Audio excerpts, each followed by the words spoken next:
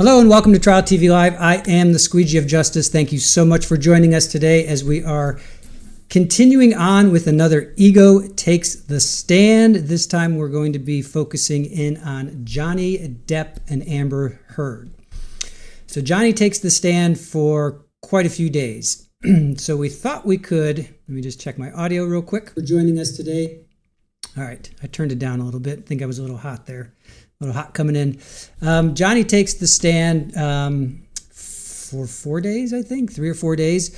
So we thought we could get in like a day or two of Johnny, a day or two of Amber, and have them all in a nice, neat little package. Well, guess what? Life didn't work out that way. So it's going to be nothing but Johnny on the stand this week. And then we'll get to Amber. But before I start, I want to say thank you to two chatters. Shore Life Creations sent this nice little card. I hope you both have a wonderful holiday. I couldn't, and of course Super Bowl is right here investigating everything. So I hope you both have a wonderful holiday. I couldn't get all the fur babies on here, so since Super Bowl is the queen, she gets top billing. So I love the little tag there. Right, small businesses dream big, and then she gave us this, or she sent us this. So, yeah, Super Bowl. She knows it's hers. See?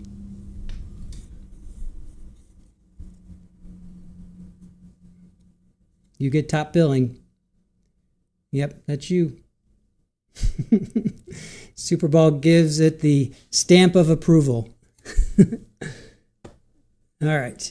So that's very, very, very kind of Shore Life Creations. Trial TV Live. It's a ornament, which we will hang graciously and happily. So that's kind of cool, right? So thank you, Shore Life. And if you guys are not familiar with Shore Life, they do, they're on Etsy.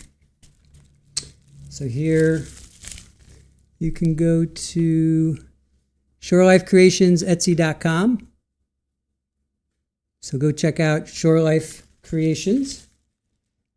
So that's very cool. So they do all kinds of very fun things. So thank you for that. Thank you very much for that. Super Bowl says thank you. And then we got some, hold on a sec. We've got some food from, I want to make sure I get the screen name right. I don't want to dox you. I don't want to dox you. Let me get the screen name right. Noto37. Okay, so Noto37 sent some cat food. So thank you for that. Noto37 sent some cat food. So the kitties appreciate that. So thank you so much for that. All right, you guys, let's get started. This is going to be a long day. We're starting a little bit later today, but fear not. We will power through days 1 and day 2 of Johnny Depp on the stand. Now, we're going to get through the background. Okay, so Johnny Depp, I'm sure you guys all know Johnny Depp, Pirates of the Caribbean, Edward Scissorhands, Sleepy Hollow, Fantastic Beasts, among others. He met Amber Heard. She came on strong with Aquaman. And then the Rum Diaries, that's where her and Johnny met. So they first met 2009 on the set of Rum Diary, and then they started dating a few years later, and they got married in 2015. So 2016, Heard filed for divorce and obtained a restraining order against Johnny, alleging physical and emotional abuse.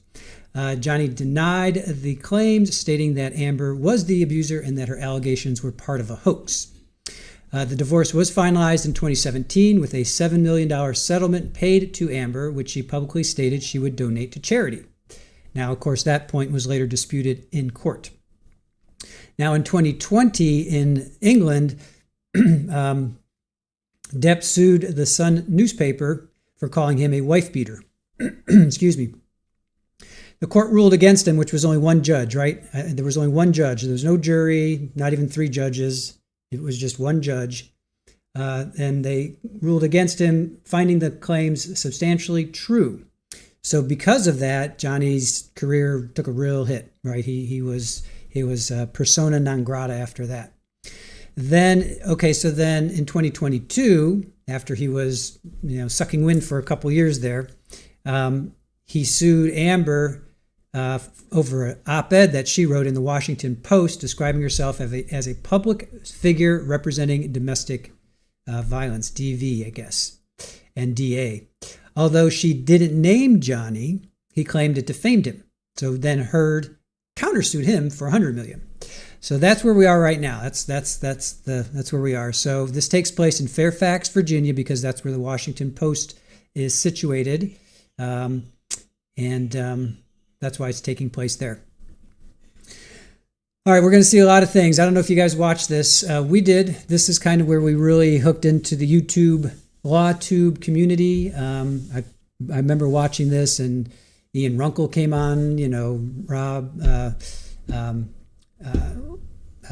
Law and Lumber came on. Sorry, I don't think Peter came on then. I can't remember if Peter was a part of this or not. But Emily D. Baker, she was a part of it, and she opened the door for a lot of us in the LawTube community.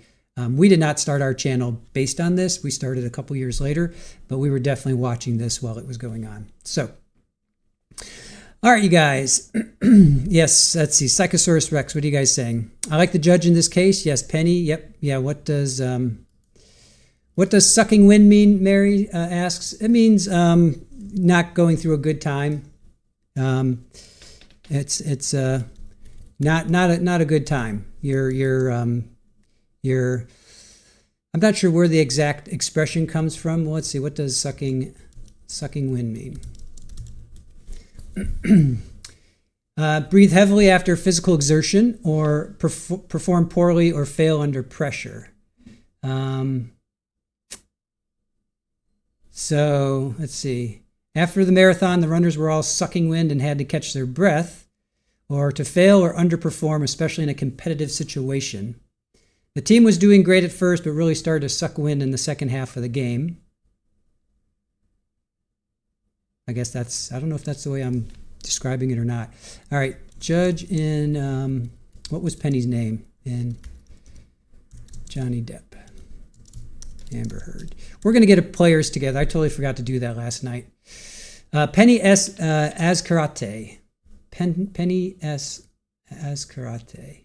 I'm sure I'm pronouncing that way wrong, but this is the judge. Judge Penny. I'm sure I'm pronouncing her name wrong, but that is the judge there. All right. Let's get to the trial. Let's start it off, shall we?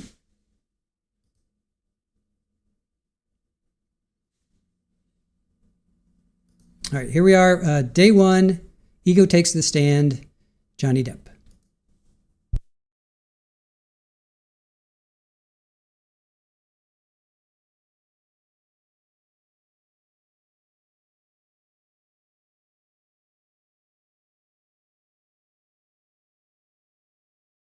Is now in session. The Honorable Penny Askarate, presiding. Please be seated. Come to order. Good morning, Judy. Can you hear everything okay today? Okay, good. All right, good morning. Good morning, Your Honor. All right, do we have any preliminary matters before the jury comes out? Yes, Your Honor, we would just ask leave for Your Honor to please publish our agreed demonstrative. All right, there's no objection to that? People have changed places here. I just want to make sure I look in the right place. No, Your Honor. Okay, we're It's a good. blank screen right now, so we would ask to publish it now. Okay. I'm assuming it's... We tried it out beforehand. It seemed to work. If it's a blank screen, it's hard to see if it's working or not. Understood. It is published, Thank you. but it's just a blank screen, I guess. Okay. We're going to hope that's it then. All right, thank you. Anything else we have? All right, we're ready for the jury? Yes. Okay, great.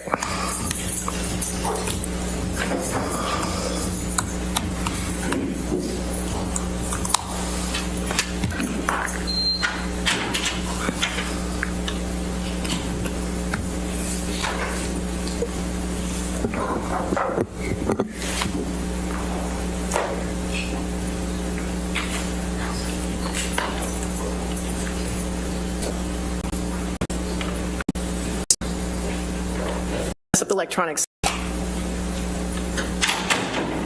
All right, good morning, ladies and gentlemen. If I could have you move your water down by your chair, just not have anything there. If we get electronics, if we mess up the electronics, I get in trouble, so thank you. I hope you like the seat that you're in. I'd like you to stay in that seat for the duration. I'd appreciate it. I hope you had a good evening, all right? Thank you, and thank you for being punctual today. I appreciate it. Can I have a seat? All right. Are we ready with opening statements? Yes, Your Honor. All right, go ahead, sir.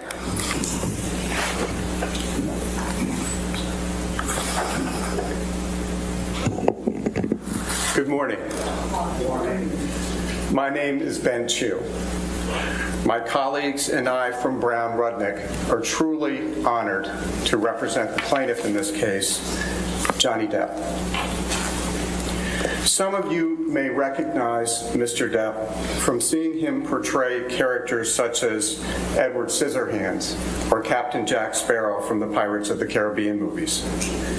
For nearly 30 years, Mr. Depp built a reputation as one of the most talented actors in Hollywood, a respected artist whose name was associated with success at the box office.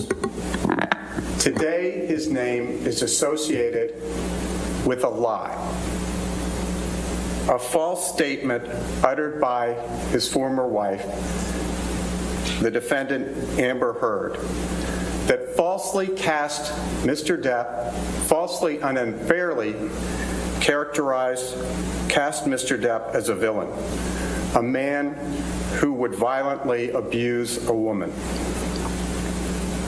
This is a defamation case. It's a case about how devastating words can be when they are false and uttered publicly. Under the law, a person who makes a false statement about someone else can be held responsible for the harm that results from that falsehood. That's because words matter. They paint a picture in our mind based on what we have experienced and what we know, or what we think we know. And because of that, words can evoke strong emotions in the listener and cause irreparable harm to a person's reputation.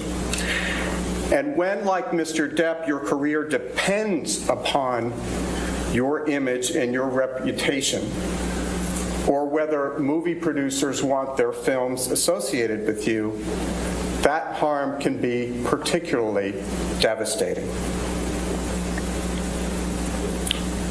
This is a case about the impact of Amber Heard's words on Johnny Depp.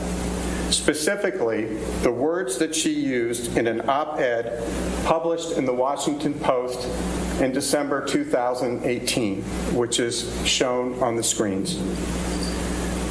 And the op-ed was published, and this is no accident, the evidence will show, on the eve of her first major acting role in the movie Aquaman. The evidence will show that's no coincidence. The evidence will show the words that Ms. Heard used, which are the subject of Mr. Depp's defamation suit against her. And there are three statements that we respectfully ask each of you to focus on. Statement number one, quote, "I spoke up against sexual violence and faced our culture's wrath." Statement number two, 2 years ago, I became a public figure representing domestic abuse. And I want to repeat that because you're going to hear that throughout the case, because the timing here is critical. 2 years ago, I became a public figure representing domestic abuse. Statement number three, quote, "I had the rare vantage point of seeing in real time how institutions protect men accused of abuse," unquote. Ms. Heard did not use Mr. Depp's name in the op-ed. She didn't have to. She didn't have to because the evidence will show that everyone in Hollywood where Mr. Depp and Ms. Heard both have their careers, and many others outside Hollywood, knew exactly what she was talking about when she used the word 2 years ago. I became a public figure representing domestic abuse. That's because, as the evidence will show, and you will hear, 2 years earlier, on May 27, 2016, Ms. Heard had publicly accused Johnny Depp, her husband at the time, of domestic abuse. You will learn during the trial that Ms. Heard's actions were prompted by Mr. Depp's request for a divorce. He wanted out, which drove her to concoct, to make up a story that was, at first, designed to keep him. And then, when he made it clear that finally, after all he had endured, he was done, was designed to recast herself as an abuse survivor, with Mr. Depp as the alleged abuser. The evidence will show that 6 days after Mr. Depp requested a divorce, and he did so politely, and 3 days after Ms. Heard's lawyer threatened Mr. Depp with claims of abuse if he did not agree to her financial demands, Ms. Heard arrived at the courthouse in Los Angeles, California, to file for a restraining order alleging abuse. Ms. Heard, the evidence will show that Ms. Heard showed up with a mark on her face that mysteriously appeared 6 days after she last saw Mr. Depp. And 6 days before, she publicly filed a request for a domestic violence restraining order alleging abuse. The evidence will show that her publicist and the paparazzi were there at the courthouse to document the event, to make sure that Johnny Depp's name was forever associated with the image of an innocent, battered woman. It was a jolt. It was a shocking story, splashed across front pages across the country. No one had ever, in 5 decades, accused Johnny Depp of being violent with a woman. No one had ever accused Mr. Depp of being violent with a woman. He had been in other long-term relationships. He had children. Objection, Your Honor. Excuse me. May we approach?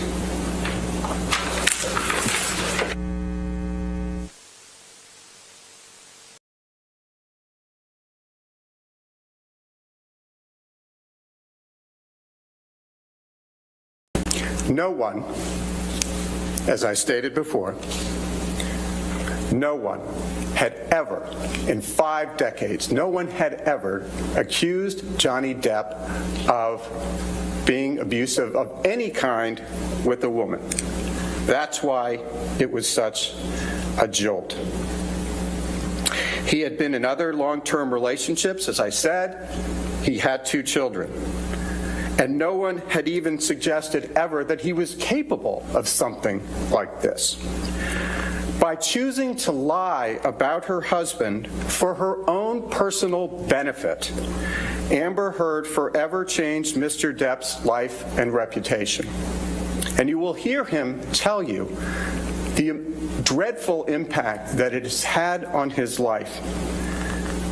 The evidence you will hear at this trial contradicts the story Ms. Heard presented to the world in May 2016 and again in December 2018. The evidence will show that the last time Mr. Depp and Ms. Heard saw each other before Ms. Heard showed up in court on May 27, 2016 was May 21st. And that's a very important date, and I will ask you please to remember that through the trial. Mr. Depp's mother, Betty Sue, passed away on May 20th after a long illness when Johnny and his sister Christy had been taking care of his mother for a very long period of time. And for reasons that Mr. Depp will personally explain to you, throughout the course of this trial, he had resolved to divorce Ms. Heard.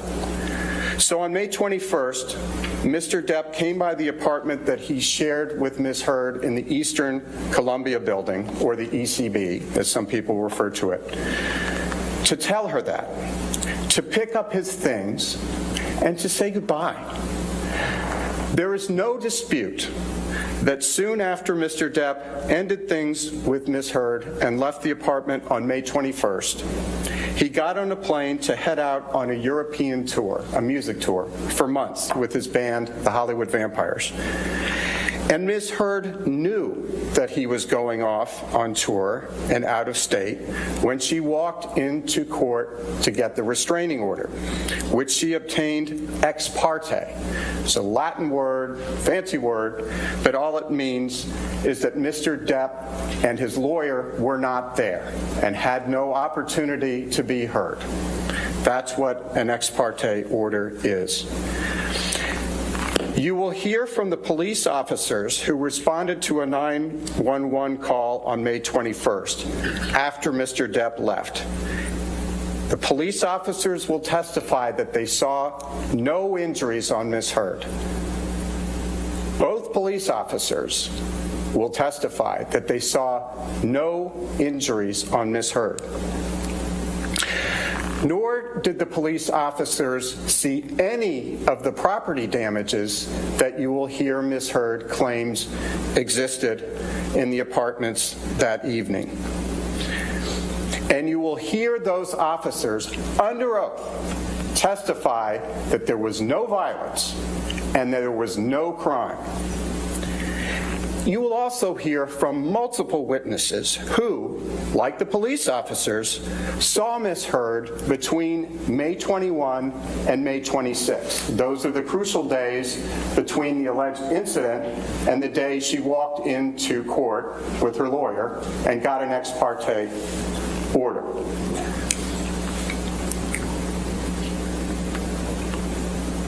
And those witnesses will testify that they saw her without any marks, any signs of injury on her face. And you will hear from multiple witnesses, including Brandon Patterson, who is the manager of the Eastern Columbia building, where Mr. Depp and Ms. Heard lived together.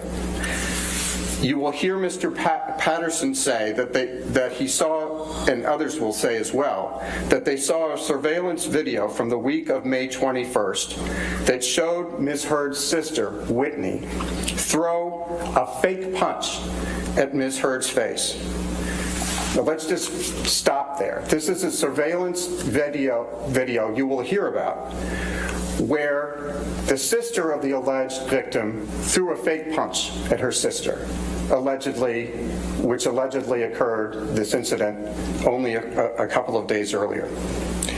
Ms. Heard acting out being punched, responding to the fake punch, and the two laughing about it. So you have the alleged victim and the sister laughing about a fake punch.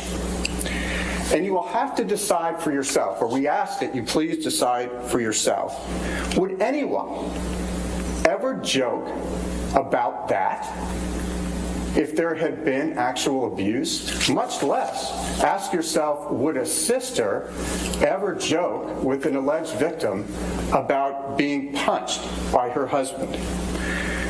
Of course, none of this contradicting evidence was publicly available when Ms. Heard walked into court on May 27th and got her restraining order. Instead, as you can imagine, the media storm was instantaneous. You will hear about and see some of that media coverage, which published pictures of Ms. Heard walking into court and other pictures supposedly showing injuries supposedly caused by Mr. Depp, a man who had never been accused of abuse of a woman. The evidence will show that Mr. Depp and Ms. Heard eventually settled their divorce out of court. Thereafter, Ms. Heard dismissed her restraining order against Mr. Depp. But Ms. Heard's false claim that Mr. Depp had abused her remained in the public sphere. It didn't go away. The images were permanent. And the evidence will show that 2 years later, which is why we're pointing to that reference in the op-ed, in the wake of the Me Too movement, and just before the release of Ms. Heard's role in the movie Aquaman, Ms. Heard chose to remind the world about the festering allegations, this time under the banner of a international newspaper, the Washington Post. In the op-ed, in her op-ed, Ms. Heard again painted herself as the innocent victim of abuse, but this time with a wider audience primed to take action against industry powerhouses accused of abuse. The evidence will show that the clear implication in Ms. Heard's op-ed that you have in front of you was that she was the victim of domestic abuse perpetrated by Mr. Depp. The evidence will show that that was a lie, and it remains a lie when it was repeated and republished 2 years later. Hollywood studios don't want to deal with the public backlash from hiring someone accused of abuse, even someone with the incredible body of work and record that Mr. Depp can be proud of. A false allegation can devastate a career. And it can devastate a family. And the evidence will show that Ms. Heard's false allegations had a significant impact on Mr. Depp's family and his ability to work in the profession he loved and loved to bring joy to everyone. Ultimately, this trial is about clearing Mr. Depp's name of a terrible and false allegation. We ask you in the next several weeks to please carefully consider the evidence, assess the reliability and credibility of that evidence, and to make your own determination about what actually happened between Mr. Depp and Ms. Heard. And to tell you more about that, I am going to turn it over to my colleague, Camille Vasquez, who you had the pleasure of meeting yesterday. Thank you all for your attention. Ms. Vasquez? All right, so that was openings from Ben. And now we're going to get to Camille. I'm on a first name basis with them. All right, welcome in, everybody. Welcome in. We're just truly getting started. Truly getting started here on our next episode of The Ego Takes the Stand. This is Johnny Depp versus Amber Heard. We thought that we could play them both in like a day, maybe 2 days, but as we got into all the videos, no, Johnny's on the stand for 3 or 4 days. Amber's on the stand for 3 or 4 days. It wasn't going to work. So we were hoping we could do it all in one day, but it's just, even at hyper speed, we'd have to like cut way too much. So anyway, so we're going to do just Johnny, and then we'll do just Amber at another point in time. All right, so here comes Camille in her opening statement. So settle in. We're just getting through to opening statements. Thank you all for your attention. Ms. Vasquez?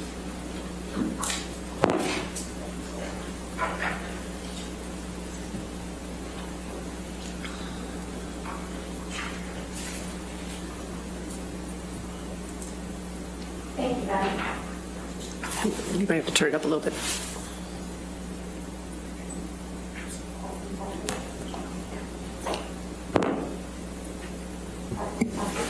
Hello? Hello? Your Honor, may I approach? Sure. Oh, there we go. Just heard my phone. Thank you. Thank you, Ben. And good morning. Good morning. Over the course of this trial,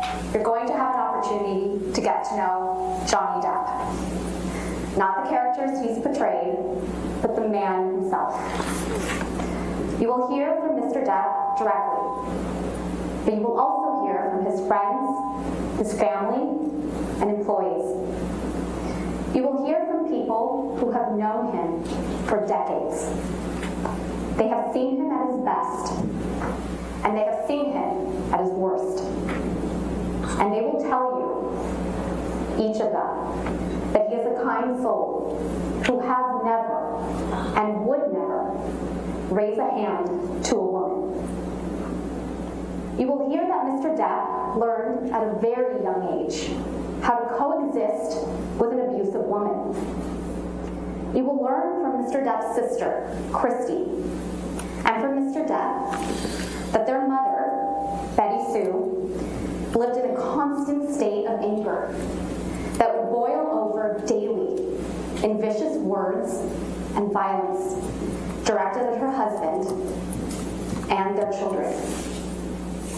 And you will hear how Mr. Depp, who had the personality of his father, coped with that abuse in the same way his father did. He just took it. The evidence will show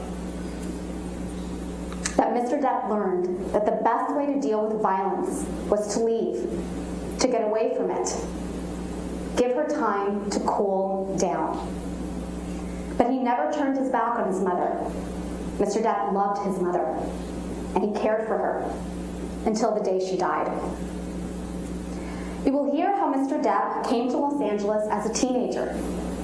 He first planned to be a musician, then became an actor, and eventually, thanks to his talent, his dedication, and a lot of hard work, grew into one of the biggest movie stars in the world. He had relationships with major figures in Hollywood and elsewhere, like Winona Ryder, Kate Moss. And before he met Amber Heard, he was with the same woman, Vanessa Paradis, for 14 years. He had 2 children with her. And even though he was a megastar, they had a quiet, domestic life. In fact, you'll hear, as Mr. Chu already told you, that in Mr. Depp's 58 years, not a single woman has ever accused him of violence. And nobody in Hollywood or the world had any reason to believe he was an abuser, until Ms. Heard publicly accused him in 2016. You're also going to hear evidence about Ms. Heard. You're going to learn that she's a profoundly troubled person who manipulates the people around her just like she manipulated Mr. Depp. Ms. Heard came to Los Angeles and sought a career in acting after Mr. Depp was well established as a movie star. Mr. Depp and Ms. Heard first met in 2009 on the set of the film The Rum Diaries. There was a significant age difference between them, and at first he avoided her advances, but she pursued him. She wooed him. The evidence will show that Ms. Heard went to great lengths to win him over by playing the doting girlfriend, and it worked. He fell head over heels in love with her. Those who watched this relationship develop saw red flags all over the place. You will hear from them in this trial. And over time, the real Ms. Heard began to emerge. She would berate him, scream at him. He would try to appease her, and sometimes, just sometimes, things would get better. But it would always happen again. The evidence will show that Mr. Depp started coping with Ms. Heard in the same way he did as a child. He would try to get away, avoid the conflict. But his trying to leave enraged Ms. Heard. She would resort to physical violence, throwing things at him, hitting him. She would tell him he was a coward. She would tell him he wasn't man enough because he wouldn't stay and fight with her. You will see that Ms. Heard equated anger and violence with passion. She would apologize with poetic excuses, as if the violence just proved how fierce and overwhelming her love for him was. And you're going to hear that when Ms. Heard got violent, Mr. Depp would just retreat, just as he did with his mother. He would try to leave, to get away from her. In her words, Ms. Heard's words, he would split. Mr. Depp would often retreat into bathrooms, lock the doors, wait out Ms. Heard's aggression, but his leaving just provoked her more. You will hear from Mr. Depp's security people, like Sean Bett, about how they often had to remove Mr. Depp from scenes with Ms. Heard, screaming at him, chasing him, trying to keep him from leaving. You're going to hear evidence that when Mr. Depp and Ms. Heard traveled together, his team routinely had to book an extra room for him so that he had somewhere to go when Ms. Heard became enraged. You'll hear from other witnesses, including Mr. Depp and Ms. Heard's marriage counselor. Her name is Dr. Laurel Anderson, who perceived Ms. Heard as the aggressor in the relationship. Ms. Heard as the aggressor in the relationship, the one who would strike Mr. Depp to try to keep him from leaving. You'll hear from medical professionals who were with Mr. Depp and Ms. Heard, often on a daily basis, for years, including their doctor, David Kipper, and Ms. Heard's personal nurse, her personal assigned nurse, Erin Barem Falati, who did not see any signs of injuries that Ms. Heard later testified to in graphic detail. Ms. Heard wants you to ignore the testimony of these medical professionals who saw her in real time, just as she wants you to ignore the testimony of the police officers who testified under oath, who saw her on May 21st, 2016, without any injuries. But it is up to you, ladies and gentlemen of this jury, to judge the credibility of these witnesses and that of Ms. Heard. In this trial, Ms. Heard will undoubtedly present photos that supposedly show injuries she sustained as a result of the claimed abuse by Mr. Depp. Here's what you should keep in mind when you see these photographs. First, the evidence and expert testimony from a forensic pathologist, a doctor, will show that the injuries reflected in these photographs are not consistent with the brutal allegations of abuse Ms. Heard has alleged.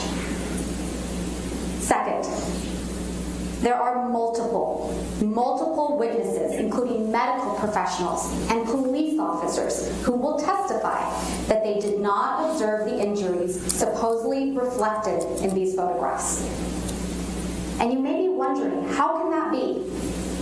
Well, you will hear expert testimony that none of these photographs are the originals, not one. And many are stored in an editing program.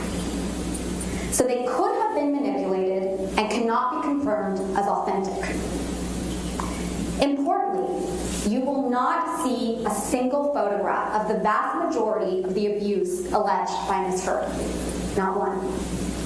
And there is not a single photograph or video showing Mr. Depp becoming physically violent towards Ms. Heard.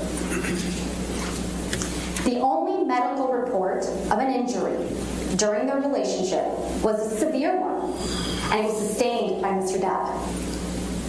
After an argument shortly after their marriage, while the couple was in Australia, you will hear evidence that the people who cared about Mr. Depp were encouraging him to have a prenuptial agreement with Ms. Heard, but she rushed the wedding date, and he agreed to get married without one. After the wedding, again, people close to Mr. Depp encouraged him to consider a postnuptial agreement. When the topic came up, Ms. Heard became outraged, as she always did, at the suggestion that Mr. Depp might leave her. She berated him, and when he tried to leave, she became violent.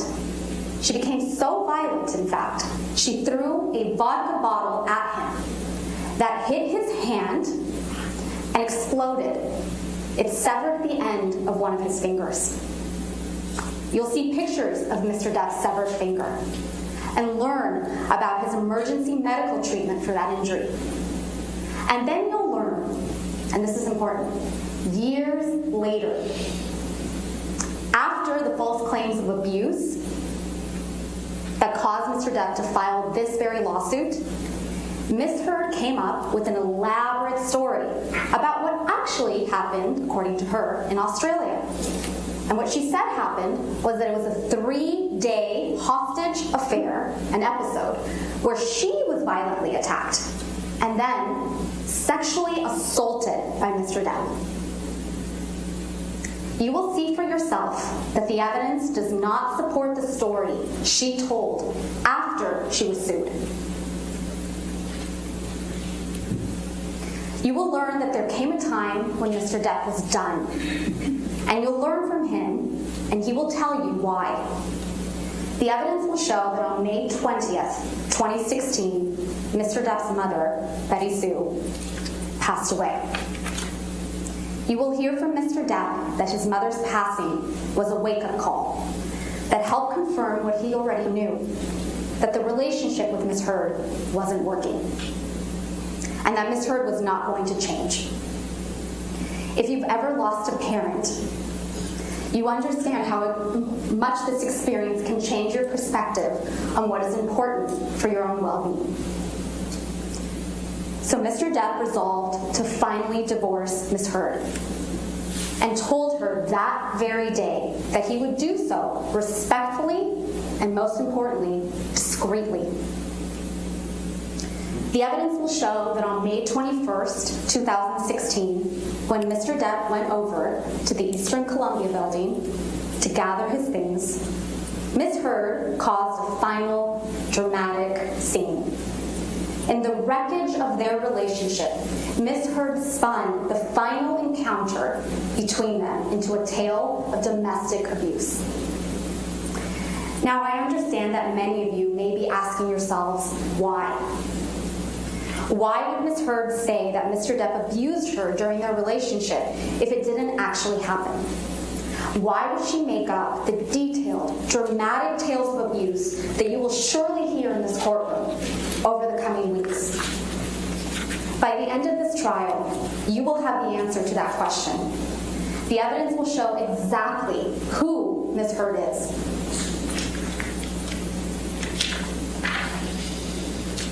You will hear from Mr. Depp and other witnesses, including their marriage counselor, Dr. Laurel Anderson, that Ms. Heard would go to great lengths and even resort to physical violence to stop Mr. Depp from leaving her.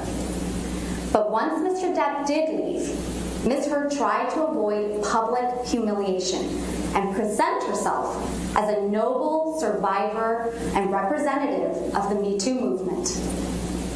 You will hear evidence, including the testimony of Ms. Heard's former personal assistant, Kate James, that Ms. Heard is obsessed with her public image. It's her #1 priority. And you will see evidence that after she received a $7 million divorce settlement from Mr. Depp, Ms. Heard released a public statement claiming she wanted nothing from him and would donate the entire settlement to 2 charities: the Children's Hospital of Los Angeles in California, and the American Civil Liberties Union, also known as the ACLU. But then, she did not make the donations. Quite simply, Ms. Heard had publicly cast herself in the role of a domestic abuse survivor. There was no going back. When Mr. Depp finally stood up and fought for his good name in court by filing this lawsuit, Ms. Heard, because she couldn't back down, went all in.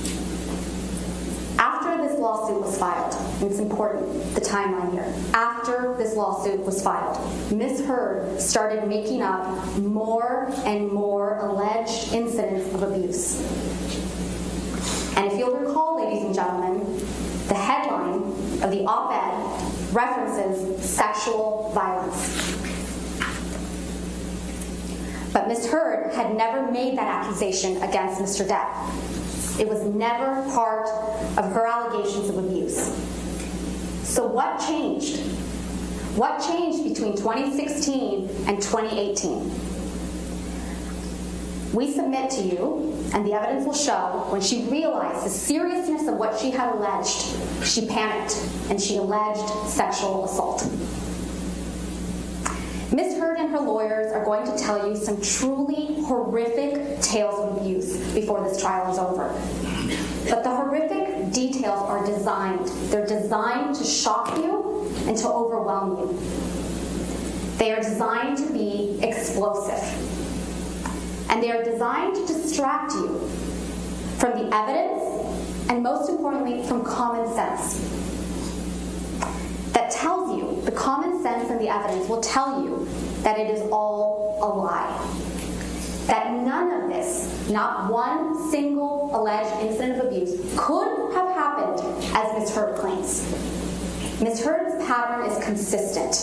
She tells a lie, then covers up that lie with still more lies in a constantly changing, evolving, ever more dramatic story. You're going to hear a lot about Mr. Depp during this trial. Ms. Heard is going to tell you a lot of things about him. That he abused drugs and alcohol. That he used bad and offensive language. And it's true that Mr. Depp has had real struggles with substance abuse in his life. He's not denying that. You may know people close to you who have struggled too. But struggling with drugs and alcohol doesn't make you an abuser. He has also used some very colorful language. He uses words that I don't use, and you probably don't use. And he uses them frequently. Mr. Depp, like all of us, is not perfect, but he did not abuse Ms. Heard. All of this is just meant to distract you from what this case is about. This case is about what Ms. Heard said in her op-ed. The evidence will show that Ms. Heard painted a picture of herself as a heroic, innocent survivor of abuse by Mr. Depp, a beaten woman who finally stood up to her tormentor. The evidence will show that Ms. Heard used her allegations against Mr. Depp to raise her own profile and to advance her own career. The very same day that the op-ed was published, under the title, quote, "I spoke up against sexual violence," end quote, she posted that article that's now displayed on your screens and the title on her Twitter page, right along with an announcement that she was becoming an ACLU ambassador on women's rights to make sure that, quote, "women and girls can live free from violence," end quote. She presented herself as the face of the Me Too movement, the virtuous representative of innocent women across the country and the world who have truly suffered abuse. The evidence will show that was a lie. And the evidence will show that Ms. Heard portrayed Mr. Depp as a representative of abusers everywhere, the agent of her suffering, the villain in her heroic journey. That was a lie too. And more than just a lie, it was an act of cruelty. Mr. Depp will go to his grave knowing that whatever he does, there are people out there in this world who will always believe that he abused a woman. This is a case about what Ms. Heard said. It's also a case about what a man named Adam Waldman said. Adam Waldman is a lawyer who has worked for Mr. Depp. After Mr. Depp filed this case against her, Ms. Heard filed her own claim against Mr. Depp, which is also the subject of this trial. In her claim, Ms. Heard says that Mr. Depp defamed her because Adam Waldman, his attorney, made some statements to reporters denying the truth of her claims of abuse. Adam Waldman is not in this courtroom. Ms. Heard chose not to name him in her claim. And I won't take up too much of your time, with a discussion of her claim against Mr. Depp, except to say a few things. The evidence will show that those statements weren't even made by Mr. Depp. They were made by Adam Waldman.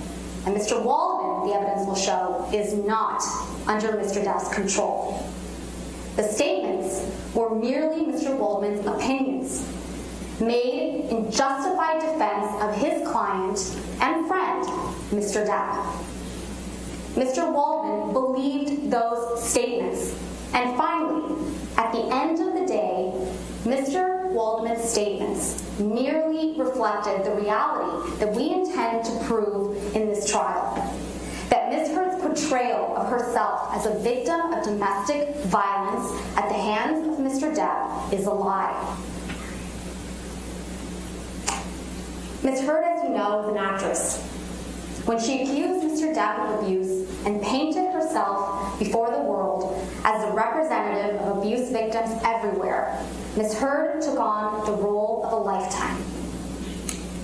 She can't back down. She has been living and breathing this lie for years now. And she has been preparing to give the performance of her life in this trial. But this trial is about the evidence. It's about a man's reputation, and it's about his whole life. His ability to walk down the street, look people in the eye, without having them think he's an abuser.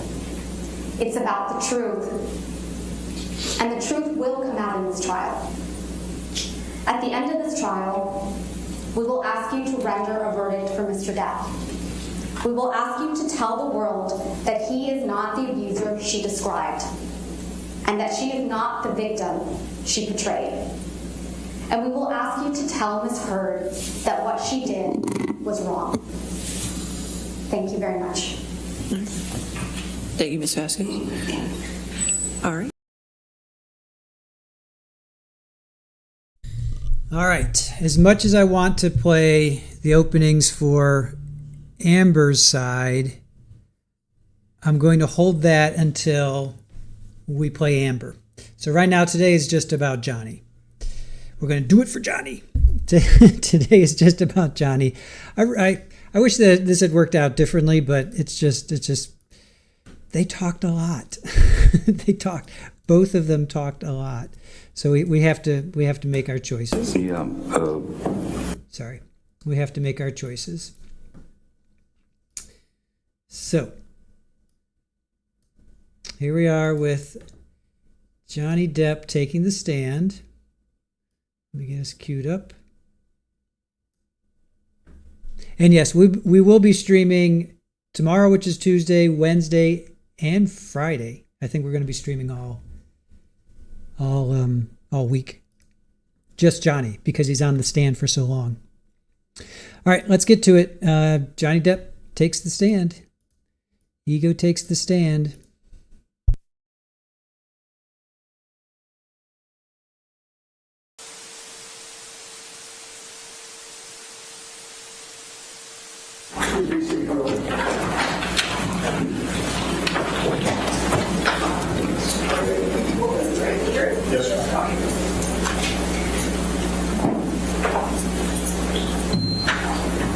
Sorry, my microphone was off. I'm sorry, Judy. I got it.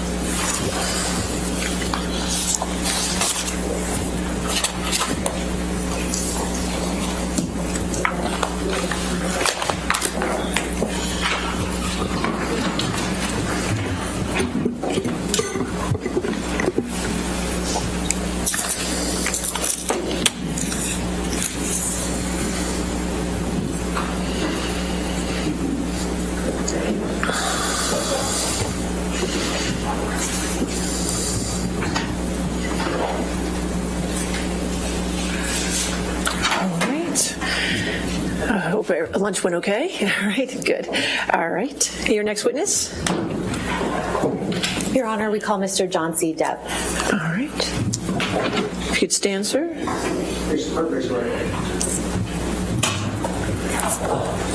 you solemnly swear or affirm to testify truthfully in this case in the penalty of law?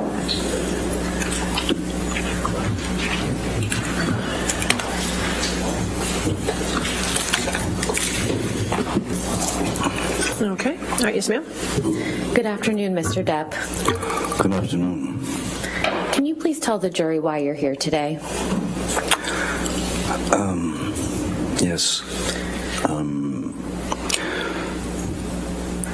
About 6 years ago,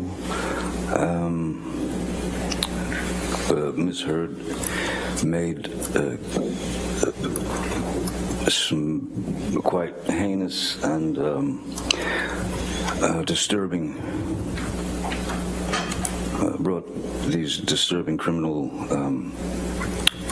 acts against me that were not based in any species of truth. It was a complete shock that it just didn't need to go in that direction, as nothing of the kind had ever happened, though the relationship, there were arguments and things of that nature, but never did I myself reach the point of striking Ms. Heard in any way, nor have I ever struck any woman in my life. And so at the time, because the news of this, her accusations had sort of permeated the industry and then made its way through media and social media, became quite a global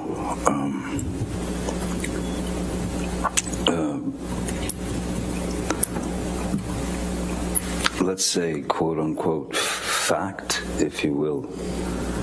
And since I knew that there was no truth to it whatsoever, I felt it my responsibility to stand up not only for myself in that instance, but stand up for my children, who at the time were 14 and 16, and so they were in high school, and I thought it was diabolical that my children would have to go to school and have their friends or people in the school approach them with the infamous People magazine cover with Miss Heard with a dark bruise on her face, and then it just kept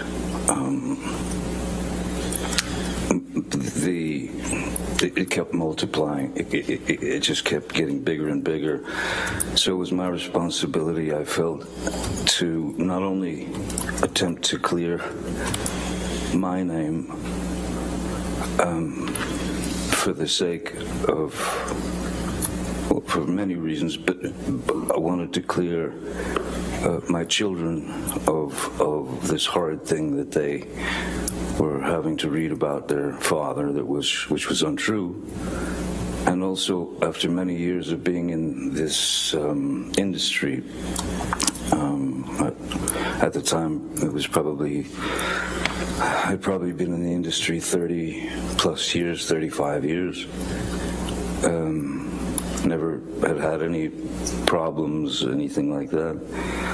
And I had met many people over the years, many of the people, and had the opportunity to talk to those people and to even give advice to these people. And I'm not. My goal is the truth. My goal is the truth because it killed me that people that I had spoken with, that I had met with over the years, who maybe were in a not such a great position and they needed advice, and I gave them the best advice I could. All I could think of was that those people would think that I was a fraud and that I had lied to them. And so I had to wait for my opportunity to address the charges, which were criminal charges. And they just weren't true. So I felt the responsibility of clearing the record as the only way that I could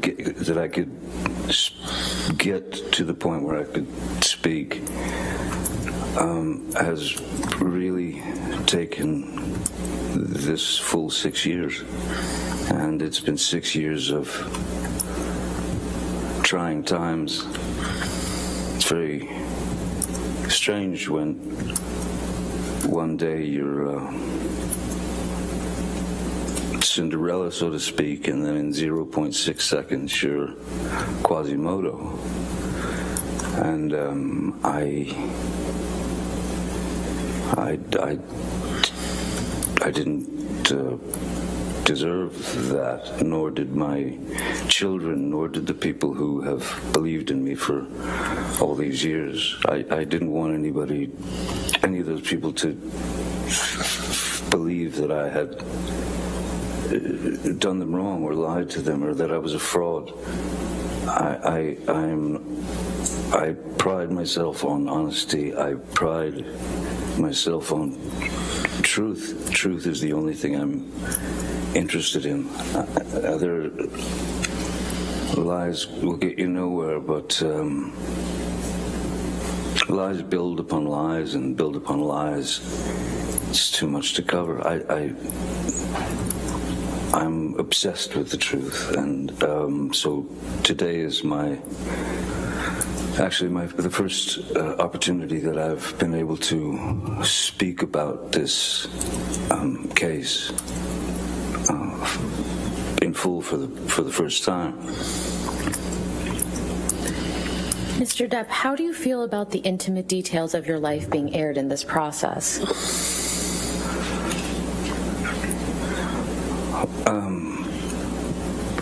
As a father,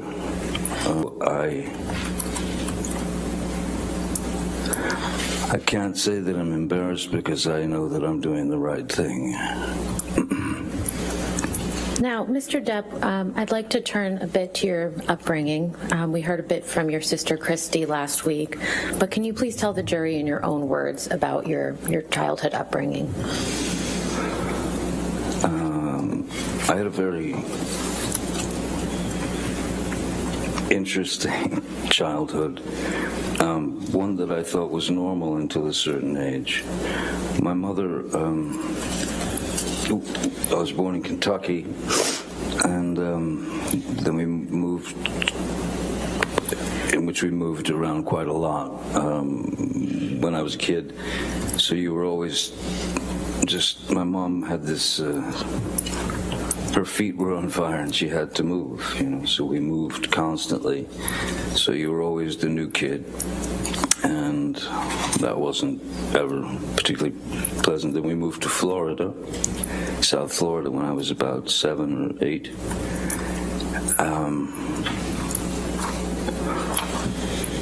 and again moved several times.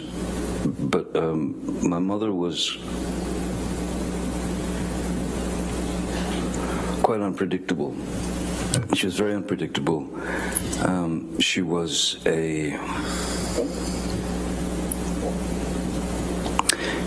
She had the ability to be as cruel as anyone can be with all of us. That is to say, my sister Christy and my brother Danny and my sister Debbie, and also my father. So essentially, she could become quite violent, and she was quite violent, and she was quite cruel, and though there was physical abuse, certainly, which could be in the form of an ashtray being flung at you, it hits you in the head, or you'd get beat with a high heel shoe or a telephone or whatever's handy. So in our house, we were never exposed to any type of safety or security.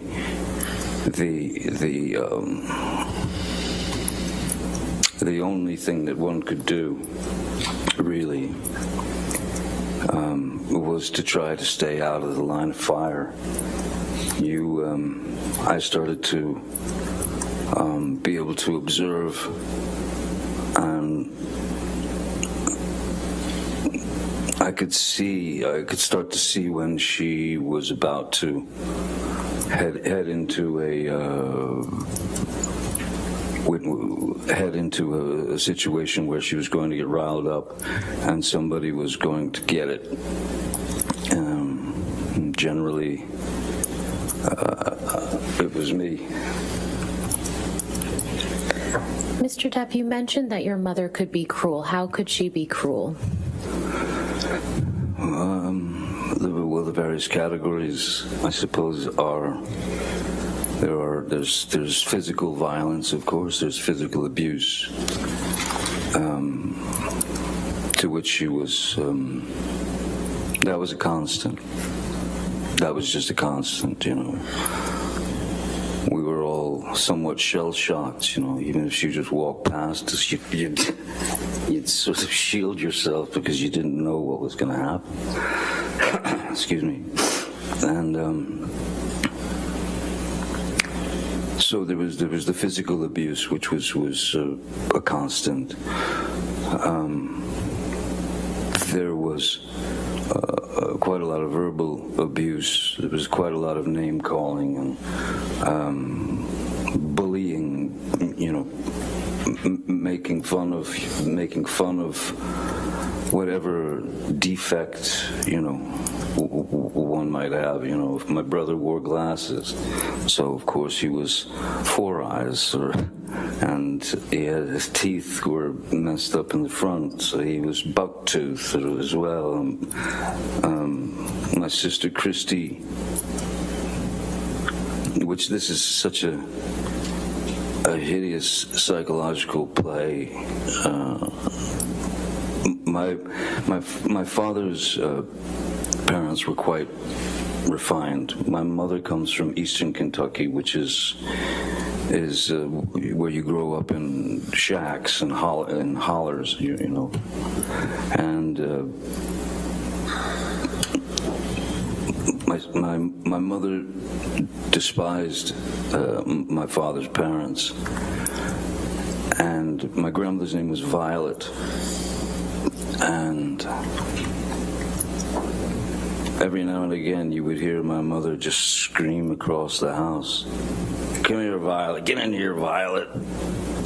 And Christy, my sister, knew very well that was a deep cut psychologically, emotionally, but we had to take it. I mean, you just had to take the pain.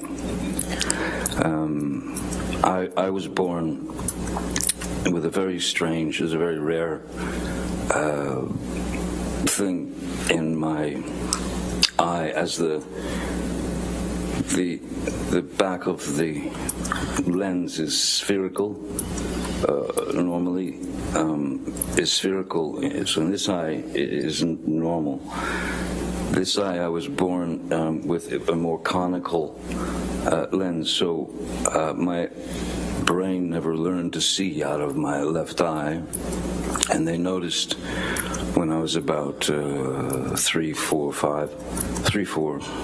that I had a lazy eye, a wandering eye, and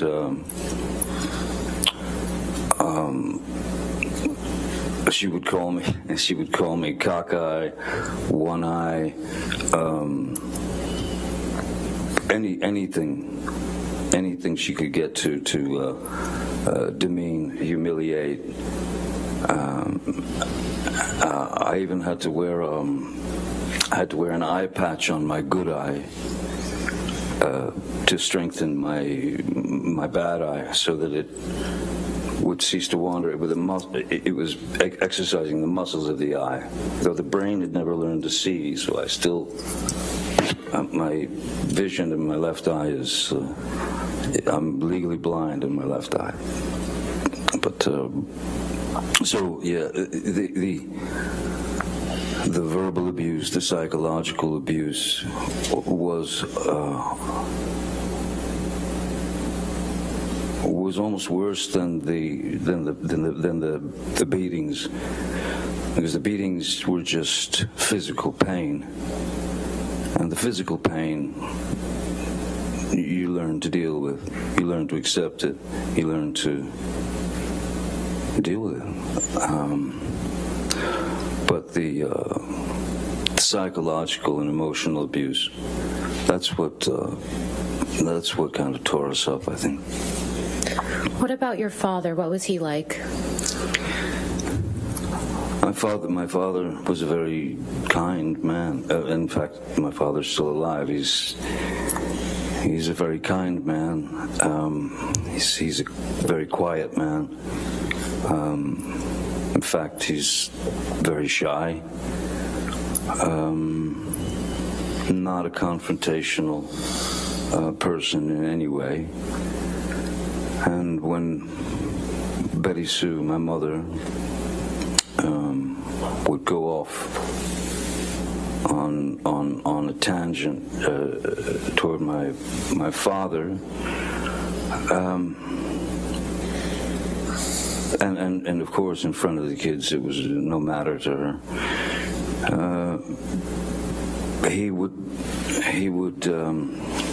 He amazingly remained very, very stoic, and never, as she was rationing him with horrible things, he stood there and just looked at her while she delivered the pain, and he swallowed it. He took it. There was never one moment, never a moment when my father lost control and attacked my mother or hit my mother or even said a bad thing to my mother. The things that I witnessed there were a couple of times when it got too far, that I could see his eyes welling up as he was staring at her, saying nothing. And then the most that he would do is he would punch a wall. I once saw him punch a wall, and shatter his hand because it wasn't drywall. It was proper concrete and steel wire and rebar and things of that nature. And but still, never touched her.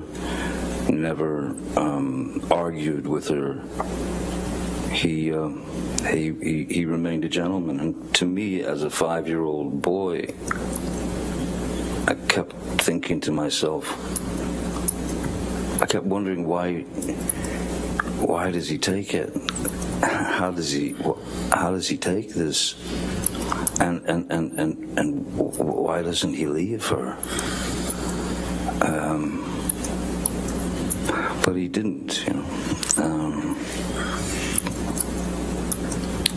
he was able to maintain his calm and his composure. He was able to maintain his relationship with his children. He was a good man. He is a good man. You mentioned that you saw your father punch a wall. How many times did you witness that? I mean, out of I couldn't count the amount of fights that they had, but I know that I've seen my father strike a wall 2 or 3 times tops. Once when he broke his hand, but yeah, 2-3 times at tops, Was your father ever abusive to you or any of your siblings? No, my father was not an abusive man. At the same time, my father was also to some degree at the mercy of Betty Sue, because if he argued with what she wanted done, that would just turn into another barrage of hatred towards him. So I can remember my father coming home from work, and maybe I'd gotten a bad report card, or maybe I'd gotten in trouble at school, or something like that. And my father would arrive home from work, and the first thing she would say was, "John, take him out there. He gets the belt. Give him the belt." And he wanted to know what it was about, so he'd take me out to the garage, and I'll never forget this white, thick leather 1970s era, thick leather white belt that he would take off, and then he would commence to inflict the punishment on me. But interestingly, there was one time when my father, I kept telling him I didn't do this. It was another incident. I kept swearing to him that I did not do what Betty Sue, what my mom had said that I'd done. But he went through with the punishment anyway. And then, not long after, he found out that I had been telling the truth and that I hadn't done what my mom had said that I'd done. And he came to me and apologized to me for having gone through with the whipping, the belt. And I have to say, my mom never did that. She couldn't. She knew what she knew. She was raised how she was raised. And I had no power to change what was inside of her, you know. How did your parents' relationship ultimately come to an end, to your understanding? When my father left, I didn't realize that he had left. He left for, I was 15. I had already left school, and I was a musician. I was playing in clubs and such.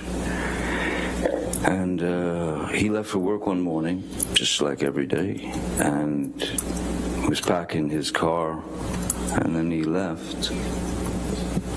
And then hours later, my mom, Betty Sue, came home from work. It was about 3:30 in the afternoon. And she walked in the door and stopped and just looked around like she felt something. And I said, "What's wrong?" She said, "Your daddy's gone." I said, "Well, yeah, I seen him leave for work this morning." She said, No, he's gone. And she ran into their bedroom and into their closet, and I followed her, and she opened the door, and there was his rack of clothing and all his belongings were gone. And she was quite upset, and I took her car and drove to my father's work, and I sat down in front of him at 15, and I said, "Listen, it seems as though somebody stole all your clothes out of the closet." And he said, "Yeah." He said, "I'm done. I can't do it anymore. I can't live it anymore. You're the man now." And those words didn't quite sit well with me. I didn't feel like I was ready to hear those words, but that's what I got. Then my mom went into a very, very dark place, a very deep, dark depression, as you can imagine. And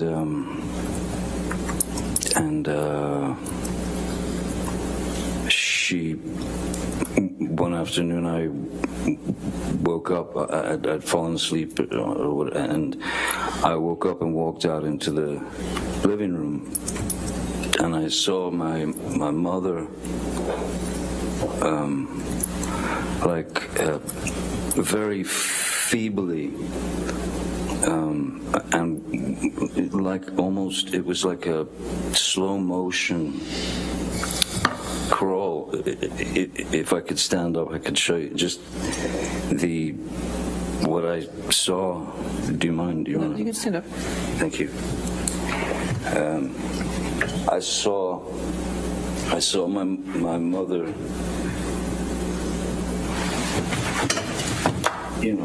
in that mode.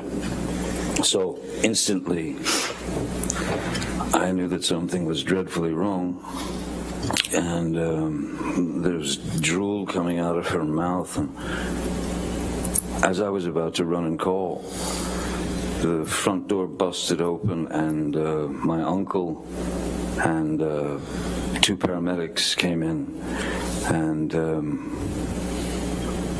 threw her on the gurney and whisked her out of the house to get her to the hospital to pump her stomach. And she had swallowed a multitude of pills to try to take herself out, to try to commit suicide. And when she got out of the hospital, she was a small firecracker of a woman. She was about 5'2". But when she got out of the hospital, the depression was so deep. She was down to she lived on the couch, and she weighed about 70 pounds. And that, all that imagery spun into my head at that time, that I thought that was in my head at the time, I thought that was a cowardly way for my father to have left, and I was deeply upset by that, until my father and I had a conversation years later where I asked him what really happened, how did it happen when I was older, and he told me the story. Your Honor, may we approach? Sure.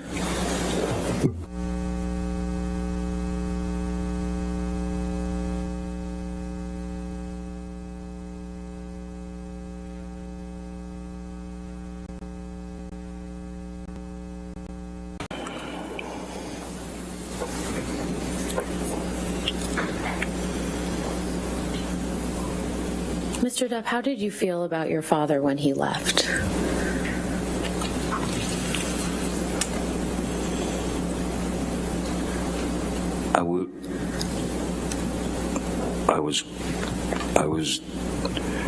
I was very disappointed in him because I started to believe that his exit was sneaky, cowardly. He didn't, when he said goodbye to me, when he left for work that morning, he just said goodbye, goodbye, Bob, no, see you later, Pop, that was it. Until I learned the truth from him. And without getting into what your father told you, how has your impression of your father changed now? Objection, relevance. Your Honor, this is just an understanding of his perception of his family. I'll sustain the objection. Next question.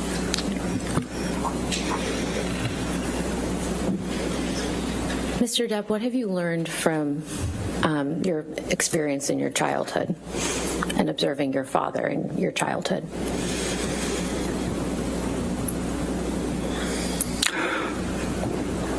I learned that I was wrong about my first impressions of his exit from the family. Very wrong. And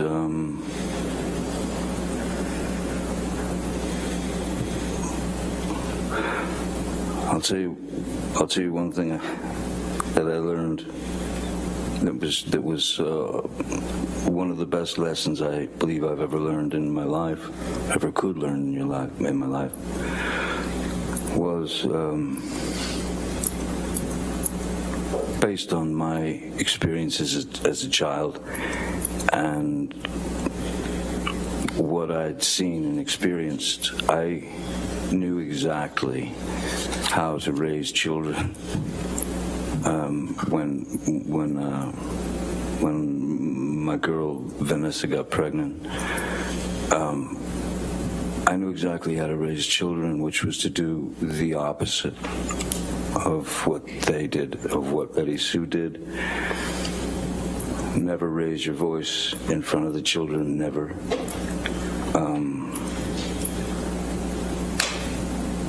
Screaming out the word no to them. I never wanted to tell my kids no. I wanted to tell them that I wanted to show them that there were options. You don't have to stick the coat hanger in the electrical socket. Saying no is an abrupt thing, but to talk to them and say, if you understand the repercussions of something, then you won't go there.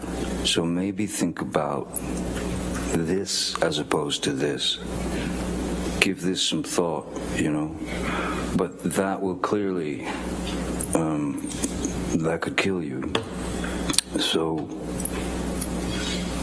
I would ease them away from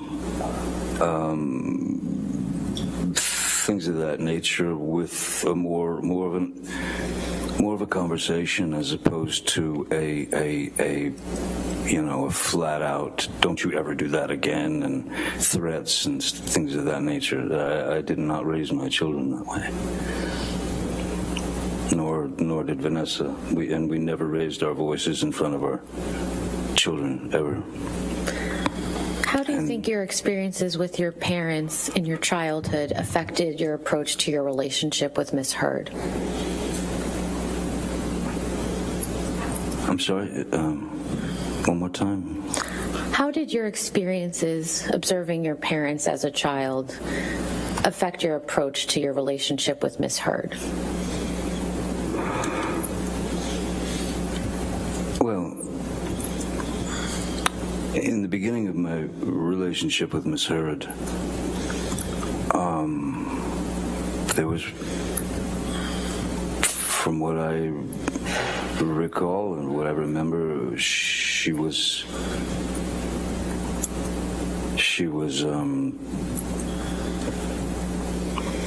it was as if she was too good to be true.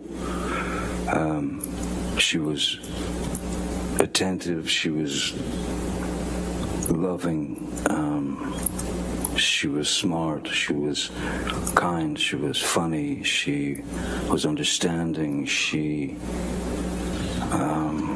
and we had many things in common, certain blues music and, well, music, literature, things of that nature. So for that year or year and a half, it was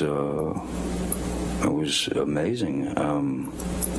There were a couple of things that,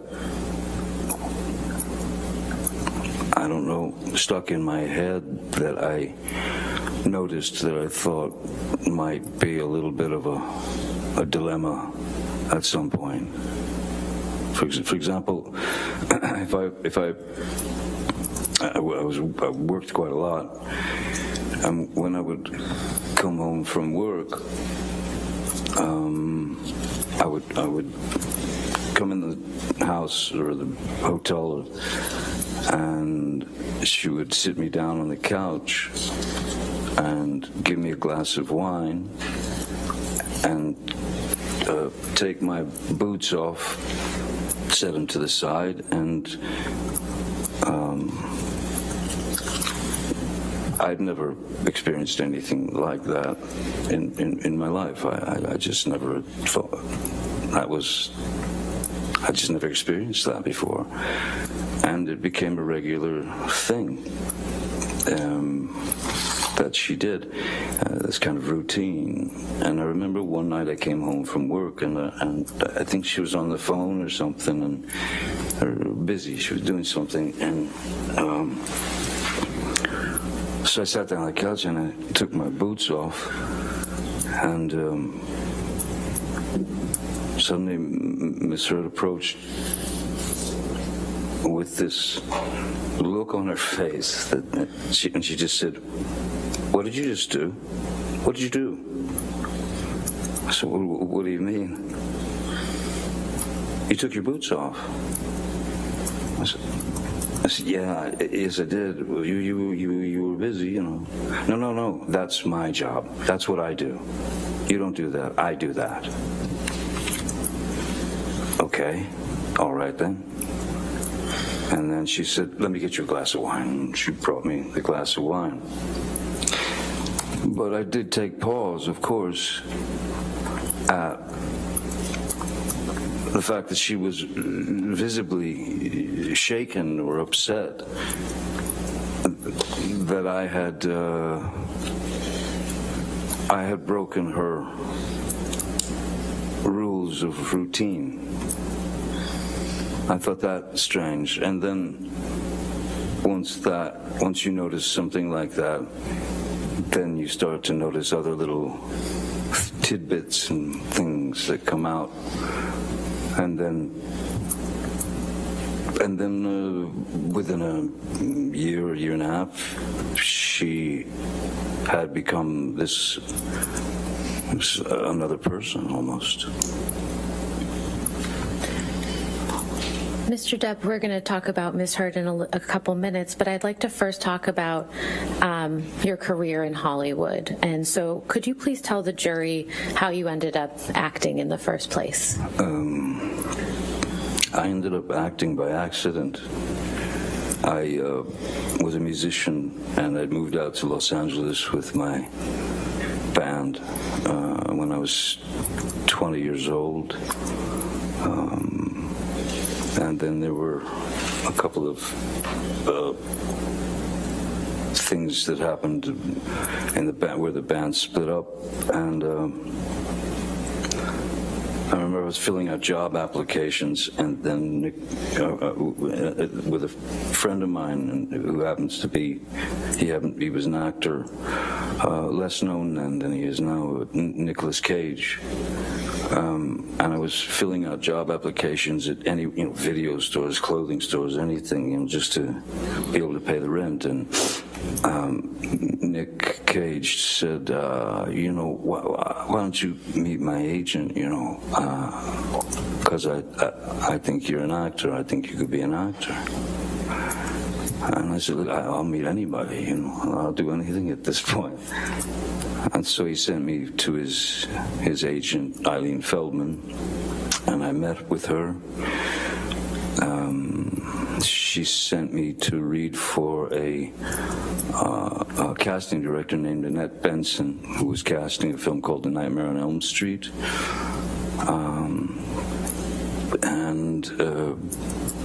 They brought me back to read for the director, Wes Craven, and I read for Wes Craven and somehow got the job. But I was by no means an actor.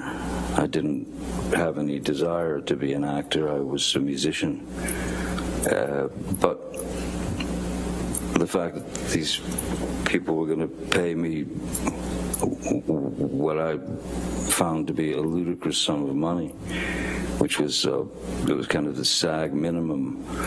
It was $1,284 a week, which I'd never seen that kind of dough before in my life. And so I suddenly, and then I did some other couple of dumb movies because I still, in my mind, I was a musician, and this was just a way to pay the rent, pay the bills, live. Then suddenly I found myself on that road. I had been placed on that road as an actor, and then one thing led to another, from film to film, and then I was cast in a TV series called 21 Jump Street when I was 22, I believe. Mr. Depp, between the time that you were cast in Nightmare on Elm Street and you were cast in 21 Jump Street, how did you enjoy acting during that time? It was foreign to me. But I didn't have any great ambition to be an actor. I'm a normally.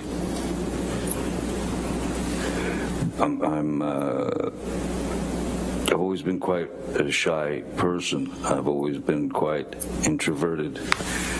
And so there was a very strange metamorphosis from being one of four, that is to say, one of four in a band where you have this fraternity or this brotherhood, and you're out there fighting the world together to try to get that record deal or whatever you're looking for. And when I got on this series and my life started to change in various ways, that is to say that people started to, you go into a restaurant and you'd see people whispering and pointing and all that. I was very uncomfortable with it. And I didn't like it. Just because I never wanted to be the lead singer and the guy out front and get all the attention, and I didn't. So suddenly I was on my own, and I was having to deal with this this newfound sort of notoriety. And it was odd. It was very odd, and it was a very uncomfortable thing. I mean, I don't think it's anything that one can get used to. I'm still not used to it now, which I'm actually glad that I'm not used to it. Because if I were, I don't think I'd be the same person that I am. Mr. Depp, did there come a time when you became passionate about acting? Once I realized that that's the road that I was on, and that any attempt at going back to music would be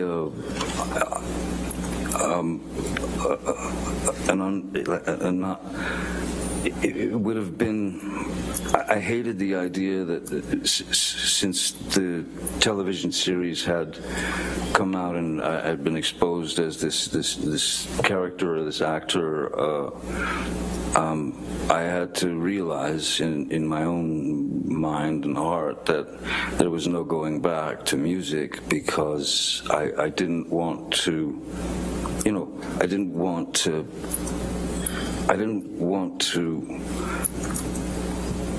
use whatever amount of success that I had attained from the TV series and that sort of thing. I didn't want to use that to influence some career in music. I had far too much respect for music than to just become what they wanted me to become, which was a teen idol or a teeny that sort of thing.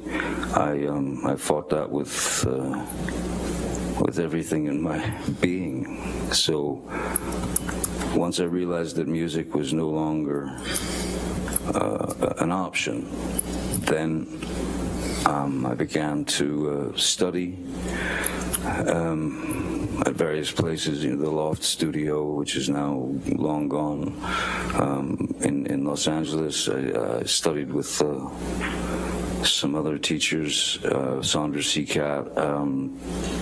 I read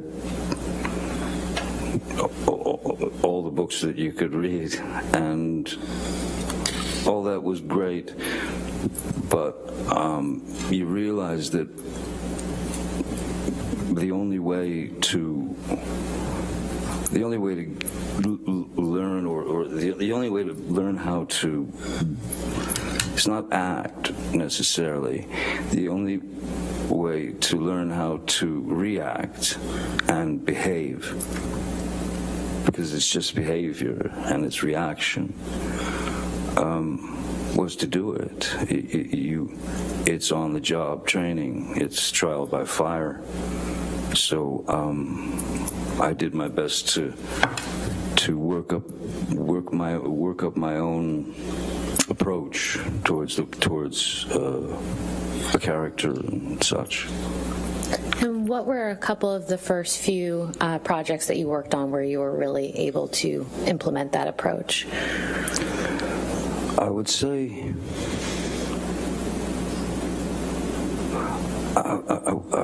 that the first film that I had done that I really took, where I really felt, okay, I've done the work, I know what I need to do. I would say that where I considered myself an actor, I suppose, was when Oliver Stone cast me in Platoon in 1986. How did you come to be cast in Pirates of the Caribbean?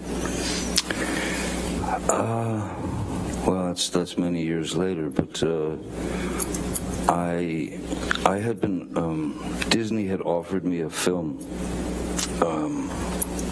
called Hidalgo, when it was about a man, his horse in the desert and stuff. And I read the screenplay, and I just didn't think it was for me.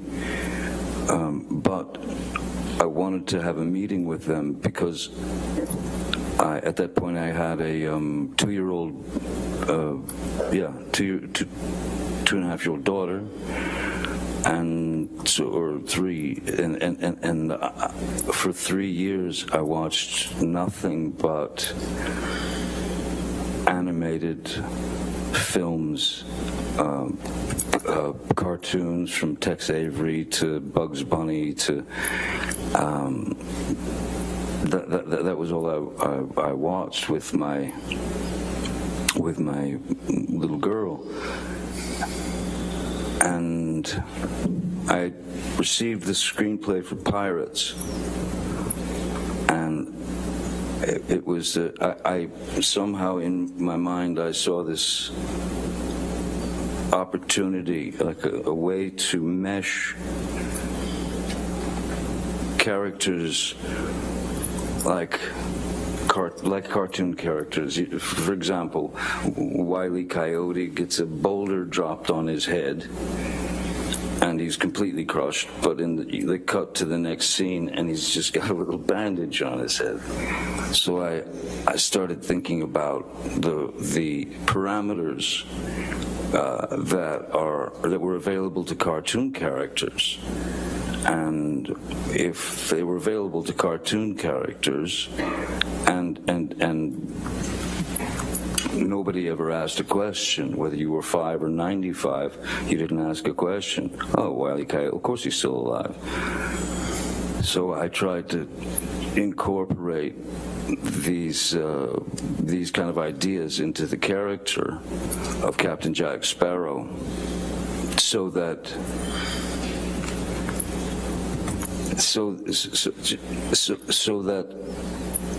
I could try to push those parameters and control the sort of suspension of disbelief, to be able to control the characters' actions, words, movements, and put them in a place where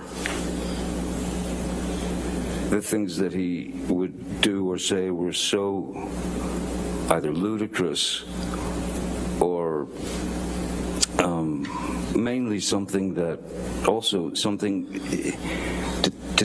the cartoon characters can get away with things we can't. Captain Jack Sparrow can do things that I could never do. He could say things that I could never say.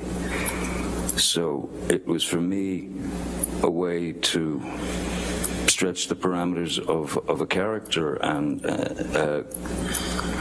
take a risk in doing that. But if it panned out, I felt I was on a pretty good mission. If it panned out, I thought that it might be a character who would be accepted by 5-year-olds and 45-year-olds and 65-year-olds and 85-year-olds, and in the same way that Bugs Bunny is, You mentioned you mentioned that you received the script. When was that? I'm sorry? When did you first receive the script for Pirates of the Caribbean? The first screenplay I received was 2002, I believe. Yeah, 2002. And what did you think of that script when you received it? I thought that it had all the kind of hallmarks of a Disney film. That is to say, a kind of a predictable 3-act structure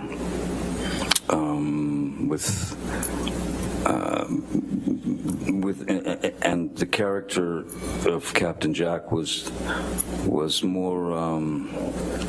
He was more like a swashbuckler type that would kind of swing in shirtless and, be the hero. And I had quite different ideas about the character, so I incorporated my notes into character and brought that character to life, much to the chagrin of Disney initially. Now, when you say you made changes to the character, how did you do that? Just in preparation, the very same way that I've ever approached any character. You look for a back history. You base it on. It could be anything. Like Edward Scissorhands, for example, I based on a dog that I'd had and newborn babies. My sister had a couple of new babies, and I watched them, because I thought that Edward would see things from the sort of from a place of innocence, and not knowing exactly what things meant or were, and also that look of a pure, innocent child when they experience something for the first time. Those were the two main ingredients that I thought would serve the character. And there's great freedom in being able to. It's not like you become that person, but if you know that character to the degree that I did, because he was not what the writers wrote, so they really weren't able to write for him. So once you know a character better than the writers, that's when you have to be true to the character and add your words, add the rewrites.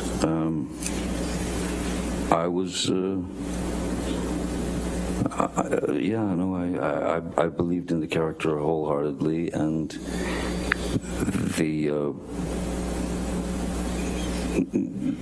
initially the Disney folks were somewhat upset. Now, you mentioned that the film was, to your understanding, a great success. How did your life change after the first Pirates of the Caribbean movie came out? Though I'd been around for many years already, and people knew who I was and all that. After Pirates 1 came out, there was a completely different. It was a completely different way of life was being sort of. My family and I were being plunged into. That is to say, at our house in Los Angeles, you would have people trying to climb the gates to get into Sea Captain Jack Sparrow. You would have people trying to bust in the gates dressed as Captain Jack Sparrow. You would have and follow you and your family. So that was the moment when there was no other way but to we had to hire more security guards, and I was certainly worried for my kids' safety. And so then that's when instead of just the one guy, there became several security people, because I wanted to make sure that my kids were safe when they went to school, or when they went to Disneyland, or when they went to the mall or whatever. So yes, more security, and then just getting followed, by hordes of paparazzi and things like that. It's I've had worse jobs, certainly. I can't complain about it, but after a while you realize that anonymity has left the building a long time ago. You know, anonymity's gone, and that's an odd thing to deal with. When you just, I mean, you can't just drive down to the diner and get a cup of coffee or something. It's not possible. It turns into something else altogether. So it's, you know, it's acceptance, and of course there's a bit of sacrifice involved. I can't complain about the work that I've been given. I can't complain about any of that. I have no right to. But it does make you have to think very creatively when you've got little kids about how to take them to the park, or to the swings, or to the this or that, or movie, or it becomes a strategic mission, and that's what happened after Pirates. Now, you mentioned your family. Who did your family consist of at that time? Vanessa, Parody, the mother of my children, who we were together for 14, 15 years. Myself, our daughter Lily Rose, and our boy Jack. Now, you mentioned hiring more security. Did you already have a security team at the time that Pirates of the Caribbean came out? Yes, because there'd been more films prior to that. I mean, a number of films prior to that. So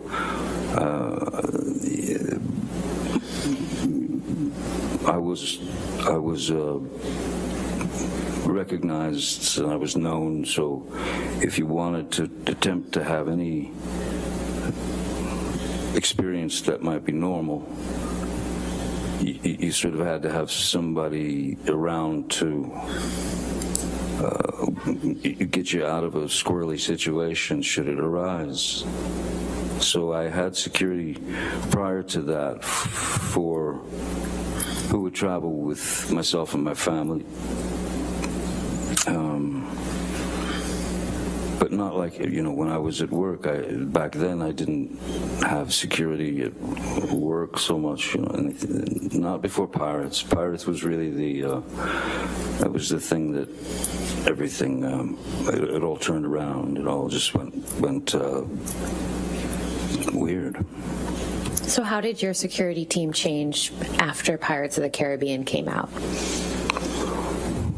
Well, like I said, with anything, it had become more strategic, and you had to have more guys or gals because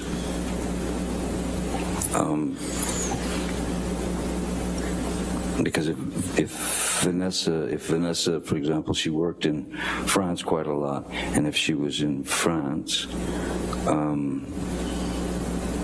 and I was in LA with the kiddies, then working,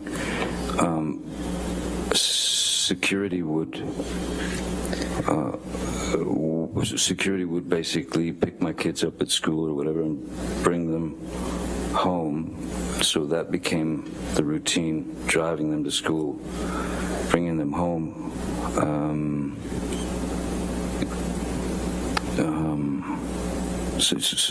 And then if I went somewhere,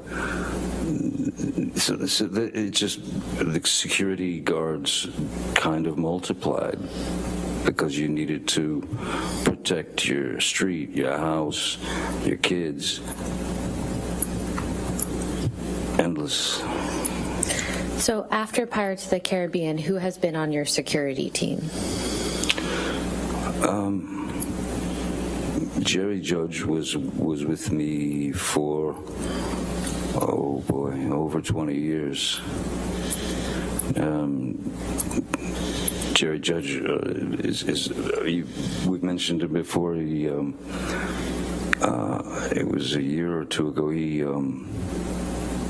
Jerry would go on film sets with me. He would do reconnaissance missions. That is to say, he would go to a country before we would go there, make sure all the hotel rooms were all taken care of and such. Or when I went on tour with, say, the Hollywood Vampires, which is a band that I played with, he would come on the road with me with another security guard. So there was Jerry Judge, there was Malcolm Connolly, who's been with me for 20 years or more, Leonard Damian, Sean Bett, Travis McGivern, Mark Gibbs. I mean, there are a few. Are all of these security personnel still with you today? Jerry has gone on to somewhere else. Jerry passed away from cancer, so Jerry made his exit.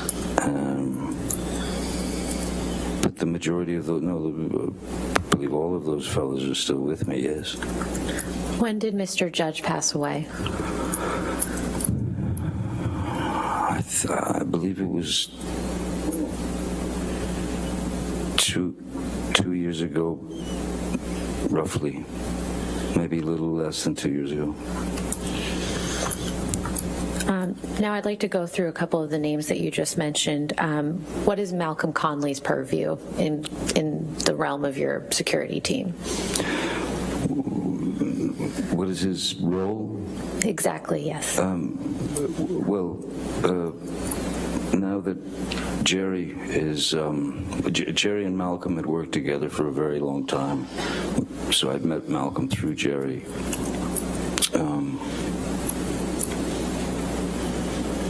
After Jerry's passing, Malcolm obviously took over for Jerry, and so he took on extra responsibilities. He would have to make sure that there was someone on the ground wherever we were going that had done their recon, the reconnaissance, and to make sure that everything was set up by the time we got there, and that it would be a straight shot into the hotel without a gaggle of paparazzi. You didn't have to walk through 50 screaming, hollering photographers. So you'd go in through a garage door and through a slippery kitchen, and then you were taken to your room, or you stayed. When did Malcolm Conley join your team? Malcolm had joined. Jerry brought him on, so Malcolm has been with me for over 20 years now. And in those 20 years, how often have you physically been present with Malcolm? With Malcolm? Yes. Endless, countless, all over the world. Everywhere.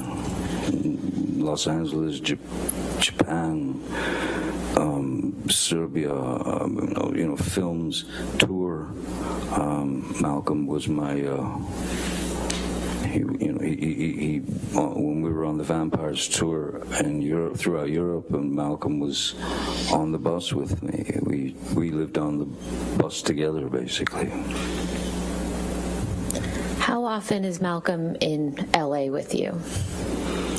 It depends if there's if there was a larger premiere, where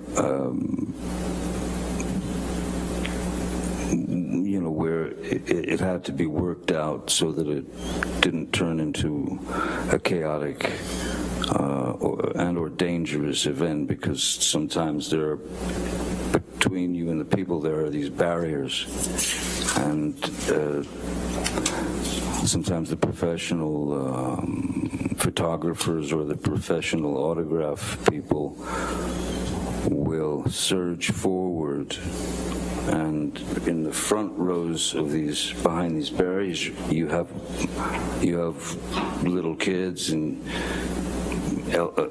older women and older men, and so when the professionals would surge forward, these people would start getting kind of crushed against this metal deterrent, and that was the most worrisome thing when you're at a premiere and there are thousands and thousands of people there, and I've always called it running the gauntlet. Essentially what it is that people are there to say hi and to support the film or the cast or whatever. So I've always gone out and signed for those people. I've always gone out and signed for all or as many as I possibly could. I mean, to the point of sometimes Jerry Judge would literally pick me up off the ground to make me stop signing, take me away.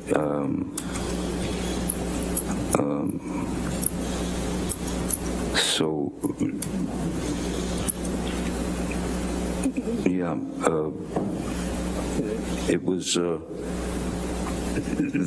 those kind of things. Again, you don't really get used to that, you know. So I forget what the original part of your question was. I got lost in the gauntlet. I'll move on. What about Sean Bett? How long is... You want to go ahead and take a break now? Would that be okay for afternoon break? That's fine. Why don't we go ahead and do that? Ladies and gentlemen, we'll go ahead and take our afternoon break. Please do, we'll take 15 minutes. Do not discuss the case and do not do any outside research, okay? Thank you.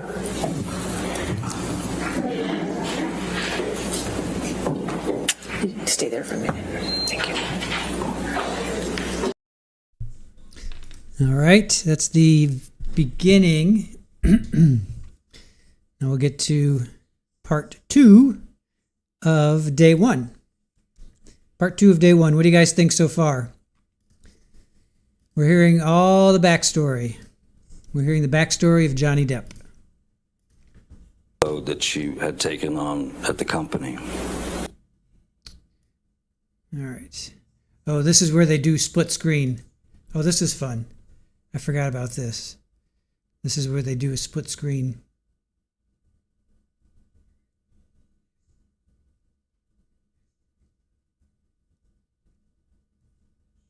Okay. So you're going to see Johnny and Amber. I forgot that they did this. This is pretty cool.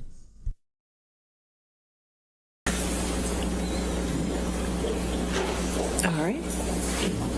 Okay. You can have a seat, sir. All right, your next question. Mr. Depp, I'd like to just briefly go through the security personnel that you just listed out before we took a break. How long has Leonard Damian been with you?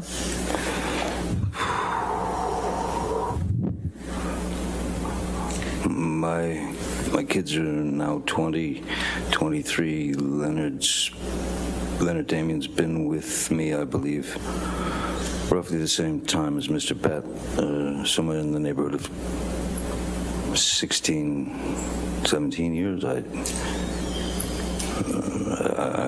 can't be precise, but they were very young.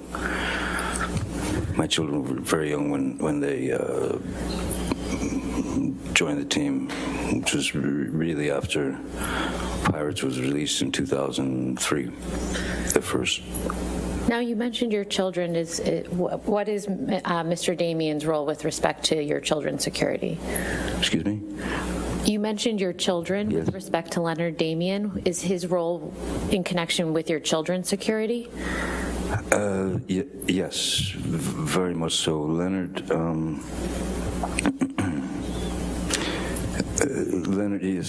Damian and and Sean Bett for quite a while, were both sort of assigned, as it were, to my kids,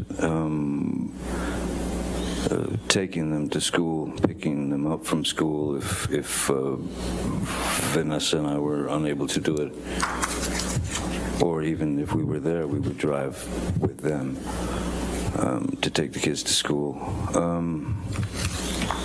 And over the years, obviously, your children, my children have taken quite a shine to them, and they've become like another set of parents in a way. And how long has Travis McGivern been with you? Travis, I believe, a little bit less than that. I believe. I couldn't really speculate. If it's a little less, maybe it's 13 years, or I don't know.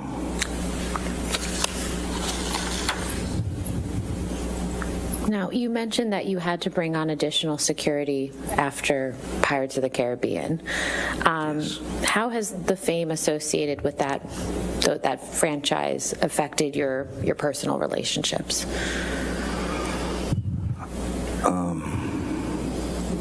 Again, I would never complain about the repercussions, let's say, or the repercussions of the success of that film.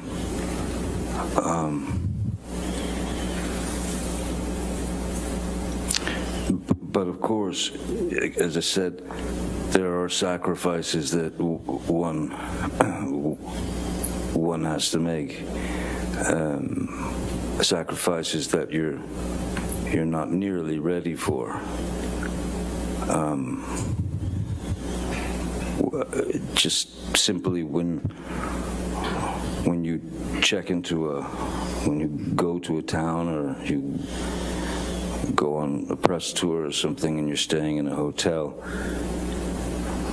People stay in hotels all the time. I stay in the hotel.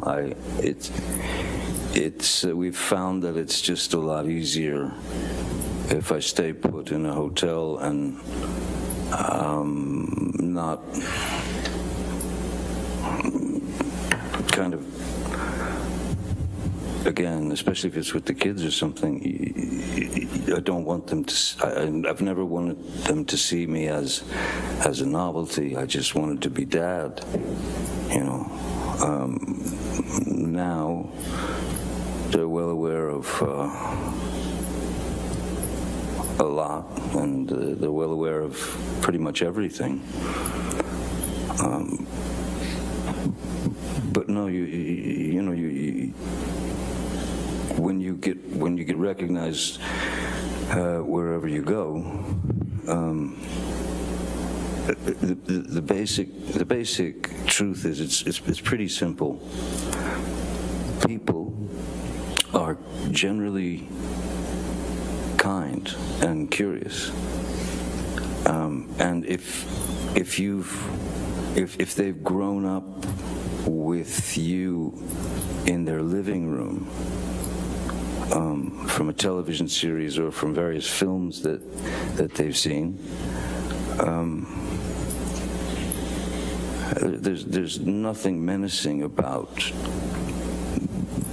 being recognized. Sometimes there can be. Sometimes people can get weird, but we've found that it's just it's better all around if I stay in my hotel room and don't go out to too many restaurants or anything, because it generally causes a bit of a hubbub if you go to a restaurant, someone calls the paparazzi, and you go in for a meal, and you come out, and there's 30 guys out there. It can be a little overwhelming. It's not something. I think I said it before. It's not something that it's not something that I've ever gotten used to, and it's something that I hope I never get used to. Because I don't think of myself in those terms. I used to be Johnny, if that makes sense. I used to be Johnny, and then my name, full name, which I honestly find still, it's difficult, it's uncomfortable to say my own name, because when I say it, I hear the commodity, I hear the product. So I went from Johnny to Johnny Depp, and then that name, with that name, Johnny Depp, and some image was cultivated. Certainly not by me, but the media. Especially in those days, they must label you. They have to give you a label. And labels are one of the things that I've fought vigorously with regard to my work. I never wanted to be the poster boy. I never wanted to be the I don't have, I'm not built with that kind of hubris. I don't have that kind of confidence. I can do virtually anything playing a character. I can become the character in my work, and that character may be able to spit out 100 words a minute, but me, myself, Johnny, I cannot. So therein lies the difference, Mr. Depp, other than acting, what other artistic pursuits do you have that may be a little less known to the general public? Well, I've remained a musician. I've been a musician. I started playing the guitar when I was 12 years old, and that saved my life, because I locked myself into in my bedroom at the age of 12, listening to records, moving the needle back, and then learning that piece, and then learning it again. So much so that I don't remember. I have no memory of going through puberty. I was just playing the guitar. I was obsessed with my guitar. Any other artistic pursuits?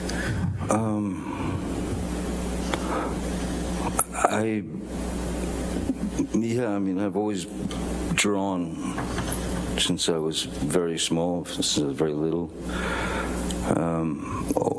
and always enjoyed drawing, and then began to paint, and so there started learning about painting and trying to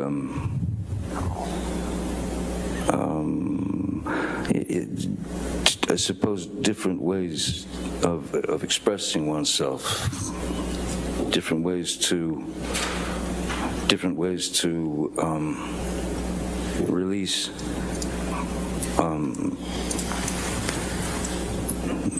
the things that are living in your head, whether they be beautiful memories, whether they be horrific memories, whether they be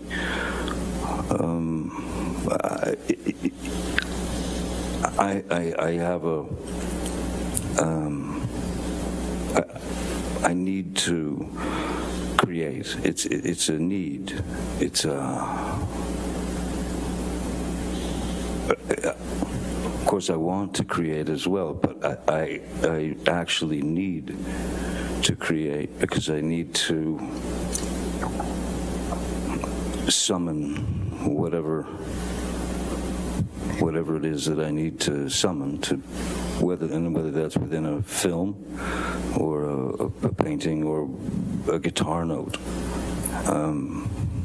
All of those things should come from a place an organic place, a place of truth. Because if they don't,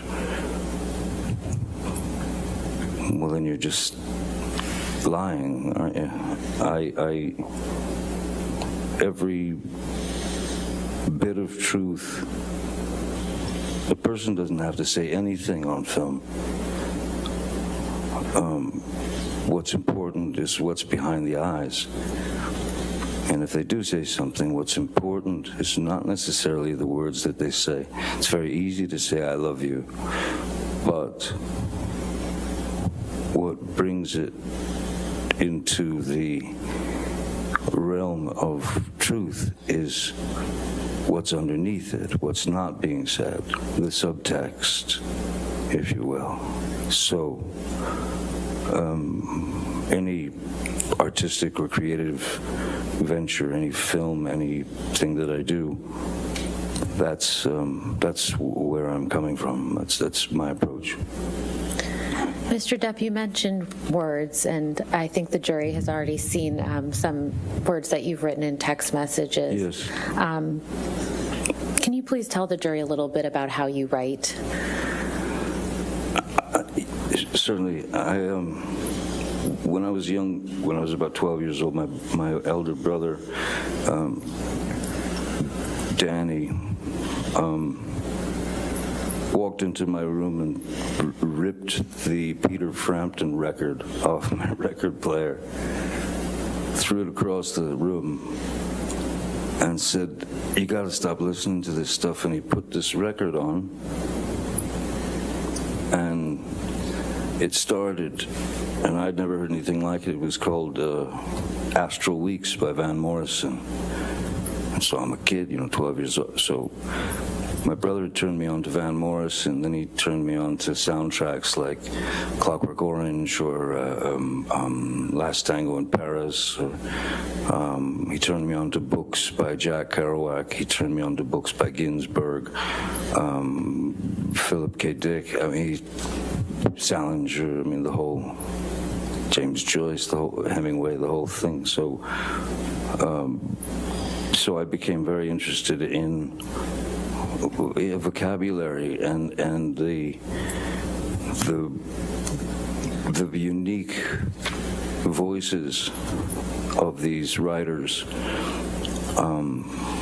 And then I started reading people like Tom Robbins and Hunter S. Thompson, and then ended up becoming very close friends with Hunter Thompson for the last 10, 12 years of his life. And Hunter's writing, of course, because of the amount of time I spent with him, it has influenced my writing greatly.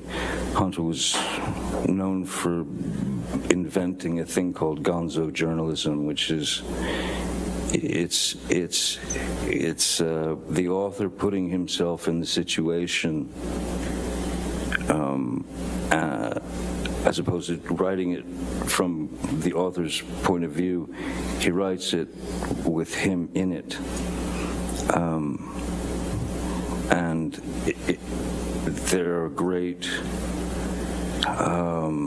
embellishments, and embellishments are great sort of ways that he would twist things and express his feelings, and so he became a huge hero, of course, to me, and a great friend. In my texts and in my emails, or sometimes just even in my writing, you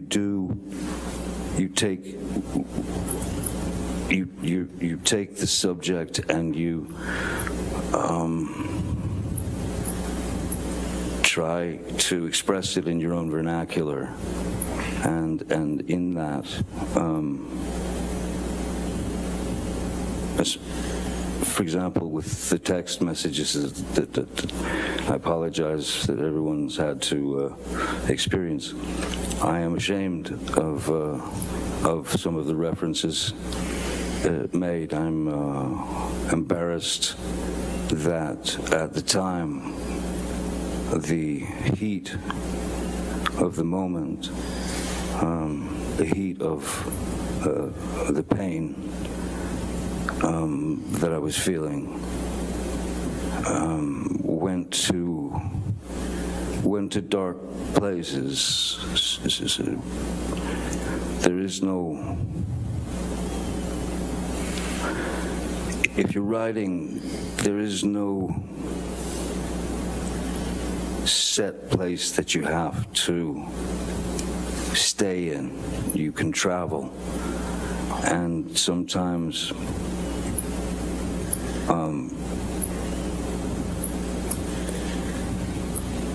pain has to be dealt with humor, and sometimes dark, very dark humor. I grew up watching Monty Python, so yes, it can tend to get into dark humor. It can tend to get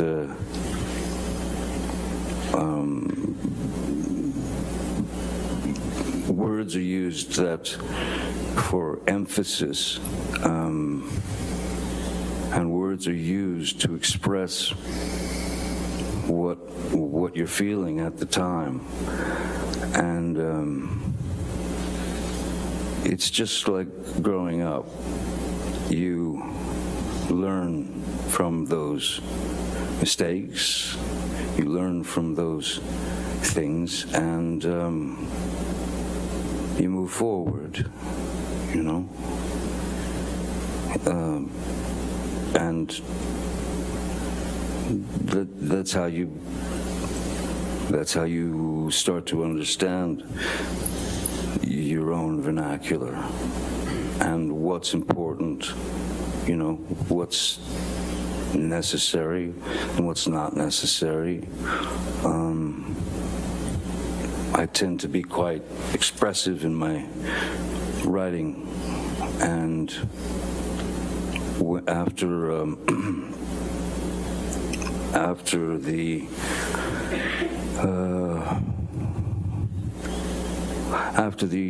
unfortunate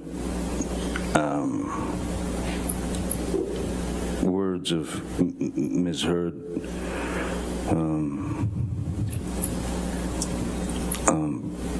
made their way into my heart and my head.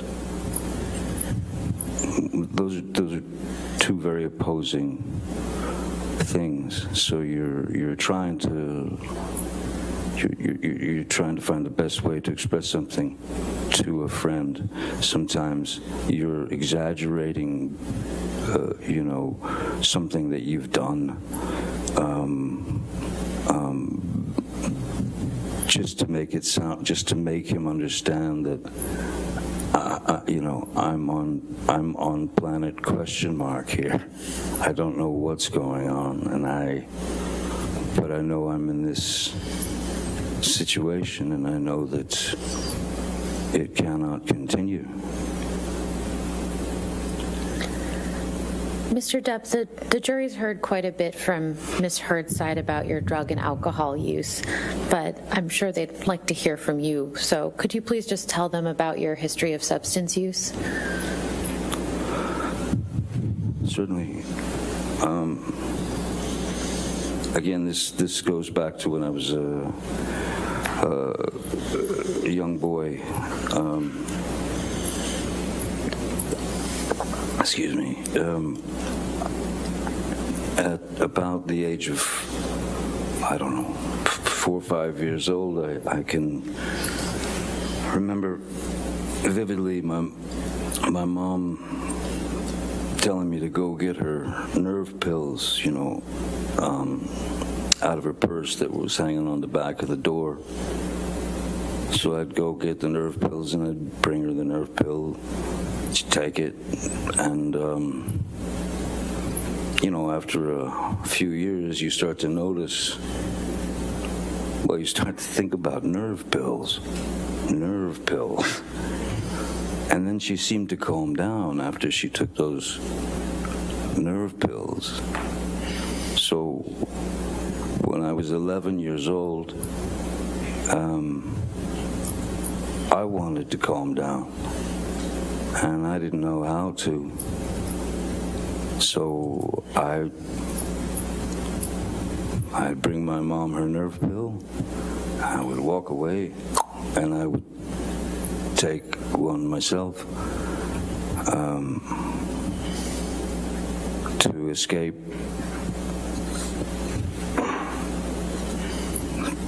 caring so much, feeling so much, to escape the chaotic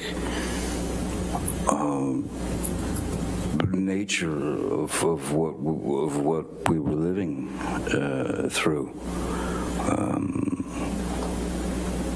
So that was the beginning when I realized that nerve pills calm the nerves. It's a pretty young age to do that. I can't say that I'm proud of admitting to that, but I have to say that I knew not what else to do. I knew nothing else that I could do. So as we were all growing up, there was always those kids who would say, "Let's party. Let's go party. I want to party." I've never used the word party in my life. I've never taken any substance for a party. I have taken these substances over the years, on and off, to numb myself of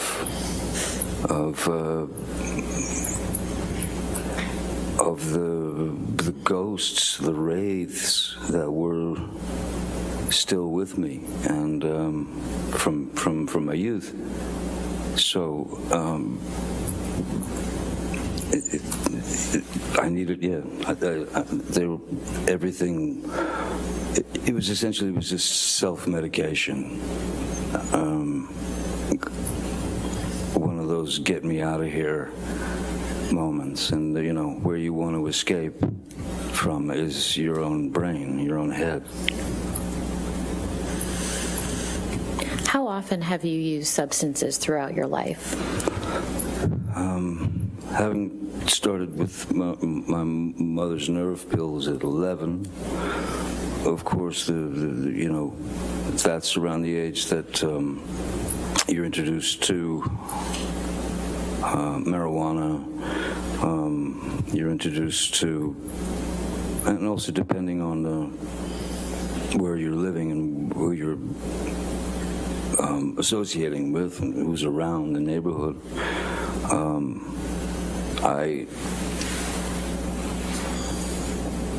I wasn't shy to try a substance for to see if the effect of it would maybe even take a bit more of the edge off. So I started at 11, and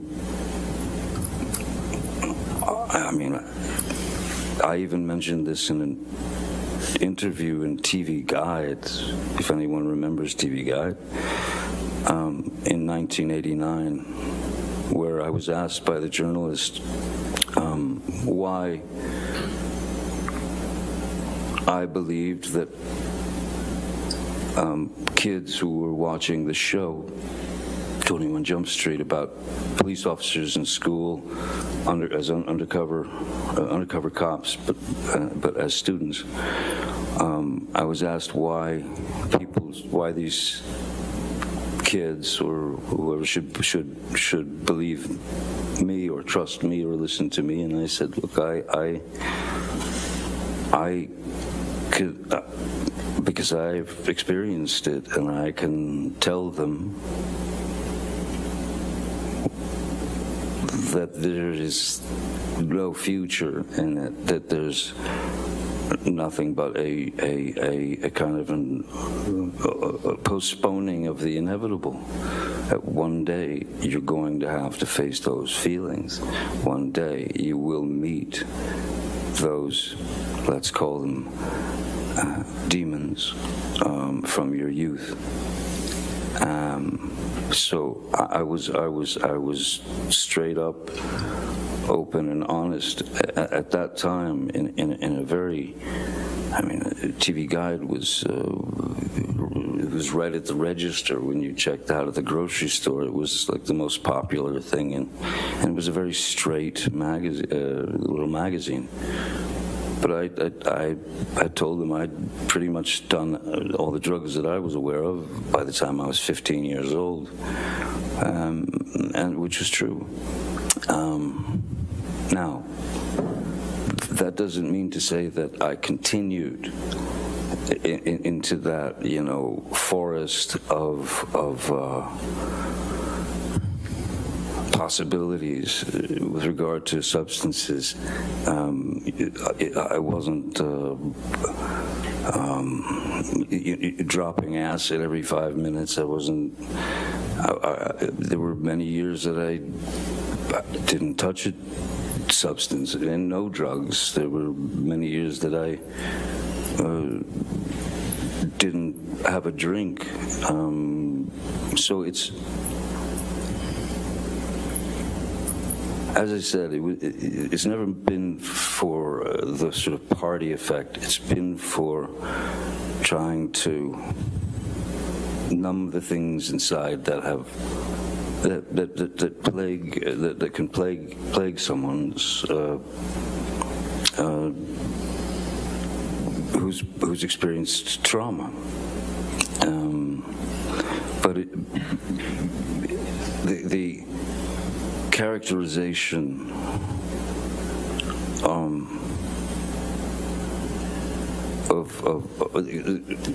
the characterization of my substance, quote unquote, substance abuse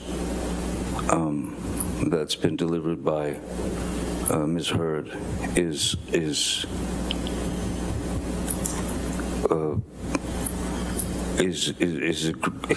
grossly embellished, and I'm sorry to say, but a lot of it is just plainly false. I think that it was easy. It was an easy. I think it was an easy target for her to hit, because once you've trusted somebody for a certain amount of years and you've told them all the secrets of your life, that information then, of course, can be used against you, especially if it's taken to a point that is teetering on impossible, and teeters over impossible, in fact, at times. It's so I am not some maniac who needs to be high or loaded all the time. In fact,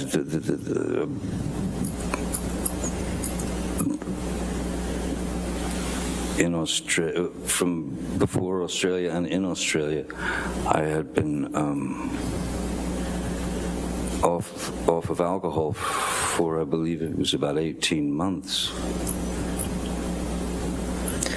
Mr. Depp, you've mentioned some periods of sobriety throughout your life. How many would you estimate you've had?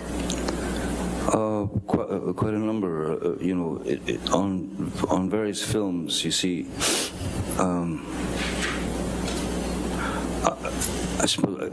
I guess maybe by example, if anyone's, if you're familiar with Hunter Thompson's book Fear and Loathing in Las Vegas, which I was lucky enough to make into a film and with Terry Gilliam. The film calls for myself and my attorney to be absolutely blotto out of our heads constantly throughout the film. And most people just assume that, well, they just got wasted and they filmed them. There would have been no way you couldn't act that. You couldn't make that film with two actors who were loaded. There would be no way. And then to the other extreme, Donnie Brasco, a film that I made about an FBI agent. I had to go into a training regime where I had to eat 5 meals a day, drink 5 shakes a day, these protein shakes per day, work out 3 to 4 hours a day because I had to gain 20 to 30 pounds of muscle.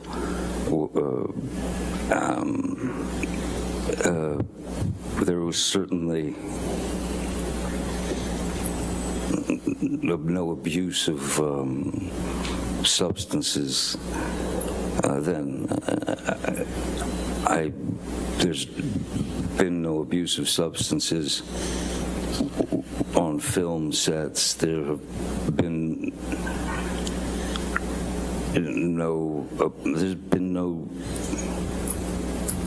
there's been no moments where I would have been considered out of control. Never. In fact, it's not been mentioned. I'm sure they don't want to mention it, but I remember that because when I was with Ms. Heard and her friends, and we were all drinking wine, and I smoking marijuana, they used to tease me because of what they said was a ludicrous tolerance, because I never appeared loaded or high or any of that.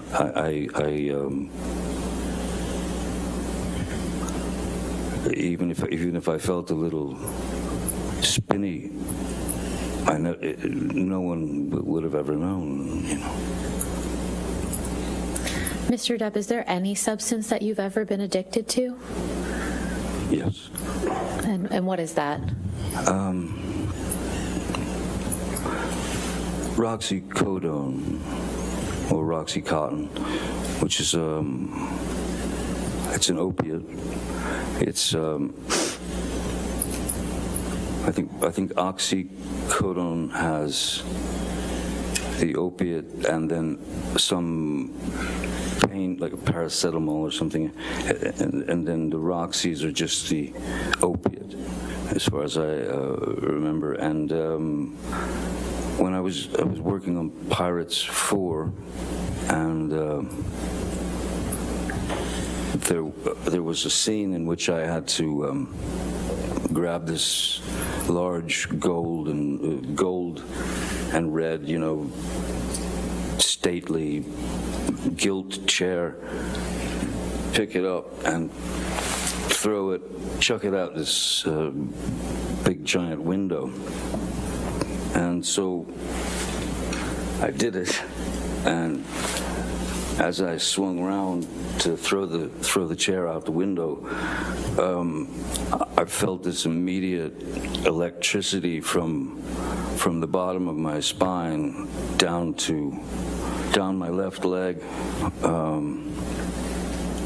and it was like an electricity that burned. So I had obviously it was sciatica, so I had obviously pinched something, done something. So I saw a chiropractor or a kine or whatever. I saw chiropractors and to no avail. Then I saw a doctor, and the only pain medication that she recommended and prescribed to me was roxicodone. And there was a part of me that was a little bit worried, just in the sense that I know I've witnessed friends and people over the years who've had problems with heroin, and I didn't want to get bit by that snake, and I started taking the Roxys, and I was bit by the snake, and then before you know it, that monkey is on your back to stay. And it's not like you take those pills to get high. You take them to once the addiction has grabbed hold of you. You're not taking those pills to get high. You're taking those pills to get well, or to get better. Because if you're without the pill, your body will start to go into various withdrawals, and so I was on the Roxys for a number of years, 4 or 5 years, I think, maybe more, I don't know. But the key was that if you take 2, you will be what they call on the knot. You will be that. You will just drop into sleep.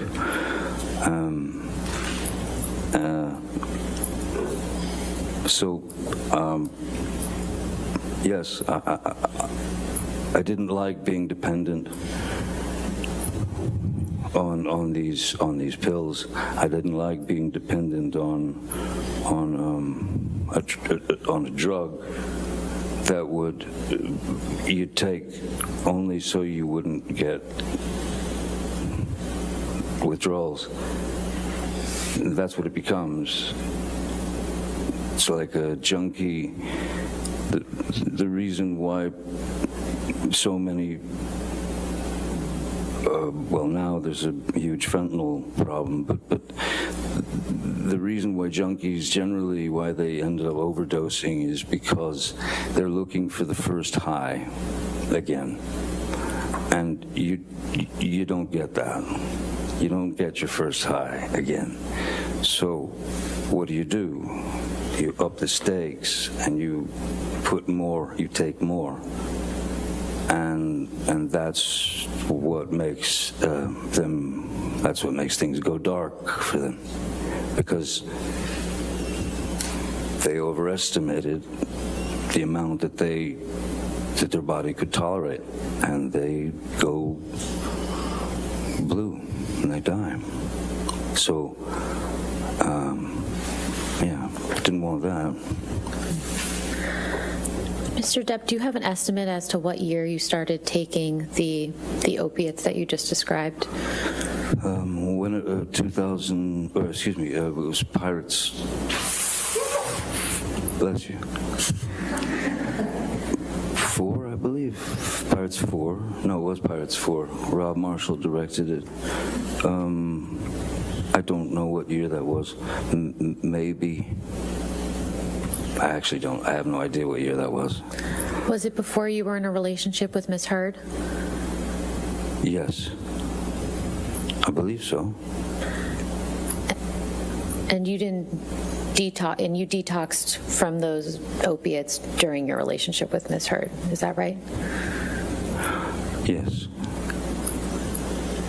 Yeah, so of course, yes. So they must have, yeah, they did come around prior to my meeting Miss Heard. After you detoxed from the opiates, have you ever taken any opiates ever again? No, I can't. That's no. Once you've been bit, you'll be bit again. So no, even with my finger, I think that it was like Motrin 800, but no opiates. No, I have not taken an opiate since, and I won't unless I plan on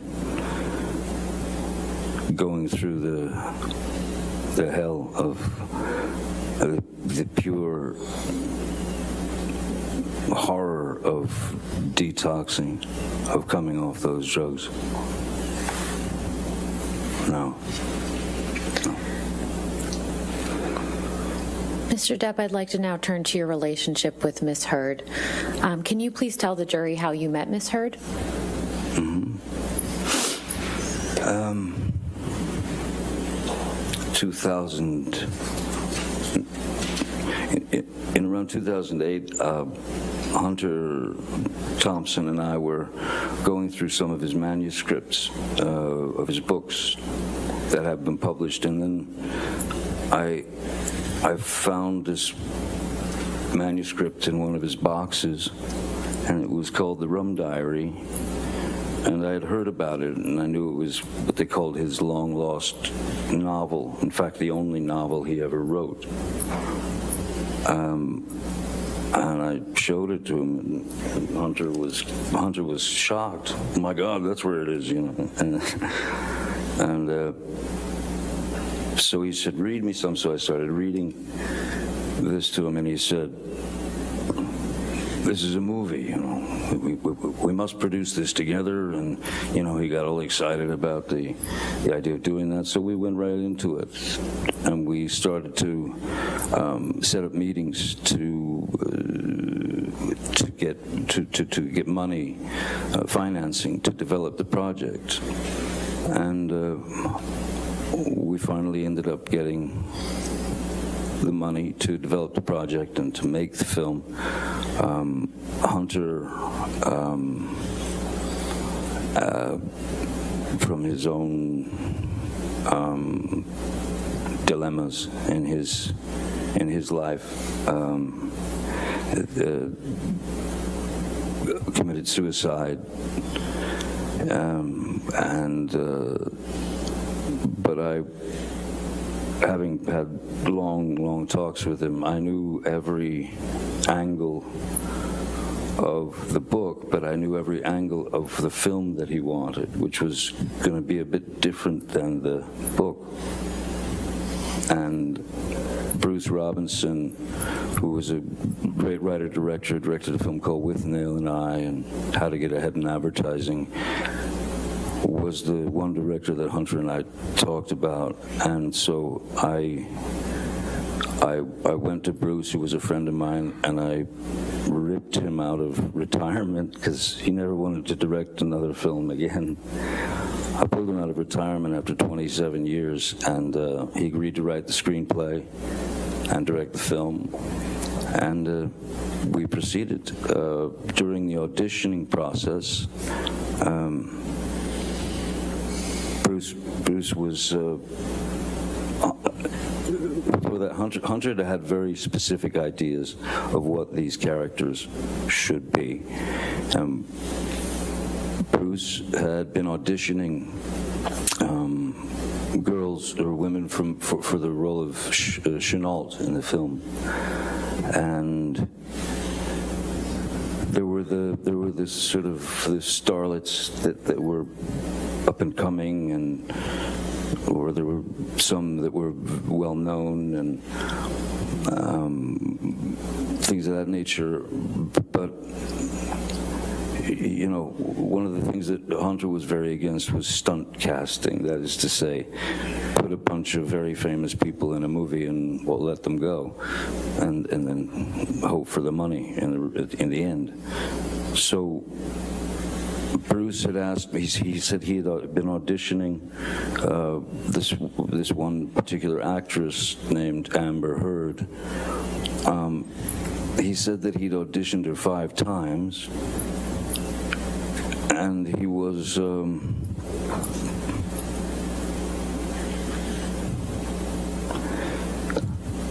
he wasn't sure about her capabilities as an actress with regard to the film and the character and taking direction and that sort of thing. So he asked me if I would read with her for the film, and I had already met a number of actresses and things. And so what I said to Mr. Robinson is, I said, Bruce, I don't. If you've auditioned her 5 times, you've seen the best and the worst, I suppose. So me putting her, this girl in an uncomfortable situation, you know, saying, hey, all right, let's read this. I think it's a far better idea that we just meet so that I can see how she behaves, see how she reacts, because that's really all it is, reaction, behavior, and you don't have to push anything else, you know. So they made an appointment. She came to my office. I took one look at her and I thought, yeah, that's the Chenault that Hunter wants. That's the one. I thought, yeah, she could definitely kill me. That's what Hunter wants. And so we spoke, and she was sweet as pie, pleasant, again, you know, intelligent, literate, very good taste. And I felt like what I felt and what I told Bruce was, look, when you put someone in a situation that they're obviously going to feel under pressure, it's not the best way to really know what they're capable of. And I made suggestions such as, and which I ended up making to Ms. Heard. I made suggestions of films that might give her some insight into what we were looking for in terms of the film, which is to say, I gave her films like To Have and Have Not, and things of that nature, because I wanted to. There was something very important that I felt she needed to know about stillness, as opposed to going broad or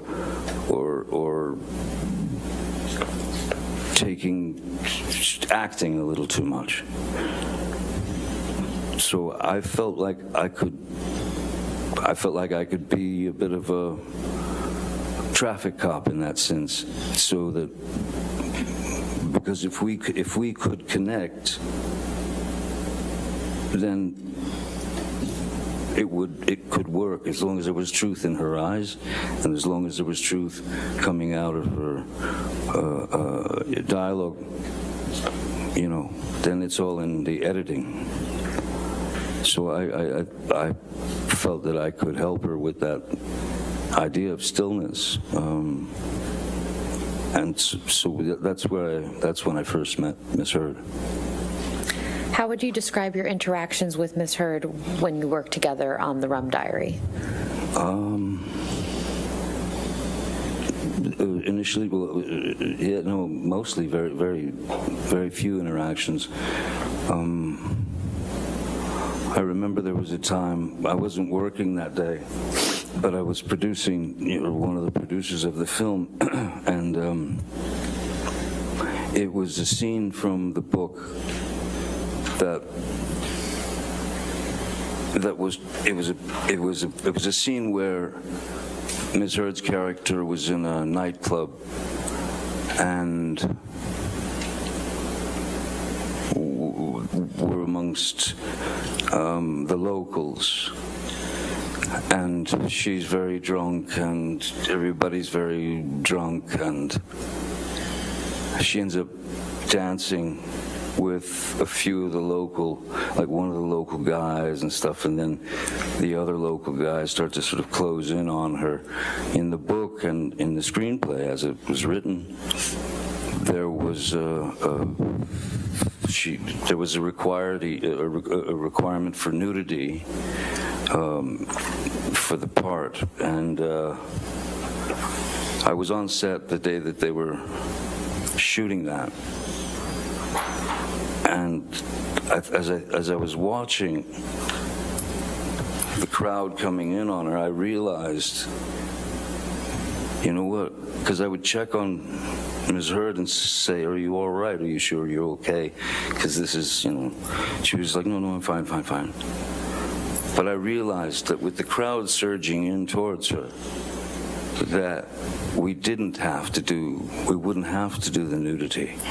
Because if she took her shirt off and she had a red bra on and a skirt, then if she had a red bra in her hand, when the crowd surged in on her, all she had to do was lift the red bra up out of the crowd, and there's no nudity, but it's certainly implied, because then the character disappears for a few days, and she's quite a wreck when she comes back because bad things have happened to her. So I remember telling Ms. Heard, "Hey, you don't have to take your clothes off. You don't have to take your top off. You don't have to. Everything's cool." And she was appreciative. But other than that, we didn't really have much interaction until there was a scene where I'm taking a shower, and then she comes into the room and she opens the shower, and we kiss. And that moment was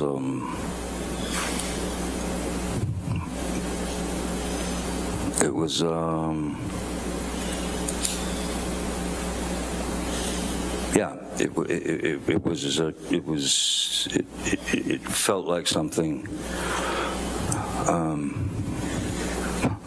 it felt like something that I shouldn't be feeling, because she had her wife, and even though it was a scene, and she had her wife, and I had Vanessa and kiddies, and yeah. When would you say your romantic relationship with Miss Heard actually began, if not in that moment? Well, I think there was something in the kiss in the shower that was very real. So that day after work, Miss Heard had come to my trailer, and I was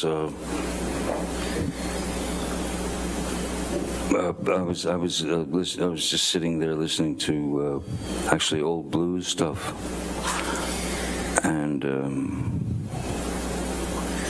we had a glass of wine, and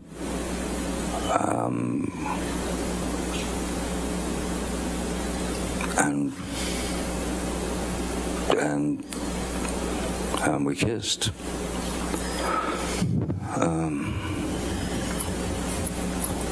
And at that point, my trailer was the only trailer in the parking lot. She had a mind to stay in the trailer there for a while with me, and I didn't think that was a very good idea on any level, especially since there were about 9 Teamsters waiting to move the trailer. And then that was that until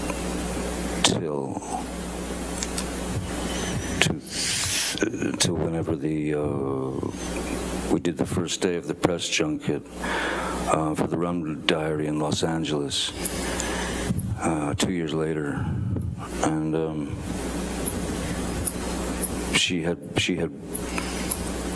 broken up, I believe, with her wife, and my for lack of my wife, we weren't married, but she was, of course, my wife, Vanessa. We had some not so great situations, you know. She was stuck in America. She wanted to go back to France. She wanted to have her life back. She's a well-known singer there.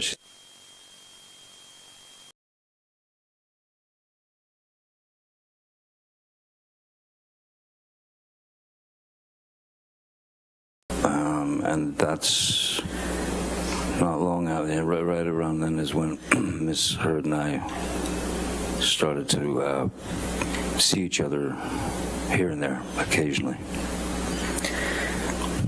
Between the end of the filming of the Rum Diary and the press junket, did you and Miss Heard communicate at any time in between?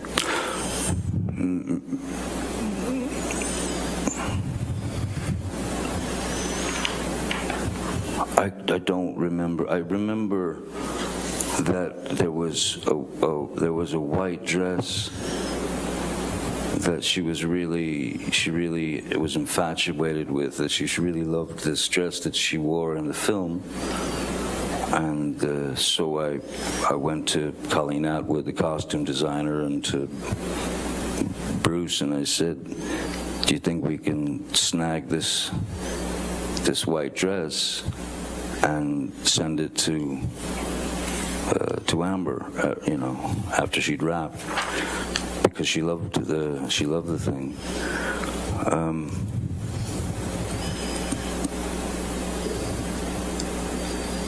I remember talking to her, I think, then, but briefly.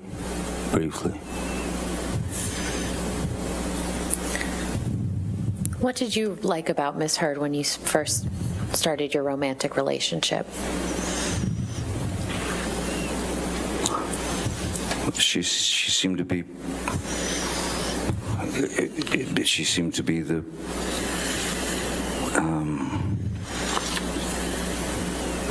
She seemed to be the perfect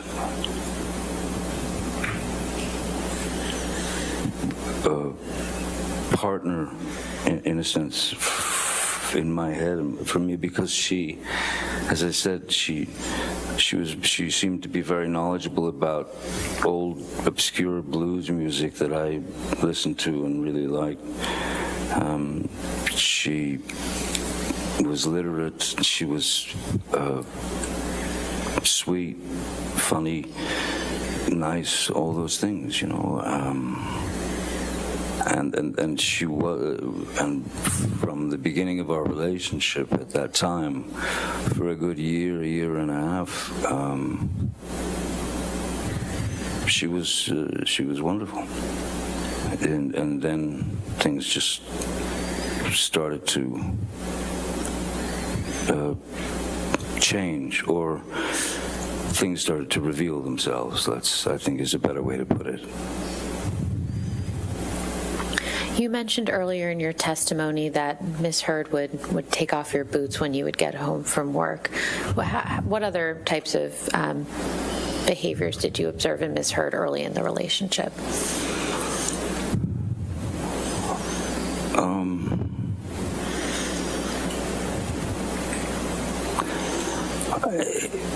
Little things that you would kind of, it would just, you'd question in the back of your mind, you know, if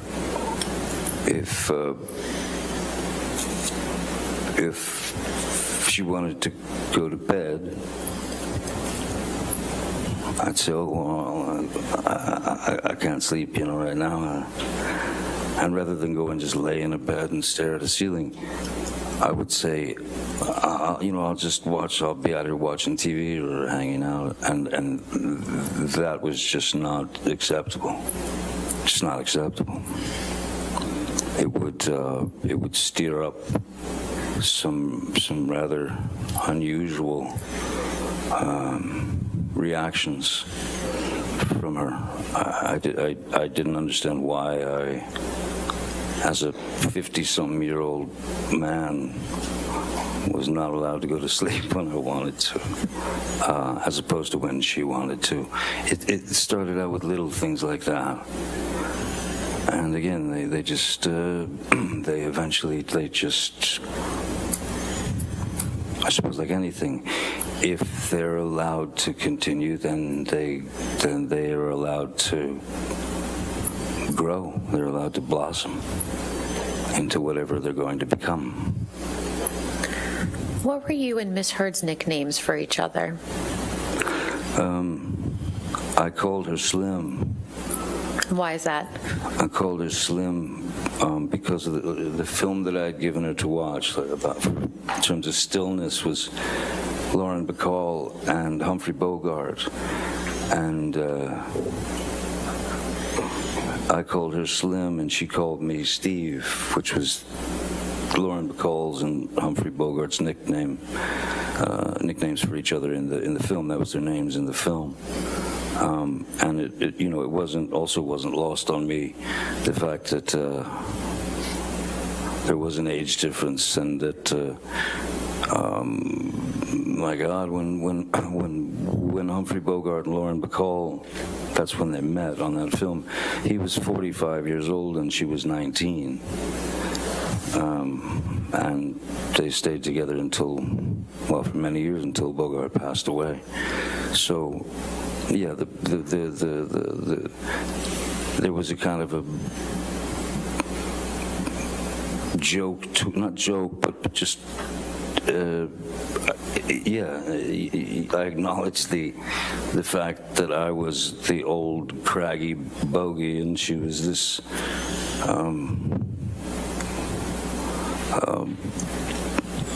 beautiful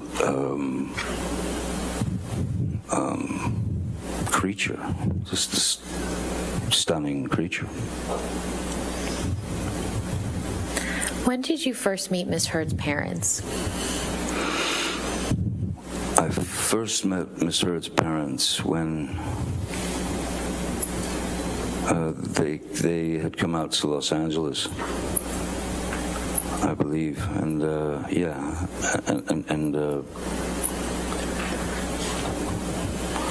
I feel like that I met them.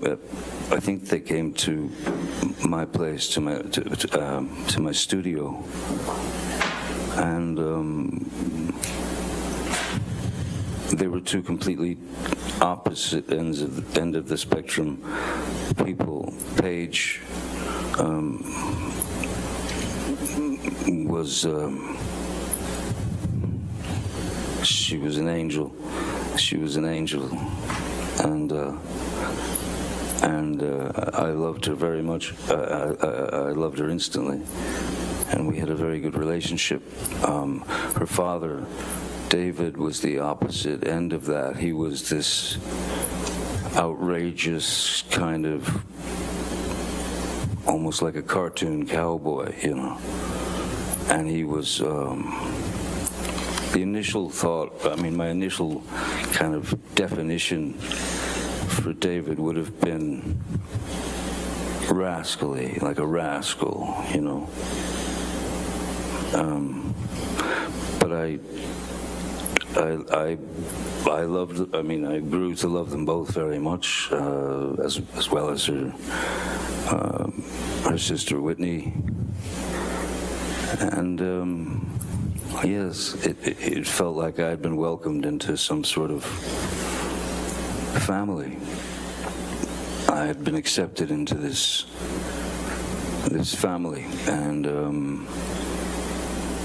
those relationships stayed solid until just a bit after we'd separated.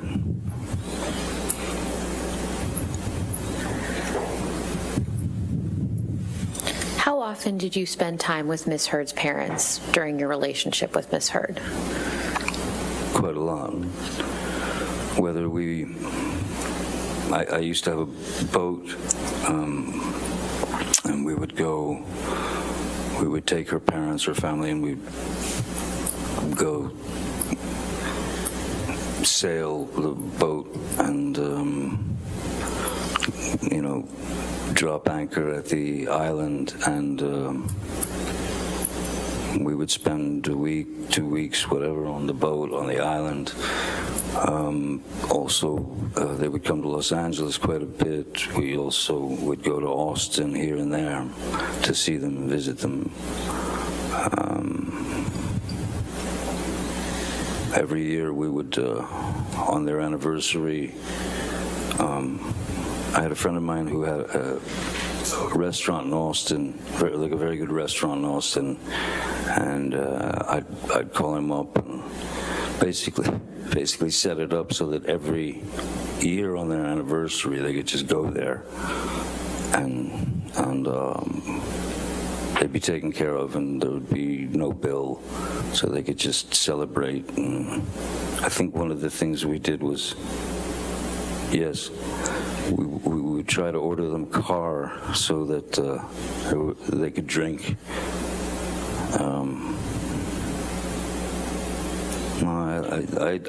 I was very fond of them, very fond of them.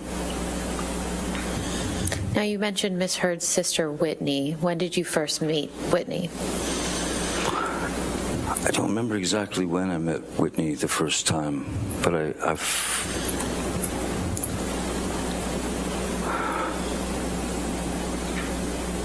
felt when I first met Whitney, there was something in what I saw of Whitney that was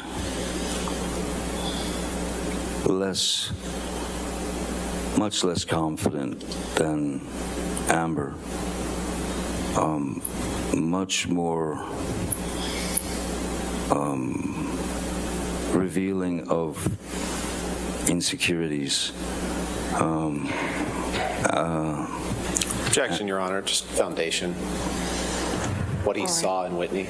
I think if you could answer the question. You want to ask the question again? Or this one? We can move on. Okay, that's fine. How would you describe your relationship with Whitney?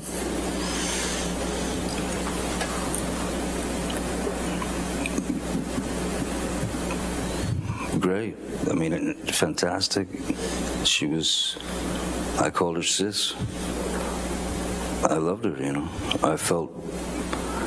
I had always felt something. I'd always felt like Whitney had missed out on something. Same objection. All righty. We can move on. Okay, thank you. Where was Whitney living when you and Miss Heard first started your relationship? She was living with her then boyfriend, Sean Krajewski. Was this in the same? Where was Miss Heard living when you first started your relationship? Miss Heard had informed me that she just moved to a new place on Orange Avenue. What city is that in? Los Angeles, sorry, yeah. And was Whitney also living in Los Angeles? Whitney was living in Los Angeles, yes, with Sean Krajewski and, yeah. So how often would you see Whitney when you and Miss Heard were in a relationship? Oh, a lot. Whitney would come over all the time with her boyfriend for dinners and such. Miss Heard always liked having people over, you know, for dinner parties and social kind of events at her place. Have you ever done any drugs with Whitney? Yes. How often would you do that? With Whitney. Yes, with Whitney. Maybe three times, maybe twice, 3 times.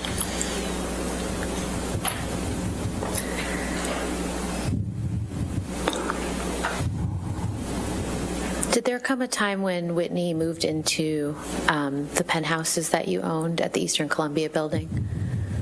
Yes. And when was that? I don't remember exactly when it was, but I do remember that it was after Rocky Pennington and yes, I believe Josh Drew was there already as well. Whitney, I can't remember why she needed a place, but she needed a place, so we gave her penthouse 4 to live in. And how long did she live there for? Oh boy, on and off for, I suppose, a couple of years. And how much rent did you charge her? Nothing. Now, you said you did drugs a couple times with Whitney. What drugs were you doing with Whitney? Whitney and I had done a line or 2 of cocaine together.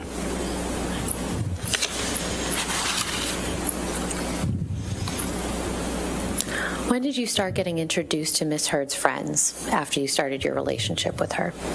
Almost immediately. Well, in fact, immediately, yeah. Immediately. I was introduced to the whole gang, you know. Rocky, Io, Brittany Eustace, Whitney, certainly.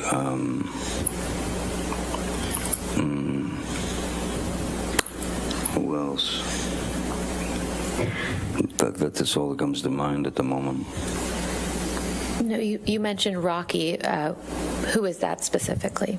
Raquel Pennington, who was Miss Heard's good friend from youth, I suppose. And I think you mentioned Brittany Eustace as well. Who was that? Brittany Eustace was just one of the gals, you know. She was one of the gals, and she was quite bubbly and funny and real sweet girl, southern girl. I haven't seen her in. I think that something went sideways between Brittany Eustace and the girls, because she suddenly just disappeared from the group. And when was that? We were probably a year and a half, or maybe 2 years into the relationship, 3 years maybe. And I believe you mentioned someone named Io. Who is that? Io Tillett Wright was a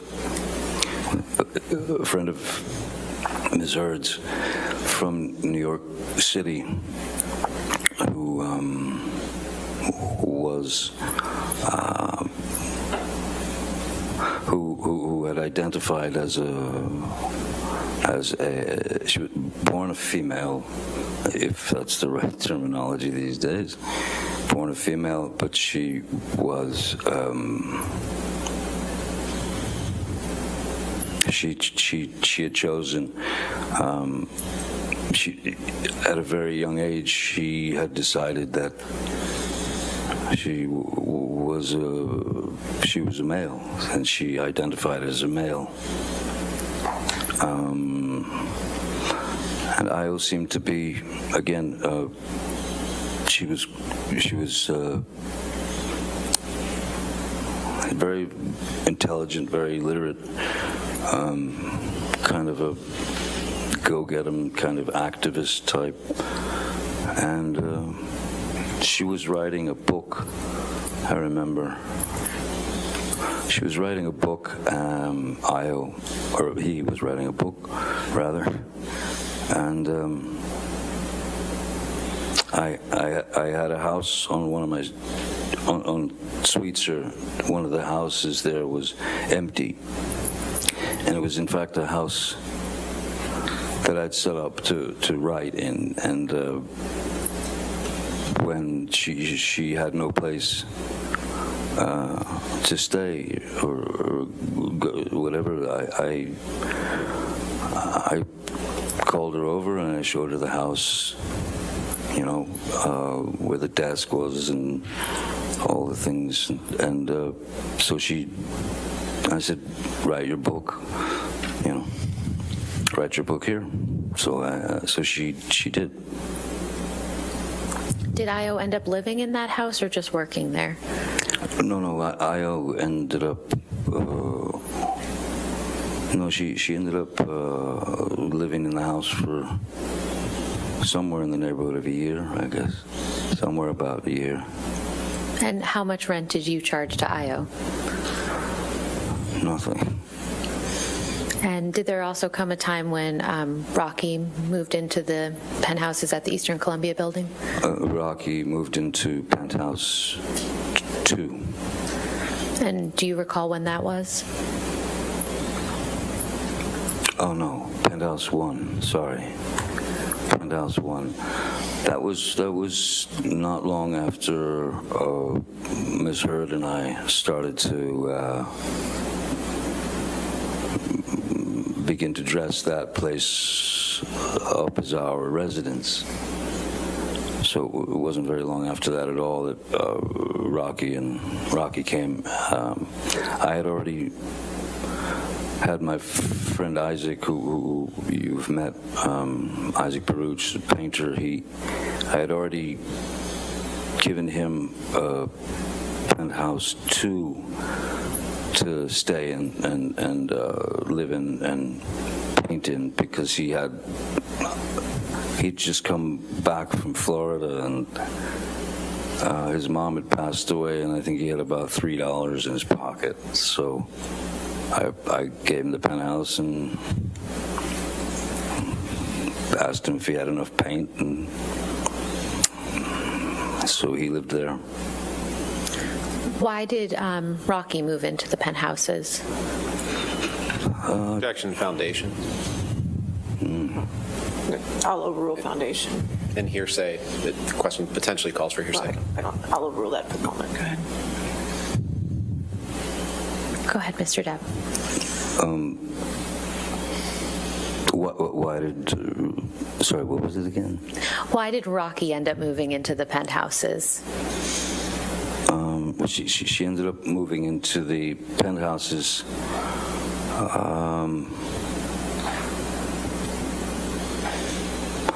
I don't recall. I believe it was something to do with just not having a place.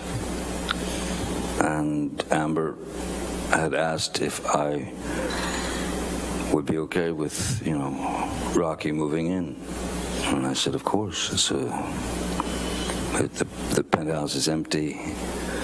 I wasn't in the. I wasn't going to be renting them out necessarily anyway. They were for friends to come and stay. Penthouse 4, in fact, was initially planned out for my sister Christy to have an escape from her 3,000 grandchildren and the amount of workload that she had taken on at the company.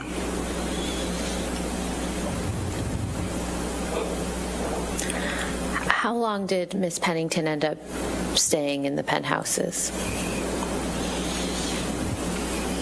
Longer than I did. And how much rent did you charge to Miss Pennington?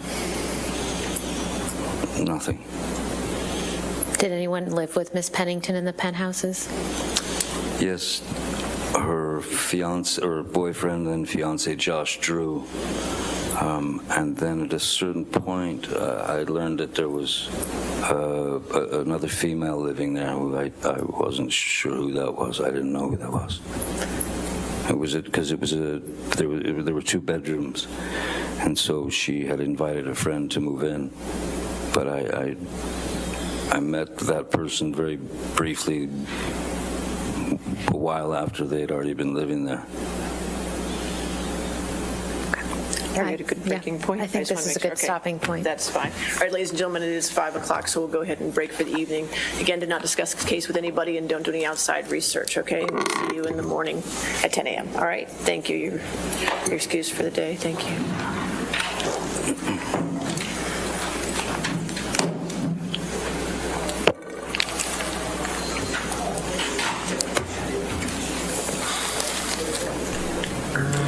All right. Let me just see if they come. Do they come back on? No, they do not. Wasn't sure if they came back on. All right, so that concludes day 1 of direct. Now we're going to go to day 2. Day 2 of direct. So hold on a sec. Let me just check something.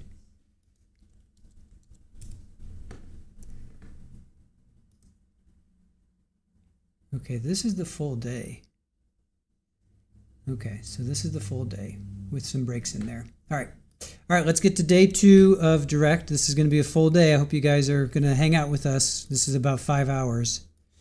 So I hope you guys are going to have us on in the background while you're cooking and preparing for Thanksgiving. Whatever it is you're doing on a Monday night. Hopefully you're going to be hanging out with us. I'm going to go feed the kitties after this.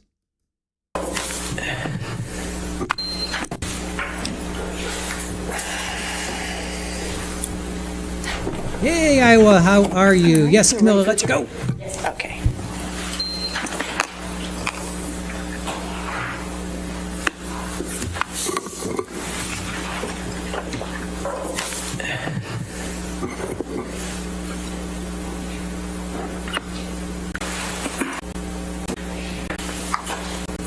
Mr. Depp, okay? All right.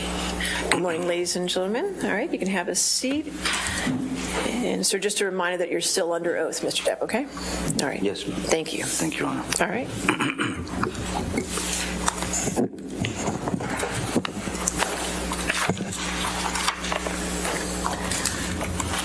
Good morning, Mr. Depp. Good morning. Yesterday, you told us a little bit about the beginning of your relationship with Ms. Heard. When did Ms. Heard's behavior towards you begin to change?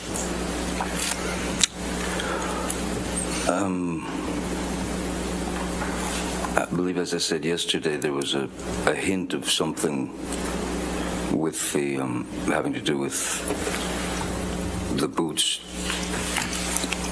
coming off and breaking routine.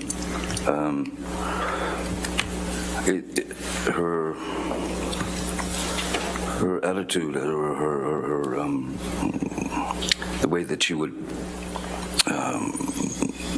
begin to speak to me, first things started coming up, and I was suddenly just wrong about everything. If I made a statement about something that I had been familiar with, for example, in my work that I'd been chopping away at for a good 30-something years, I was suddenly wrong. And then beyond that, if you tried to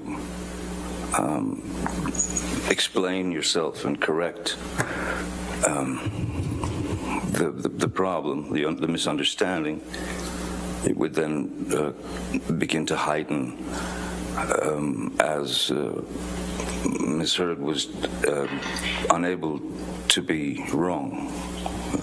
It just didn't happen. She couldn't be wrong. So these little digs and it would commence with sort of demeaning, sort of name-calling, berated, sort of to be made a fool of, and those would escalate into a full-scale argument. And in the beginning, as one does, one sticks up for oneself in a debate, as it were, or an argument over something to try to prove the point. But when it escalates, and then it's hard to explain, but the argument would start here, and then it would roll around and become this circular thing of its own. So you get back to the beginning, essentially, of the argument. Now it's heightened even more, but it's still circular, and there's no way in or out. If there's a dialogue between two people, both people need to speak, but there was no way to fit a word in.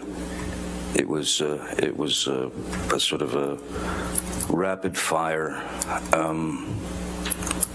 sort of endless parade of insults and you know, looking at me like I was a fool. And I just couldn't. I was having difficulty in my mind, of course, and in my heart, dealing with that sort of barrage. And part of that is I was confused as to the fact that whatever her age was at the time of these various arguments, she was mid-20s to late 20s and into 30s. I couldn't understand how I had somehow arrived at where I'd arrived from where I came from in the beginning of my life, and worked for 30 plus years doing these things, it was astounding how wrong I was about everything that I've experienced within the movie, within the film industry, or within, well, in just life itself. No, I was sort of not allowed to be right, not allowed to have a voice. So at a certain point, when what enters your mind is, you start to slowly realize that you are in a relationship with your mother, in a sense. And I know that sounds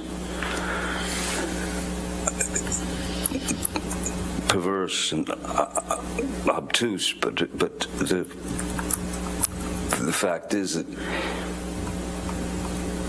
some people search for weaknesses in people. That is to say, sensitivities.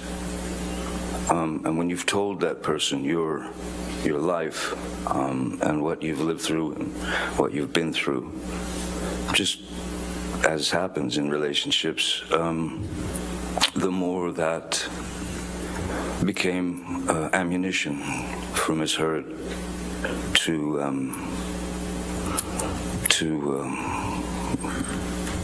either verbally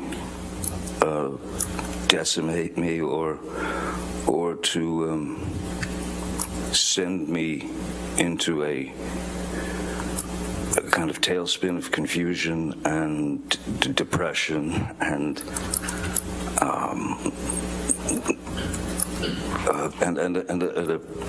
well, it's not a happy day. It's not a happy week. It's not a happy month when you're constantly being told how wrong you are about this or that, what an idiot you are, or anything. It just then it increased, and it became an endless. It became that endless circle. Like, so as it escalated and continued to escalate, I went straight to what I had learned as a youth, which was to remove myself from the situation so that it couldn't continue, because there's only so much your ears can hear and never forget. So I would remove myself from the situation, as I'd done as a youth, as much as possible. Because I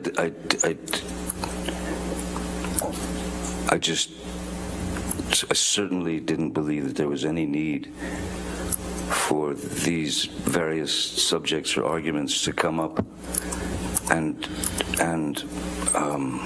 travel the distance that they did so very quickly, to ramp up so fast. It was like you were pinned to a wall and had to just listen to it and take it. So I found the only way to find any sort of peace was to try to walk away. If she didn't allow me to walk away, there were times when I would just go and lock myself in the bathroom or anywhere that she couldn't get into, and that happened constantly over the years. What would happen when the fights would escalate, other than going and hiding in the bathroom? I'm sorry? What would happen? Well, if they continue to escalate, if I continued to try to present my version or my side of the story, when you're approached in a kind of Well, when you're approached with such anger and hatred, it seemed like pure hatred for me. If I stayed to argue that, eventually I was sure that it was going to escalate into violence, and oftentimes it did. Many times it did. And when you say violence, what are you referring to specifically? Miss Heard, in her frustration and in her rage and her anger, she would strike out. She would. It could begin with a slap. It could begin with a shove. It could begin with, throwing a TV remote at my head. It could be throwing a glass of wine in my face. But all in all, it was just it was a constant. There was a built-in list of as I said, my personal experiences, which I gave to Miss Heard, those things were. Those facts were used against me as weapons, especially when it came to my kids.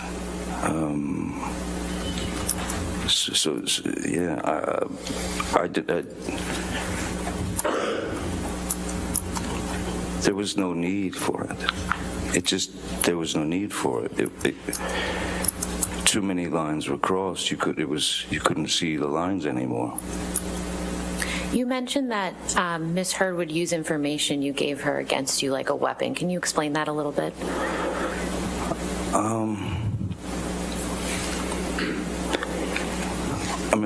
I've said this before in various interviews, but certainly in life.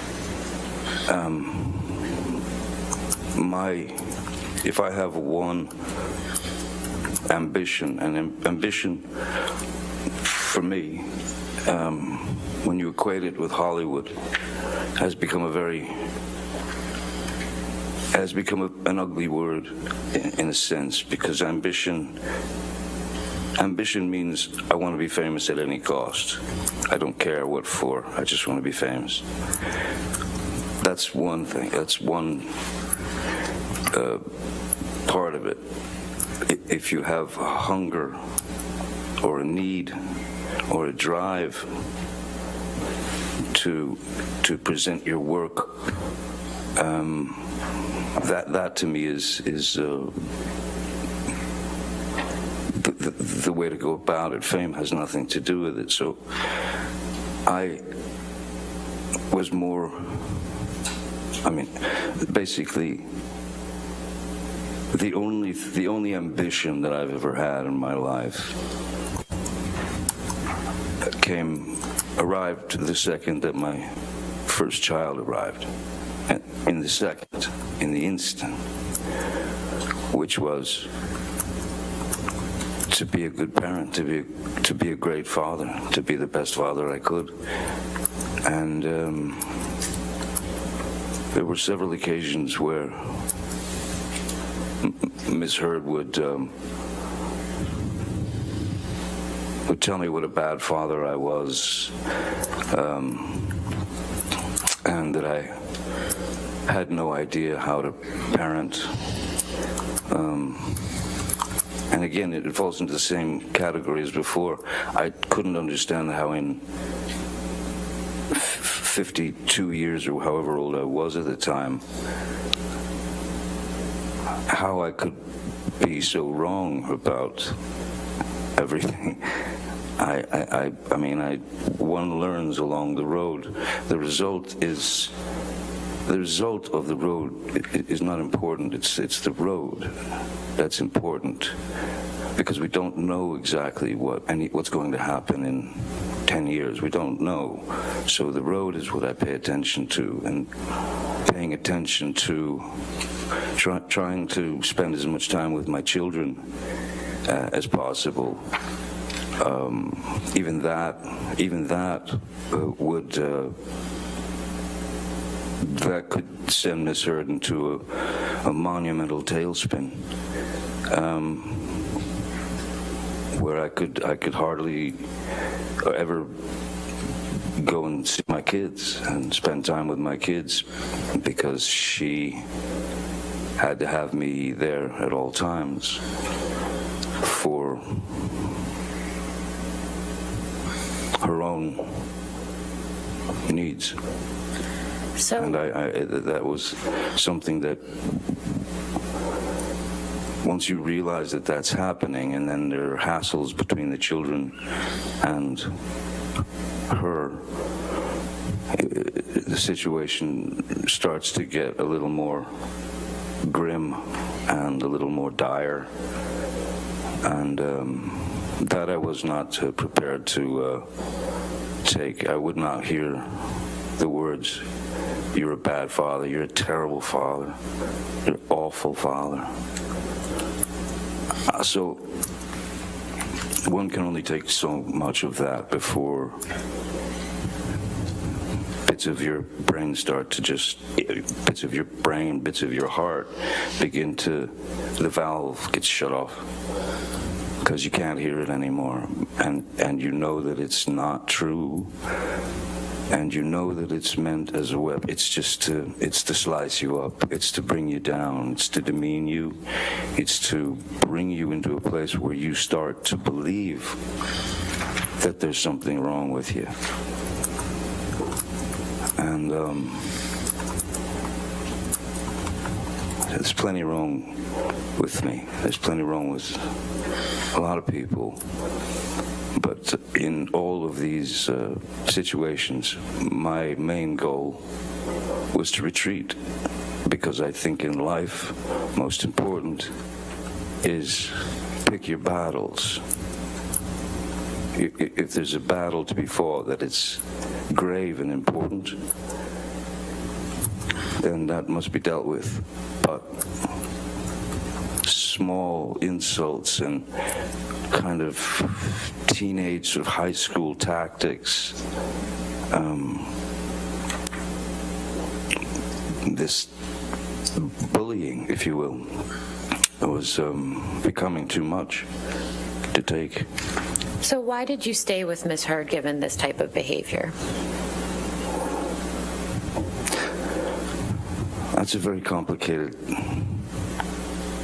answer. I can only say that I stayed through all that. I'm sure that it's somehow related to my father remaining stoic as my mother would beat him to death. I'm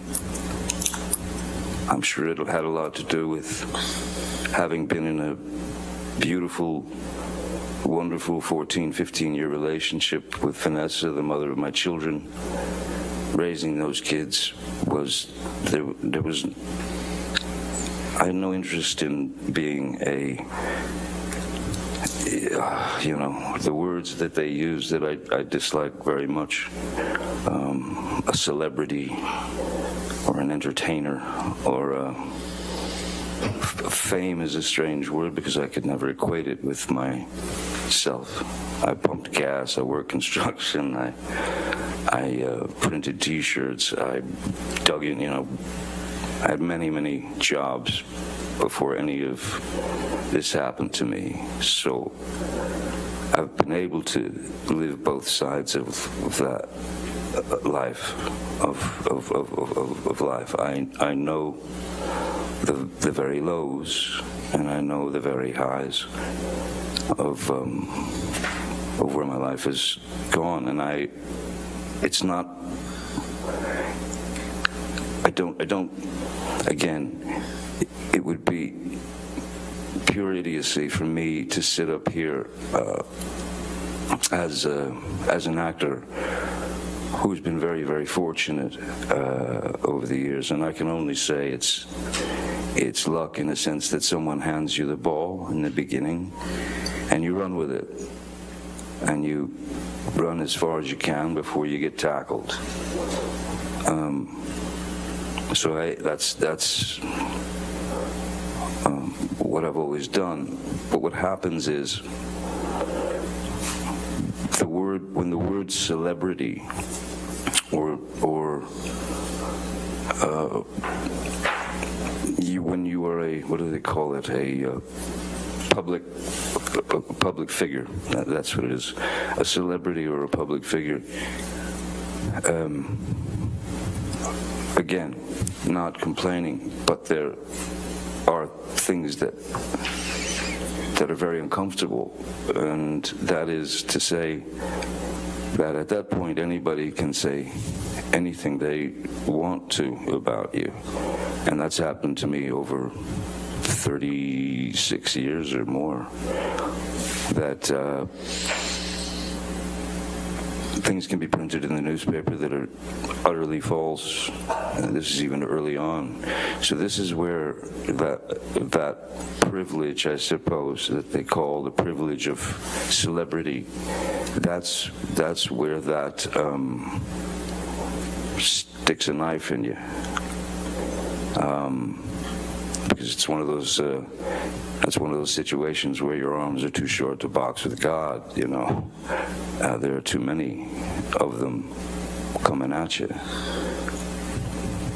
So yes, I don't know what her motivations were, if there was some species of jealousy, or there was some species of maybe just hatred. I don't know. But in any case, the elevation and the escalation of these day-to-day arguments were simply unnecessary. It was not to help the relationship. It did not help the relationship. It wasn't meant to help the relationship. It was meant to feed her need for conflict. She has a need for conflict. She has a need for violence. It erupts out of nowhere, and what I learned, the only thing I learned to do with it is exactly what I did as a child. Retreat. Just take a step back, which I told her, we need to remove ourselves from each other, even for an hour, a day, anything. Because this can't go on. No one can live like this, you know. But why did I stay? I stayed, I suppose, because my father stayed. I suppose because I had been in that relationship with Vanessa, and that was lost, and I didn't want to fail. I wanted to try to make it work. I thought maybe I could help her. I thought maybe I could bring her around, because the Amber Heard that I knew for the first year and a half was not this suddenly this opponent. It wasn't my girl. It was she had become my opponent, and everything that I did just didn't fit her. It wasn't. She didn't accept it. So I stayed because, of course, I didn't want to fail. I didn't want to hurt anyone, especially Miss Heard. I didn't want to break her heart. I remember very well that when my father left and my mother, Betty Sue, had that first attempt at suicide that I woke up to, and that visual in my head,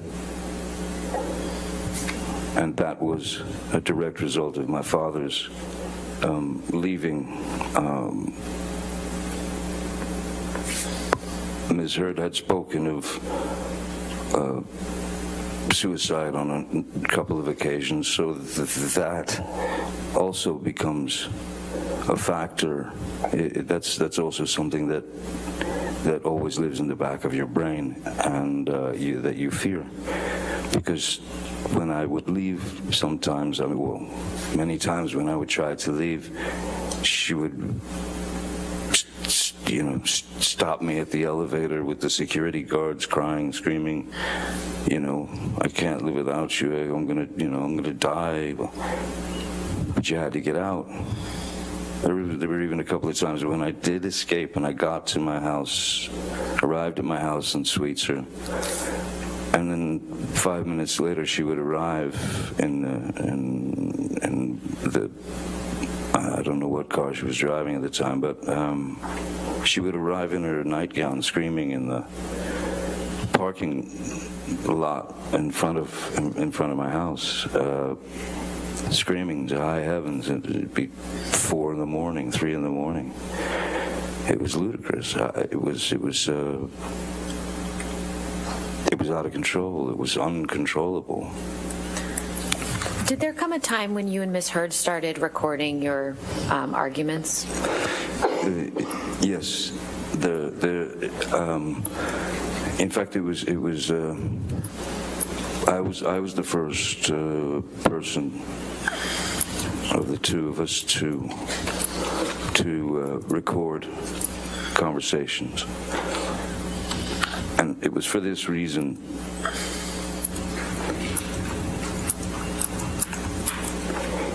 We would have been talking the night before or arguing the night before, and she would say something. There would be these demeaning, berating insults. There would be these jabs. There would be anything to make me feel small and like nothing. So what I thought was, I'm going to record the conversation, and I told her this. I'm going to record. I'm going to get my phone and I'm going to record our conversation, because I want you to hear what you've said to me tomorrow. So that because she would deny having said those things. What are you talking about? It was surreal. She had completely denied things she'd said directly to my face in a heated and volatile way, and she denied it. So I went to her and I said, I'm going to record us. And I did, and we recorded the conversation, which when she was on tape, the first time it escalated a bit, but she was, well, it was clear that she was performing for the tape because it was being recorded. So that was another clue that something was slightly rotten in the state of Denmark, as it were. What did Ms. Heard say to you about you recording the conversations between you and her? I mean, initially she said, sure, go ahead. Did that ever change?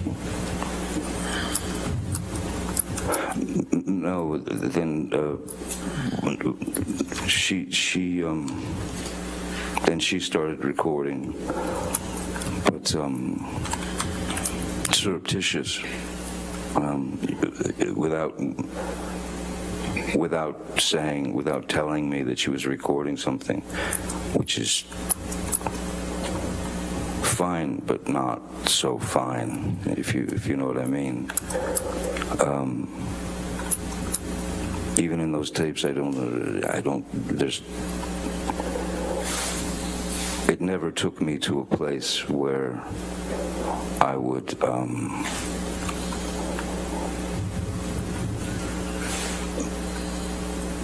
go switch into some other entity, which is, as she has used the term, monster. Never switched to violence. Violence was unnecessary.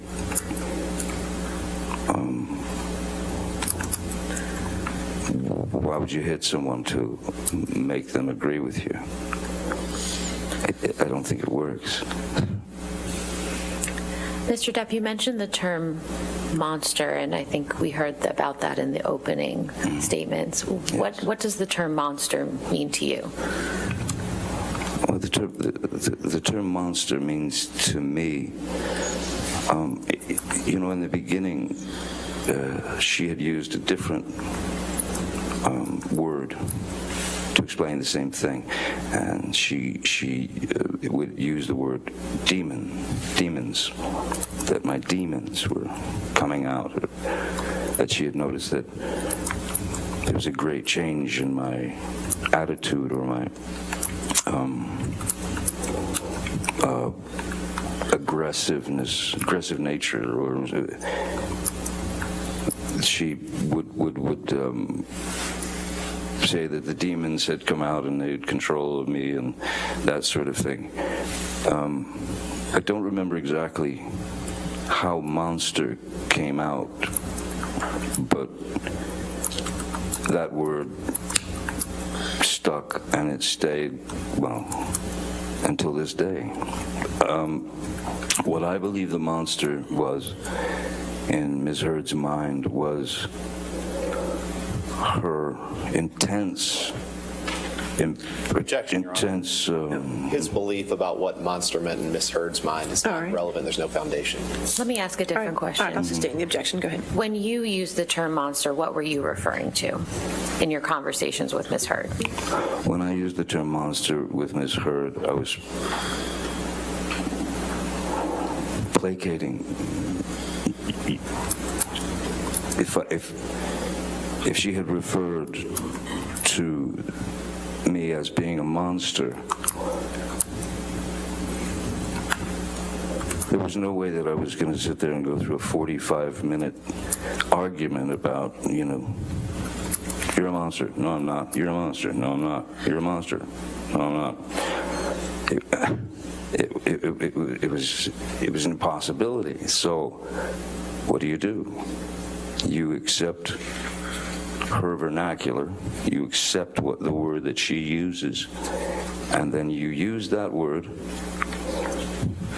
to placate her so that it would at least calm part of the aggression. It would lessen the attacks. So explaining the monster was for me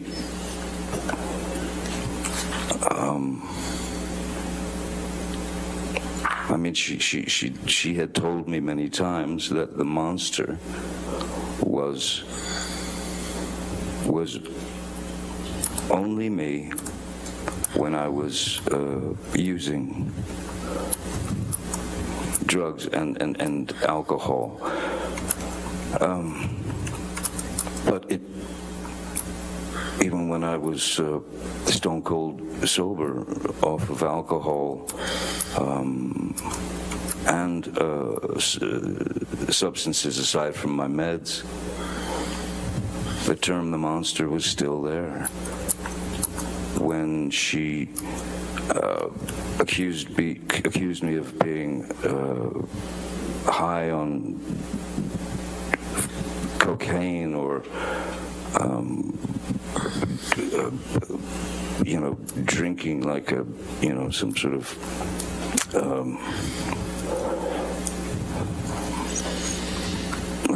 drinking like I was some kind of 19th century sailor. It's that was the word she clung to describe, but it was in her mind, not mine. How did your relationship with Ms. Heard affect your substance use?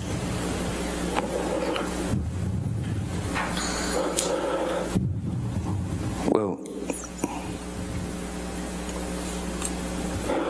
for example, when we were on the road, when you're traveling from, if you're on a press tour, or if you're making a film and you're staying in hotels or this or that,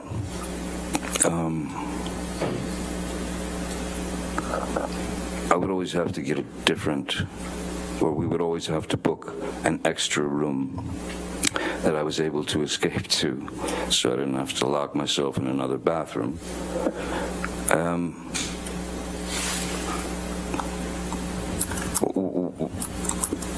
It breaks you down. The constant haranguing breaks you down. And, there's a part of you that says, listen, if I'm going to be accused of this, might as well just do it. But it never exceeded, my substance abuse or use, the alcohol that I used or drank was, again, purely,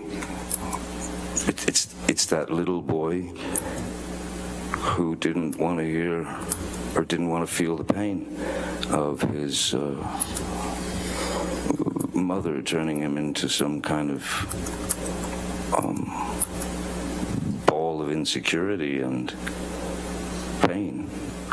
So, yes, I was more inspired by Miss Heard to reach out for a numbing agent because of the constant clashes, because of maybe a few days here and there, but there wasn't a day that you'd wake up and you'd expect something was going to hit the fan, and pretty much like clockwork it did. So yes, I had to have something to distance me and distance my heart from those verbal attacks. I had to have something to be able to maintain me, and I'm afraid for a while, because of placation, because I didn't want to rock the boat, as it were. Again, you pick your battles. So placation seemed the best route if I was unable to escape her clutches. How, if at all, did Ms. Heard try to support you in abstaining from the drugs and alcohol as she requested? Well, verbally, and she had been quite clear verbally and pretty bullish and brutish about wanting me to, telling me that I needed to stop drinking. But drinking was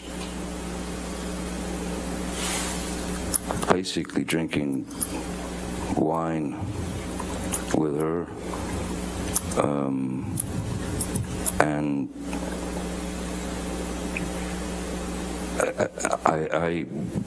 I suppose maybe from youth, I don't know, but I've always had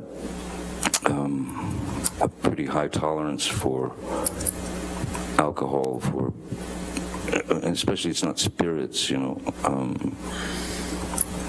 I had a pretty good tolerance for alcohol, substances, and things of that nature, but there was no. I had no. I've worked with therapists, drug counselors who have actually said the words to me because I wanted to know. I wanted to know, am I an alcoholic? Am I an alcoholic? Or is this just the same thing that I did as a kid when I took my mom's nerve pill? Do I have a drinking problem? And it essentially came down to this. Do you have a drinking problem, Johnny? Objection. Calls for hearsay. What the doctors told him. I'm not sure he's saying what the doctors told him. I think that's what's about to be testified to. I don't know. If you can make that clear, I guess. Let me ask you a different question, Mr. Depp. Yes. Let's let him object to another one. How often would Miss Heard drink in your presence while you were in a relationship? Always. Well, yeah. She took a shine to a very nice Spanish wine called Vega Sicilia. She and all her friends did.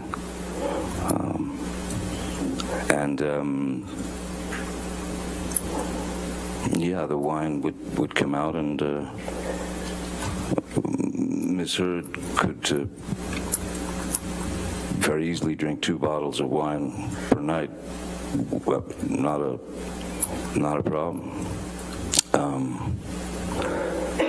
What I found strange was when I did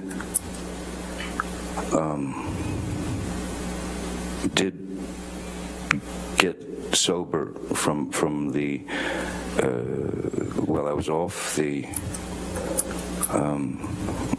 opiates that I had been addicted to prior to a year or so before, or a couple of years before. She asked me if I would stop drinking to save the relationship, of course, and I stopped drinking. And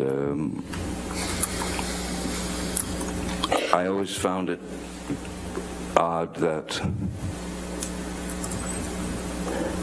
in support of me not drinking,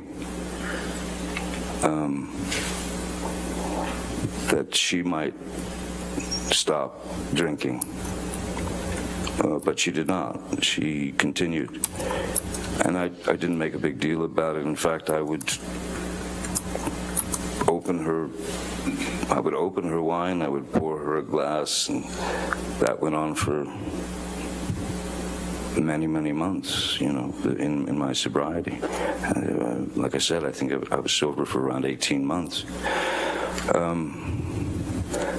Then there was a time when I was asked to, and I'd been off of alcohol, I'd been off of drugs, everything, except for the medication that I'm prescribed. I had to go to London to give a Lifetime Achievement Award to a dear old friend who was an elderly man, great actor called, his name's Christopher Lee, and he was a dear friend.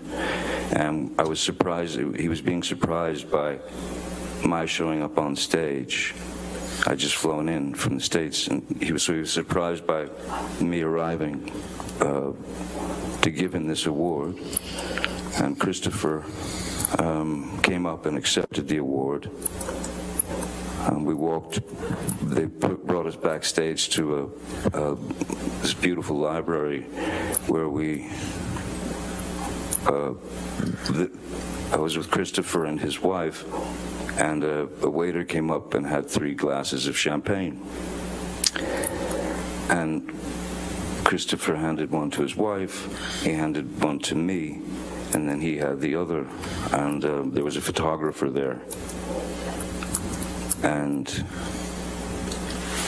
the glass came up to toast, and I just, in my head, I thought, it's just champagne, a little bit, tink, to toast Christopher in his Lifetime Achievement Award. And so I'd had half a glass of champagne with Christopher Lee and his wife. After that, immediately after that award ceremony, I went to pick up Miss Heard and take her to dinner at a restaurant. And I told her that I'd had a half a glass of champagne with Christopher. And I thought, listen, it's not like, you're sitting in a pub guzzling pints of snake bites or Guinness or doing shots of Jägermeister, or it wasn't even, at that point, it wasn't even for need to bury feelings or emotions. It was literally a joyous occasion for Christopher, and I said to her, I enjoyed it. It gave me the opportunity to enjoy the actual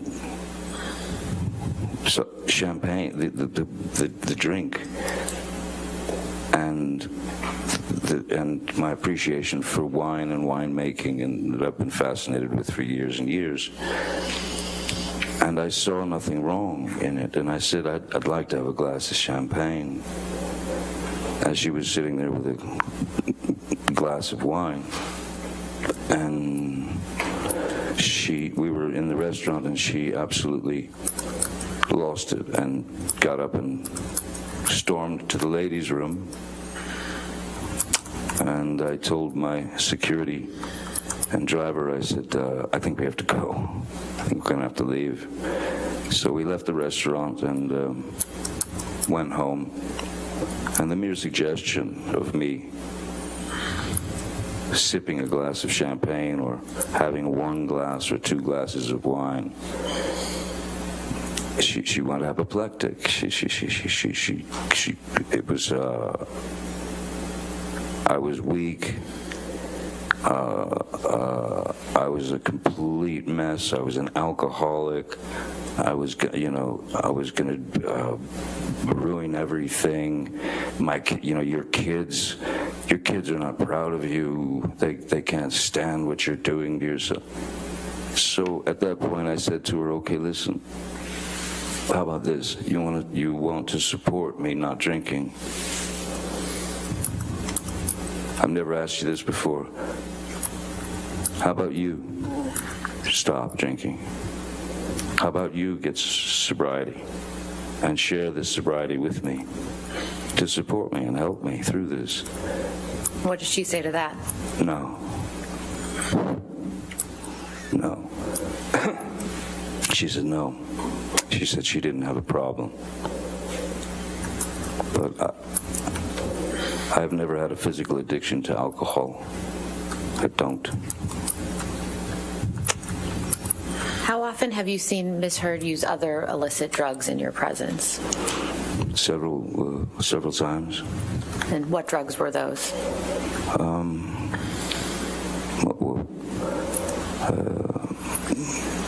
She was always quite fond of MDMA, which is ecstasy, and mushrooms, and she had some medications that she was on already that were. One in particular was quite a high velocity. Speed, if you will. Called, I don't know if I can say the name. Am I allowed to say the name? It doesn't matter. That's not necessary. How often did you see Ms. Heard take MDMA?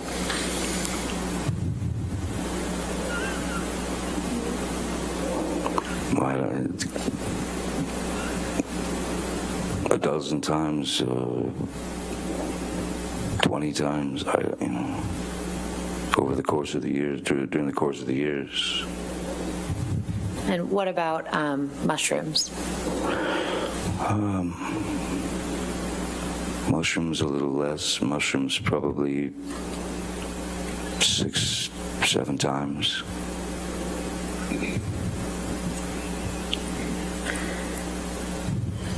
Mr. Depp, do you recall at the beginning of her opening, Ms. Heard's counsel mentioned that the first time you supposedly struck Ms. Heard was in response to a comment about one of your tattoos? Yes, I remember. And what is your response to that?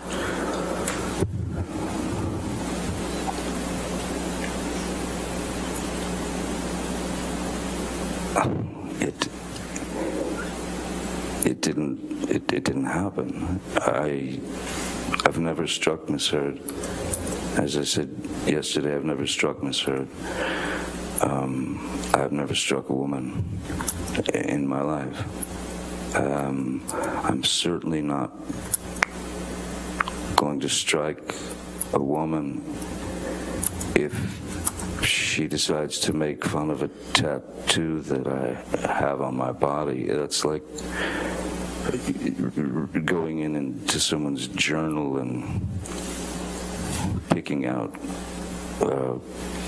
things you don't like. She had made mention. There was no incident of argument when the tattoo thing had been brought up many times, and I mean, there's really nothing I can do. I've always thought of my body as a journal, if you will, to mark experiences, to mark life experiences. For example, when my first child was born, I had her name tattooed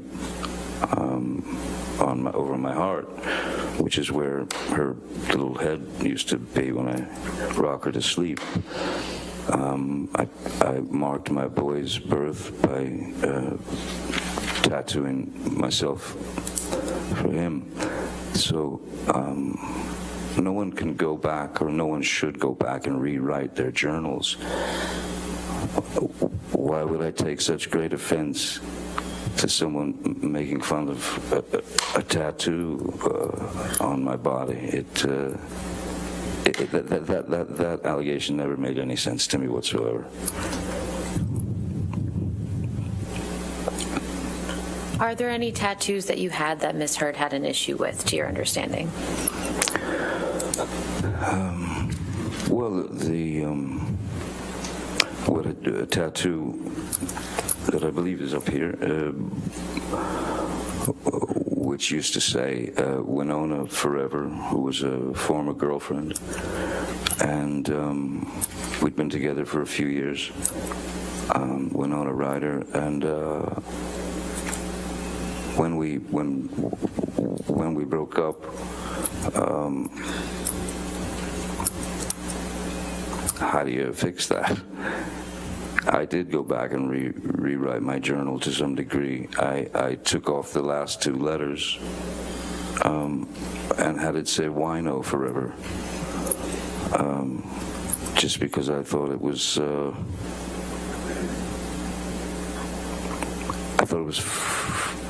again, through pain comes humor. Humor has to come in there at some point into the pain, and that's how you play it out in your mind. So I have, I think sometimes abstractly, in that sense, so I changed it to Wino Forever.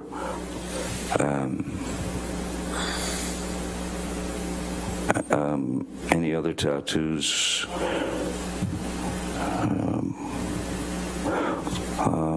Well, she was very encouraging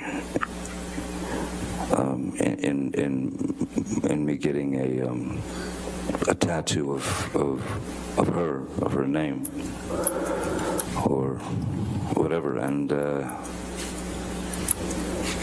I waited a while, and then I did it. I got a full tattoo of her, and it ironically wasn't long after that that that everything started going sideways. I was doing anything I could to bring a smile to her face, as opposed to the frown and then the onslaught of whatever problems she was seeing or experiencing.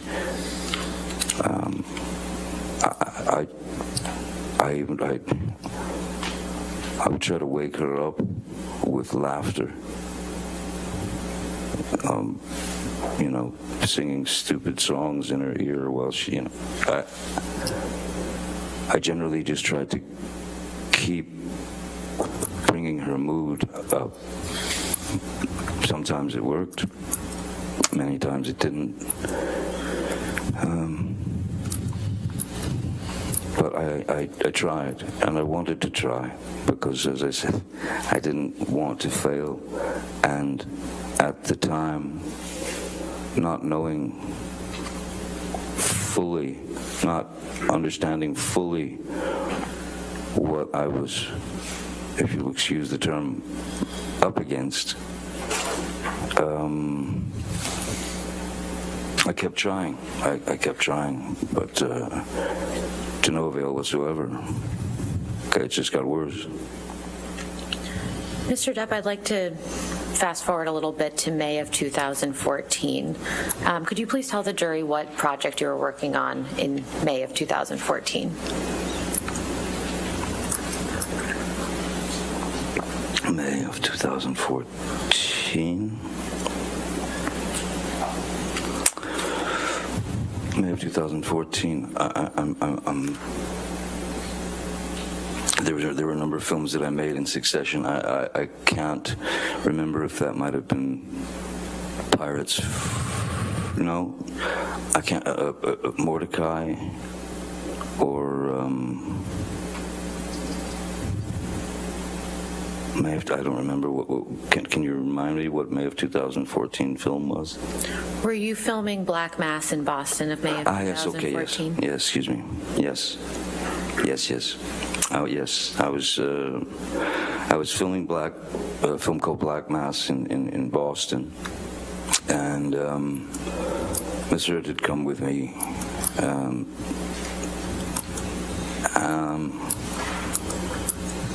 And I had to, for the film, I had to. There were very early calls to work, because I had a number of prosthetics glued to my face, and blue contacts, so that I could resemble the actual. It's based on the true story of James Whitey Bulger. And so I had to go in quite early to get the prosthetics glued to my face and all that, and work. Then you'd work, the whole day, and then at the end of the night, they would remove the prosthetics, which takes if it took 3 hours to put them on, it took about an hour to take them off. So on top of what could be anywhere between a 14, 16, 17-hour day of work, what with the application of the makeup and then the taking off of the applications. Was Miss Heard staying with you in Boston during the entire time that you were making that film? Yes. Yes, she was. And who from your staff was in Boston with you during that time? Jerry Judge.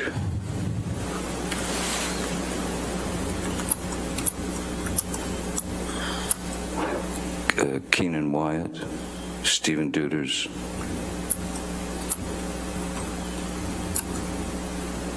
Nathan Holmes, I believe.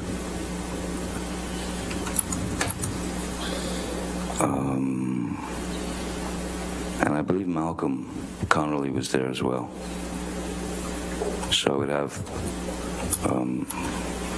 assistants, sound technician,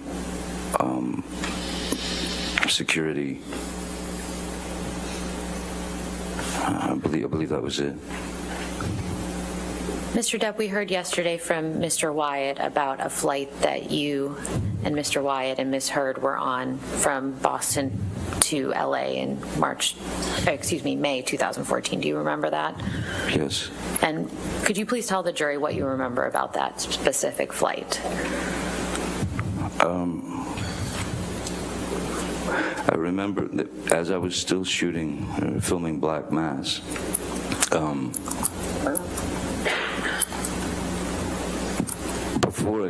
before I did Black Mass, the film, my sister Christy and I were talking about the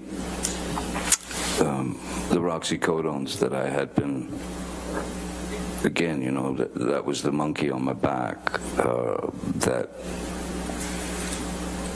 she came to me.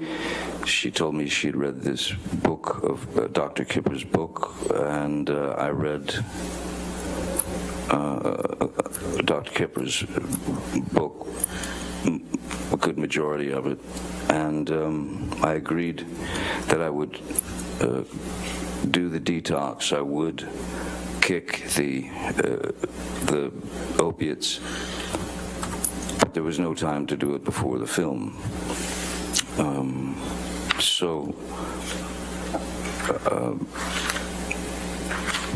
When the nurse, which was Nurse Debbie Lloyd, when she came to Boston, she had asked me,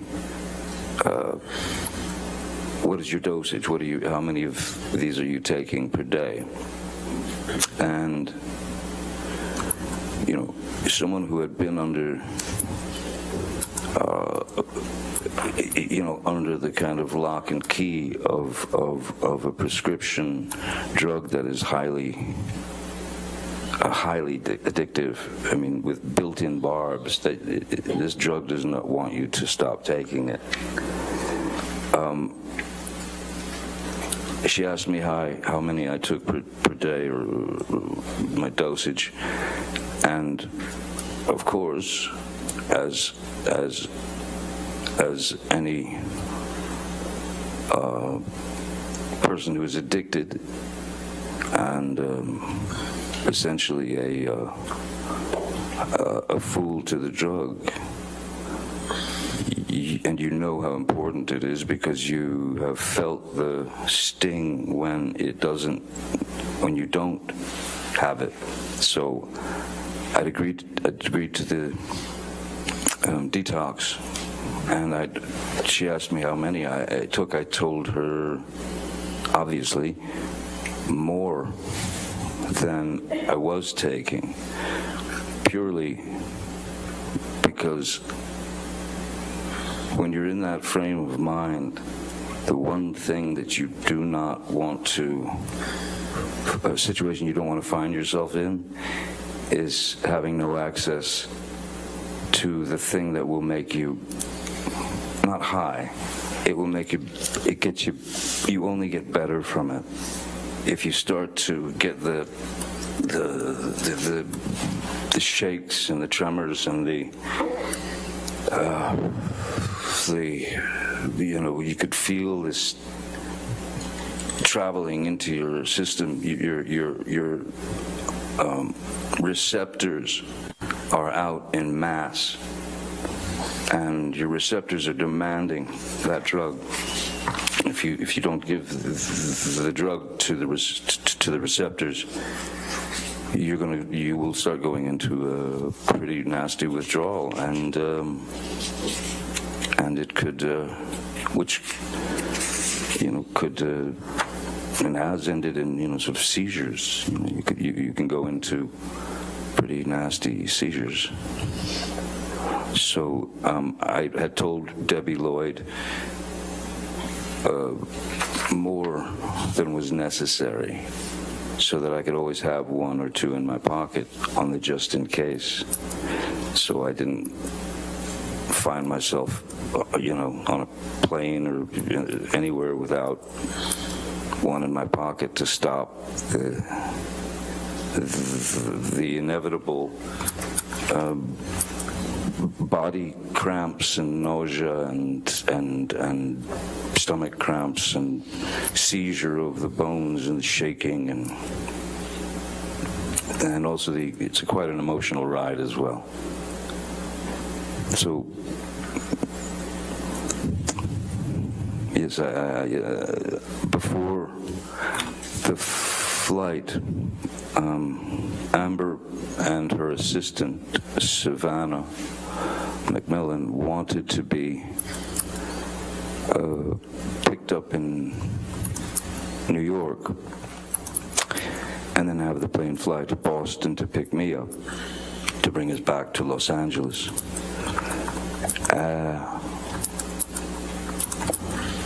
We had spoken the night before. We had argued the night before. She was most definitely looking for a fight, actively searching for a way to instigate a fight with me. And I had taken 2 of these opiates, these roxycodones, and I can tell you now, some of you may be very, very well aware of this, opiates are extreme downers. So if you have enough opiates in you, you will essentially go on what's called the nod. You'll just drop into sleep. So I've heard the words blackout used, and there's a grave difference between a blackout from alcohol abuse, because that is a person who has ingested enough alcohol to render them, they can still behave and they can still stand and talk and scream and yell and cry and do whatever they do, and never remember a thing. And generally they're always embarrassed by it. But blackout is a very, very different animal to the opiate taking you into dreamland. So when I arrived on the plane, I was not feeling any pain, and I knew that she was ready for some kind of brawl, and I sat on the plane drawing. I was drawing in my notebook. She would verbally heckle, hassle, accuse, poke, prod physically, poke and prod psychologically, emotionally, and finally, as was the one thing I learned, if you're going to hide someplace from somebody, go straight into the bathroom. So I walked back into the back of the plane. I grabbed a pillow and I went into the bathroom, locked the door, and lay down on the bathroom floor and went to sleep. And that's where I remained for the rest of the flight. How much, if any, alcohol had you had before you got on the flight? I honestly don't recall having any alcohol. I mean, maybe there was the sort of glass of champagne when you got on the plane or something like that. The initial thing, people order glasses of wine. People also tend to have a few drinks before a plane takes off because some people don't like the turbulence and the this and the that. So it's a little bit of a liquid courage, But I certainly, after ingesting 2 of the roxycodones, alcohol was not necessary. So I can tell you now that I was not drinking to excess, certainly not. And if I had, I'd probably been in the bathroom hugging porcelain as opposed to sleeping on a pillow. Who else was on that flight that you can recall? I remember Jerry Judge was on the flight. Savannah was on the flight. Ms. Heard. Keenan Wyatt. Stephen Duders.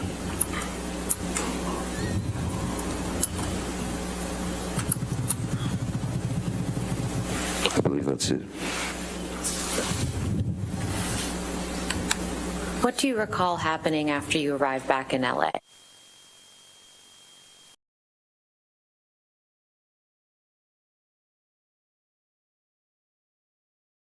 I believe we did. Back to the same home together after that flight?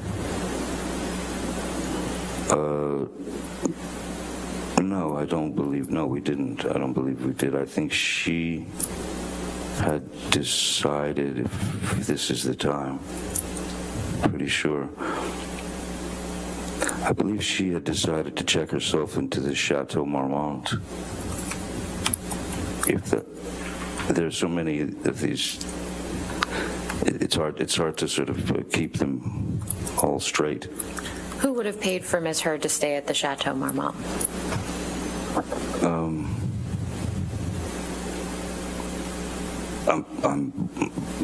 I would have paid for it. If she wanted to go to the Chateau Marmont, I wasn't going to let her pay for it, no matter the circumstances. I wasn't going to let her pay for it because I knew that might get expensive for her. So generally, I would take care of things of that nature. And why did Ms. Heard tell you why she was staying at the Chateau Marmont? No. Well, I mean, she was clearly upset, and she was irate, and I can't say that it was a bad idea for her to stay at the Chateau Marmont at that time. I don't know why she went to the Chateau, since she still had her apartment on Orange, I believe, and the penthouse, because I could have gone to Sweetser, but she went to the Chateau Marmont. Mr. Depp, do you recall why you were flying from Boston to LA in May 2014?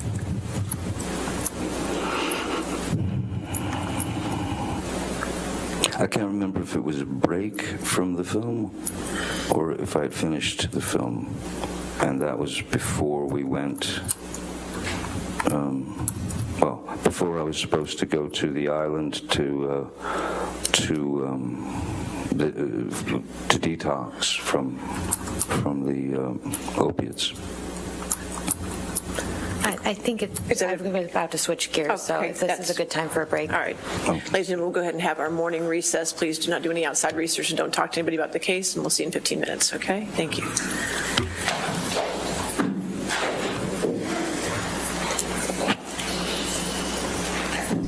All right, we're going to get to do some zooming here.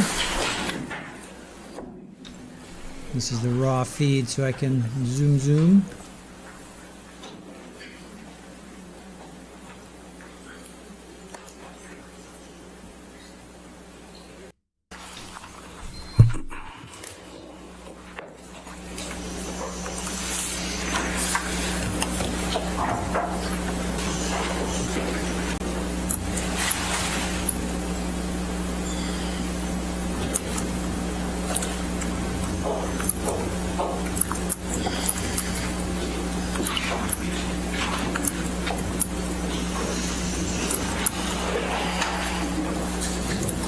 All right, thank you. You can be seated. Thank you. All right, your next question. Thank you. Mr. Depp, who's Dr. Kipper? Dr. Kipper is he's been my doctor ever since I'd met him in, I believe it was that May of 2014, around there in Boston.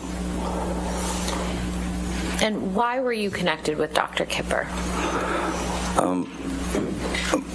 My sister Christy knew, of course, that I had been addicted to the opiates, and she was concerned, and she brought me his book and talked to me heart to heart and asked me if I would be willing to go through the detox. And what was your answer? Yes, of course. And you mentioned Debbie Lloyd. Can you please explain to the jury who she is? Oh, Debbie Lloyd is a nurse who my doctor, Dr. Kipper, had assigned to my case to be the to oversee the detox and deliver the medications to me that would help with my with the effects of withdrawal that one goes through, to essentially try and knock you out so that you don't go through the nastiness of the affair. Did Miss Lloyd stay on after the detox process as your nurse? Yes, she did. And when you were under Dr. Kipper's care, how often did you see Miss Lloyd? On location every day. Yes, on location every day. Even when after a year or two, I was still seeing her at least on a bi-weekly basis, 2 to 3 times a week. When did you start the detox process that you mentioned?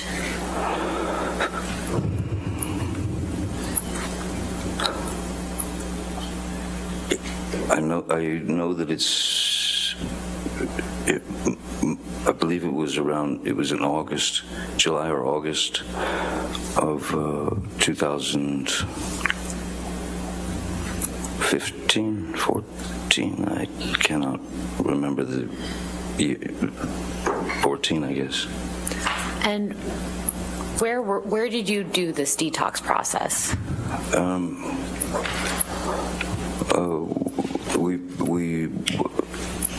We did the detox process happened on. I have a place in the Bahamas. I'm never comfortable saying this, but it's an island. It's a very strange thing to say, but I thought that would be the best place, the most private place where there were no worries of paparazzi or any of that. So it was a place where I could literally be, the only place where I can have actual anonymity. So I thought that would be the best place to do it. Who came with you down to the island for the detox? Debbie Nurse Debbie Lloyd traveled with me on the plane.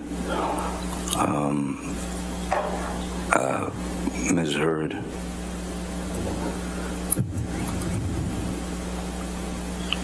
and I believe that was it. On the plane to go to the island for the detox. I was not bringing security. I was not bringing assistance. In fact, initially, my sister Christy was going to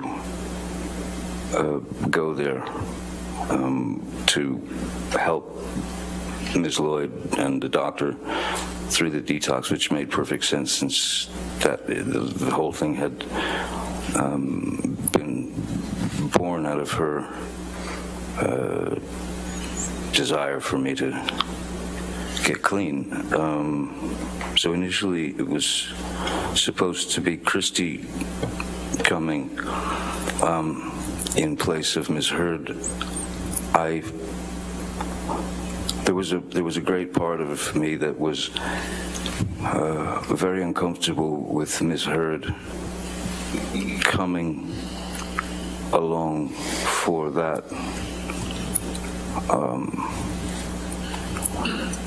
detox because as things could fluctuate very rapidly in our relationship,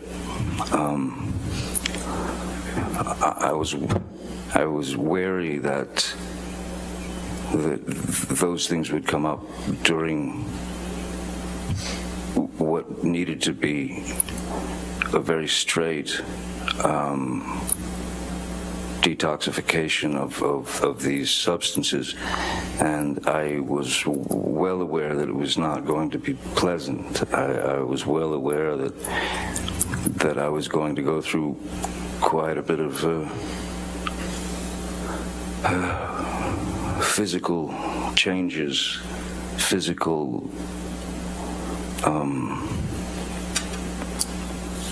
yes, I was afraid that it would be too much for her, and I also felt that she might be too much for me at the time. So then why did Ms. Heard come down to the island with you during the detox process? She insisted, and she switched places with Christy. Could you please describe for the jury, Mr. Depp, what it feels like to go through a detox from opioids? I would say the best way to describe it is it feels like it feels like the inside of you, the very inside of you, is trying to escape the body. So it becomes obviously very physical, and so therefore you'll go into a withdrawal would mean that you would go into you'd have immense cramps in your stomach, your muscles would seize, my body would shake. The pain is like nothing I've ever experienced before. Part of it was, so the best way to explain it, for example, there was a situation that when we were on the island and I was going through the detox, and it was hitting pretty hard at that point. And Ms. Heard had made a deal with Nurse Debbie and Dr. Kipper to stay at their end of the island, and that she would administer the drugs to me, administer the medications that I needed to not go into for lack of a better word, these intense, sharp, painful heebie-jeebies. And there was a moment when I could feel my body starting to tense, and I could feel the withdrawals coming on, and they come on quick, and they're not discreet. They go straight for the jugular. I mean, like I said, when your receptors are in full bloom and begging for the substance, the drug, the opiates that my body had become used to, these receptors that were being fed by. There was a moment when it was coming on very fast, and I was sitting on a couch in the little house that we all saw on the island. Miss Heard was at she was in the sort of kitchen area, and she was chopping vegetables, I remember. And I think it was around 2:30 in the afternoon, and the effects of the withdrawals were really coming on. And I said to Miss Heard, I'm going to need the meds now. And she said, she looked at the clock and she said, "It's not time."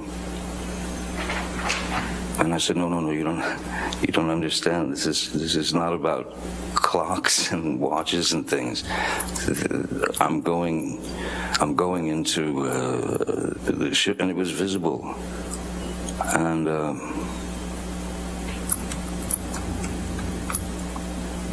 I hate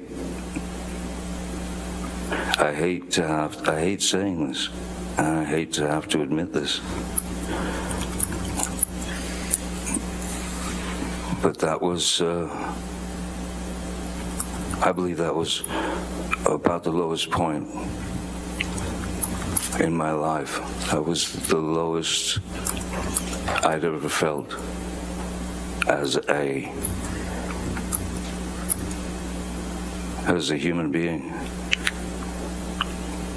Because I had to say, please, may I have the meds? Because it's really kicking in. And she was adamant, no, it's not time, it's not time. So in explaining how these withdrawals start to take over your body, when I was begging at that point for the meds, I found that I had sort of rolled off the couch, and I was sitting on the floor crying. I mean, tears streaming down my face, begging another human being to please give me the meds that will take this away. And she would not. She was adamant that, nope, it's not time, 4 o'clock. So the only thing that one can do in that situation is you have to trick the body. You have to manipulate your body away from those, well, you have to trick the body to get away from the receptors. So the only thing that one can do is you go straight to the shower, and you put it on scalding water, and you stand underneath the scalding shower, and essentially you're burning the top, your skin is burning from the heat of the water. And what that would do is it would trick the nerves away from the receptors because they had an immediate problem that needed to be dealt with, the nerves. So what it does is the scalding shower would reverse those nerve endings, and they would go up to the top of the skin because there was a problem there. So that's how I was able to bypass those withdrawal symptoms at times. It doesn't fully take them away, but what it does is it tricks your body into thinking that there's something going horribly wrong on top, so it keeps them away from the receptors. After that, I had a conversation with Nurse Debbie and with Dr. Kipper, and I said, I don't believe, I told them that she had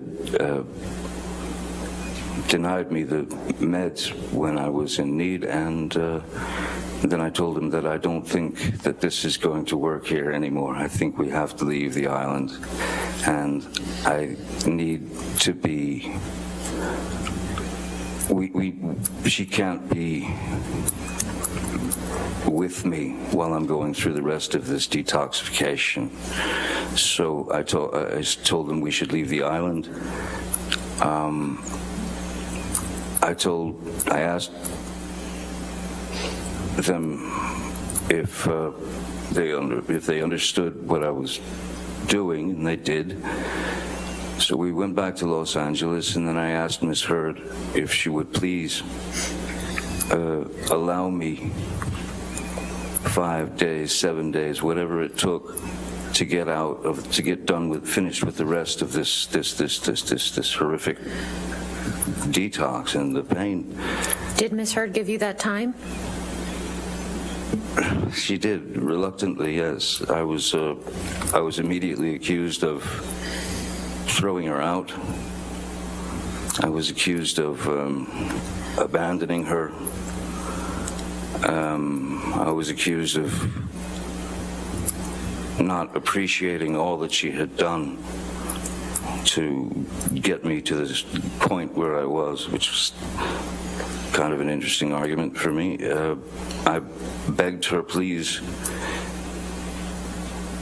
can I get a place at the Beverly Hills Hotel? I'll get you and your friends a bungalow at the Beverly Hills Hotel where you can all stay together and have a grand old flag. You can have fun, you can do whatever you want, and you don't have to sit around Mr. Shaky. And she wasn't happy about it, but it was very necessary. So she did eventually leave for about five days or so, and I sat in after a few days, I sat in a metal chair with one song on a loop that I could focus on the lyrics and the power of the song to help me get through it. And even once the effects started to go away, that is the pain, I was still in this something strange that happens. You feel electricity in your body. You feel this electric, very foreign, and you're just sitting there like going through it. And I didn't understand what the electricity was until probably, and this lasted for, the electricity, that feeling lasted for a month, 2 months. And I finally realized at a certain point what that electricity was. And I was feeling, that's what it was. I was actually feeling. without the aid of the drug, without the aid of any drugs. I mean, I'd had refused with Dr. Kipper and Nurse Debbie and Amber at the table before she left for the hotel with her friends. I had refused to continue taking the phenobarbital and the lithium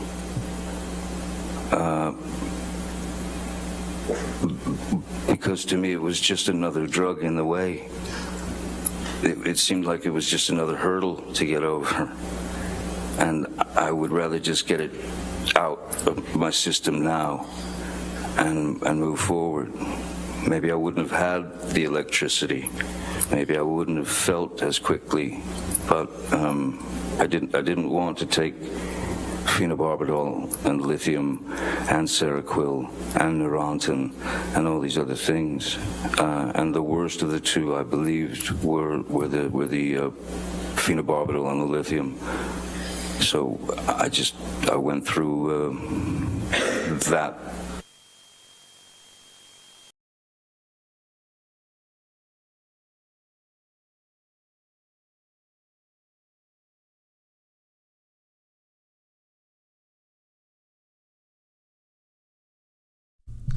All right, hold on, guys. I don't think that's us. I think that's them. They seem to be frozen. Oh, yep. Live view just went. Okay, hold on. There we go.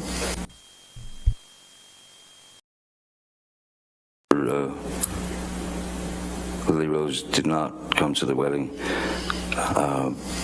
She and Miss Heard were not on particularly great terms for several reasons. There were a number of Miss Heard's friends and her family. So I'd say all in all, maybe there were. It seems like there could have been no more than 20 people, 25 people, maybe. Was there any alcohol served at the wedding? Yes, there was alcohol served at the wedding. There was champagne. There was all the accoutrements, and then yes. And was anyone ingesting any illegal drugs at the wedding? Yes. And who was doing that? Well, there was a schedule that was written out and printed out and sent out so that everyone would know exactly the time that everything would happen. And on that sheet, the schedule, there was like some kind of rehearsal type thing. There was also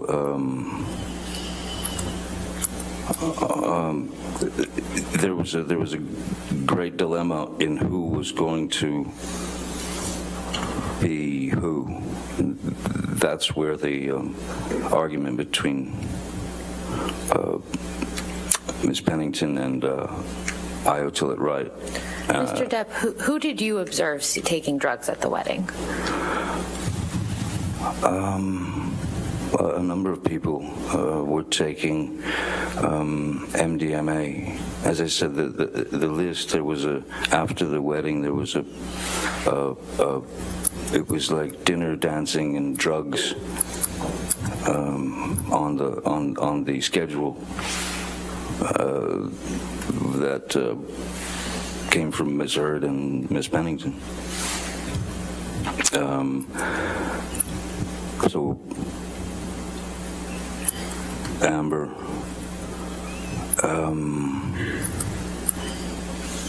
Raquel, a couple of friends of mine, Savannah, her assistant,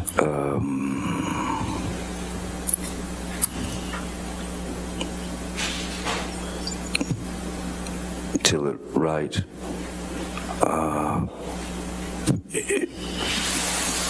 all of her gang were all partaking of the MDMA. What if any what if any drugs did you take that day? Again, to be honest with you,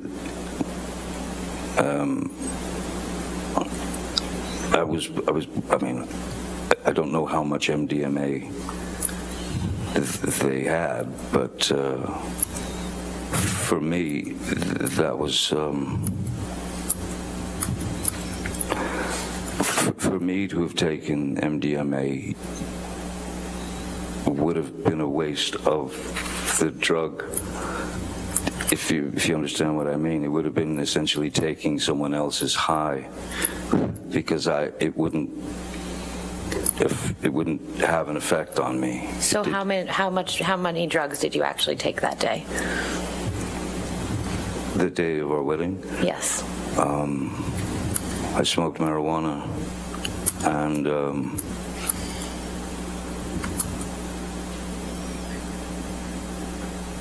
I don't remember drinking. I don't remember that I was drinking then. This was right. This was right before she was going to London to do, I believe, London Fields, and I was going off to Australia to do Pirates 5. I'm pretty positive at that point I wasn't partaking of alcohol. My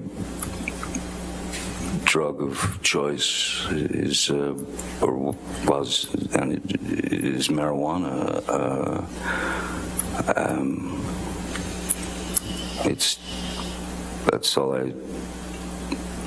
That was fine for me. So dipping into a little tiny baggie of, licking your finger and dipping into a little tiny communal bag of MDMA, it was pointless for me. When you and Ms. Heard got married, did you have a prenuptial agreement in place? No, we did not, no. And why not?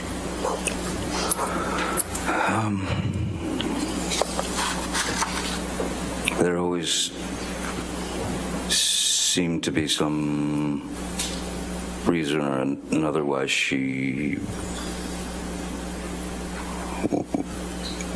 wouldn't discuss it, or if we did discuss it, it became an issue that would turn into it would springboard into unpleasantness and then arguments. And then it was also too late. At a certain point, it was just too late. So then the idea of a post-nup agreement was brought up to Ms. Heard, and that was in Australia. That was the beginning of the Australian Well, let's talk about Australia then. But first of all, why were you in Australia? I was just working on Pirates of the Caribbean 5. And who from your team was with you in Australia? Jerry Judge, Malcolm Connolly, Nathan Holmes, Stephen Duders, Keenan Wyatt.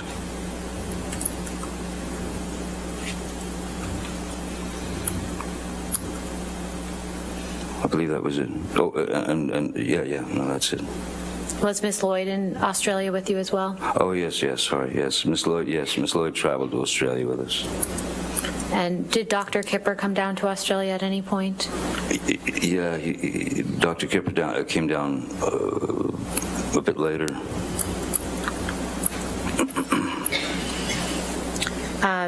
Mr. Wyatt testified yesterday that he observed you have a meeting with Sean Bailey in Australia. Do you remember that? Yes. And could you please tell the jury who Sean Bailey is? Sean Bailey, at that time, was, I believe he was the number three man at Disney in terms of hierarchy. He was upper echelon Disney, so he was under Bob Iger and initially under Dick Cook, who was removed from Disney for some reason. So yes, he was number 3 man at Disney. And why were you having a discussion with Mr. Bailey? The discussions that I was having with Mr. Bailey, with Sean Bailey, were they had to do with, well, as I think we've established, I have always, from the beginning of that series of films, I had always rewritten my character's words and jokes, if you will, and situational comedy and things that I would add. And Mr. Bailey was very complimentary about some of the things that I'd done. He'd come over to me laughing after Objection. a take. Calls for hearsay. Your Honor, this is just discussing generally what they were talking about. He was getting specific. I'll sustain that if you want to continue. That's fine. Mr. Depp, was Ms. Heard in Australia with you? She came a little later, yes. Do you recall when she came down? I don't recall. Well, no, I do recall. It was March. It was March. And what happened when Ms. Heard came to visit you in Australia?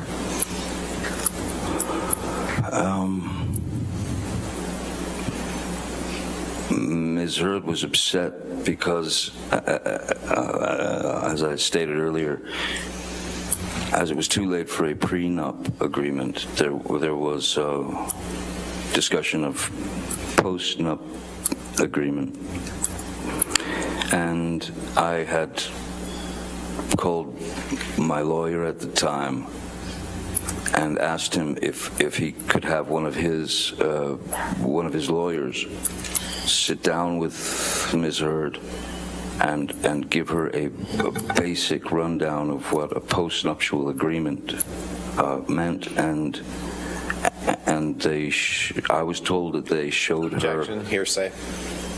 Your Honor, this is something he asked an attorney. It's not a statement of fact that's being offered for its truth. Yeah, I'll sustain the objection. Okay. Next question. What did Ms. Heard tell you she was upset about when she arrived in Australia? Ms. Heard told me that the attorney that she met with was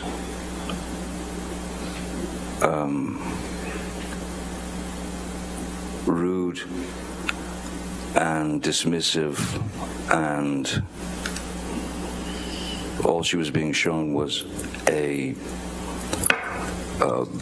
example of a postnuptial agreement. Ms. Heard then stated to me that she was very upset. She stated to me that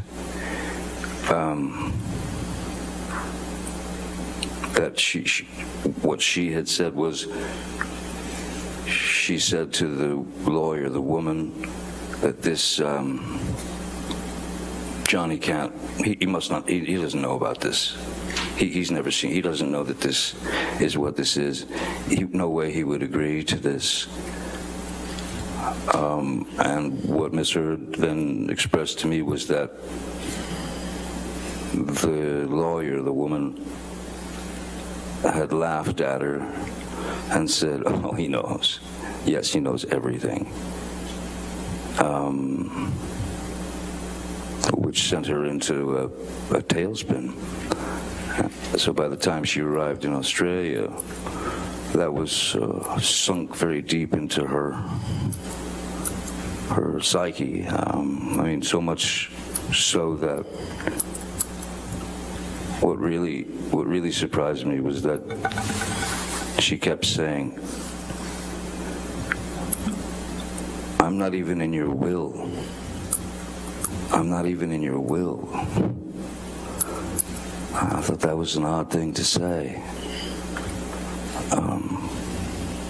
especially since I don't think anybody had had time to change wills or anything of that nature. So those things just didn't, it felt wrong, and she could not let go of the fact that I was in on this post-nup agreement, and that I was trying to trick her into essentially getting nothing if something were to happen. And how did you respond to Ms. Heard? So I just told her those were not my intentions, you know. And at a certain point, you don't know what to do. I mean, it's the person is telling you, she's telling you, you don't trust me, you don't trust me, you don't trust me, and I can't speak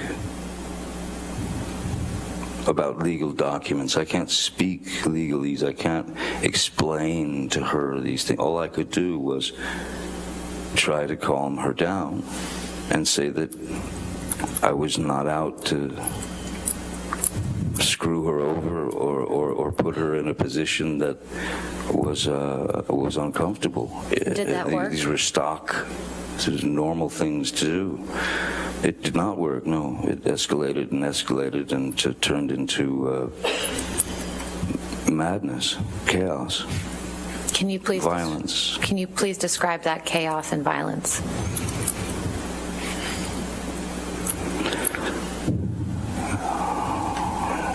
Yes, she was irate. She was irate, and she was possessed.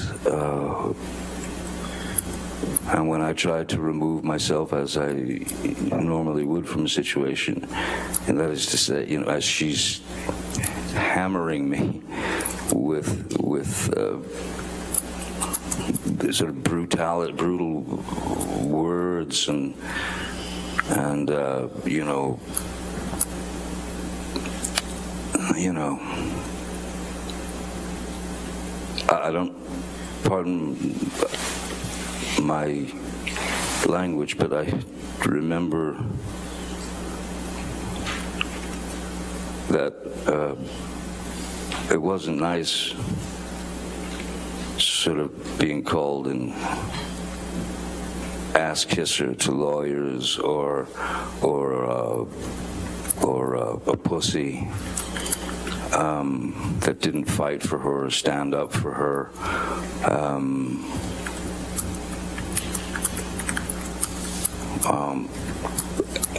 I, again, tried to remove myself from the situation, but to no avail. As I literally, the house that they had rented for me in Australia was quite a large place. It was quite a bit of a labyrinth, you know, and a lot of rooms, a lot of extra rooms.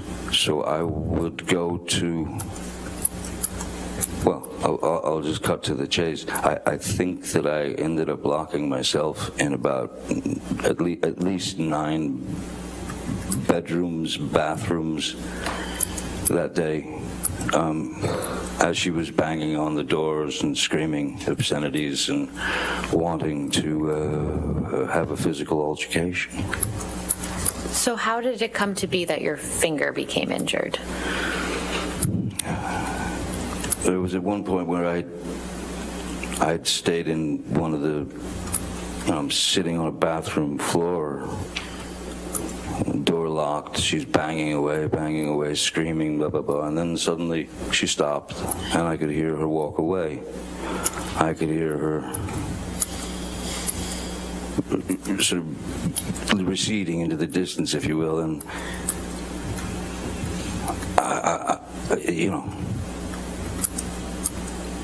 yes, yes, it became very emotional because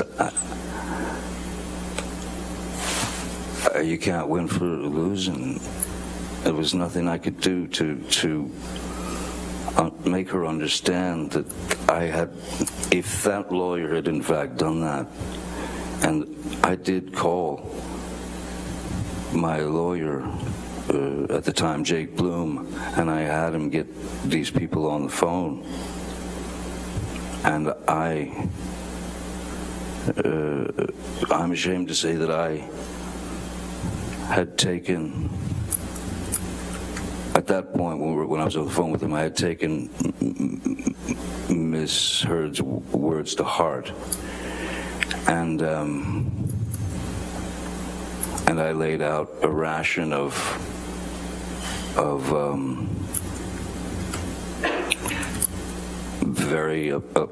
was very upset that she was pushed to that limit because I had believed it, and in fact none of it had happened. So it was all getting too crazy. And again, I had been sober for many, many months from alcohol and substances, aside from the marijuana.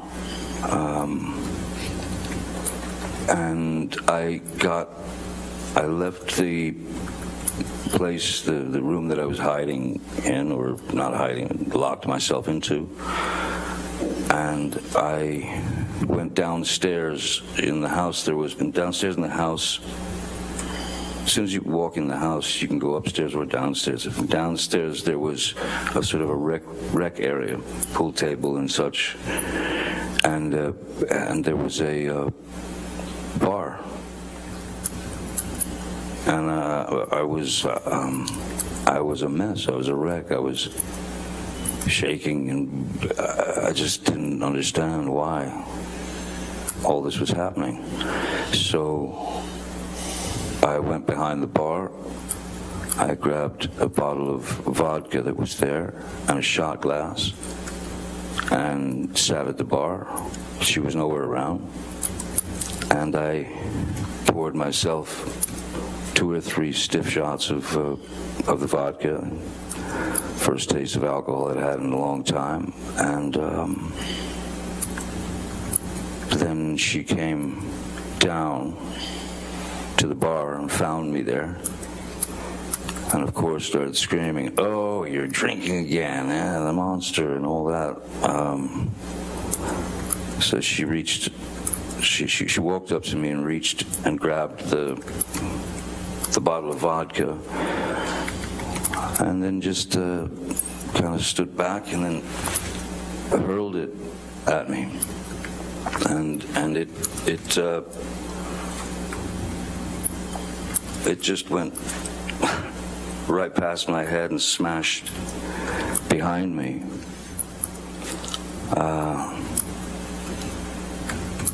So I stood up and I walked behind the bar, and there was a larger bottle of vodka, the kind with the handle, on it. I grabbed that and I went and I sat in my seat again. I opened the bottle and I poured myself a shot and drank it. Miss Heard was flinging insults left, right, and center, and she then grabbed that bottle and threw that at me. And the way that the bar was situated and where Miss Heard was. So if I could show you, so if if this is the bar where the glass was and the bottles, if this was the bar and I'm sitting here like this, she would grab the bottle and she would go there. She went there. And so I was leaning like this in the chair, looking at her. First bottle went, then got the other bottle shot. Takes the second bottle, which is the larger one. I'm in this position again, and my hand is on the edge of the bar, like that, and leaning over, the fingers like that, and she threw the large bottle, and it made contact and shattered everywhere. And I honestly didn't feel the pain at first at all. I felt no pain whatsoever. What I felt was, I felt heat. I felt heat, and I felt as if something were dripping down my hand, you know. And then I looked down and realized that the tip of my finger had been severed, and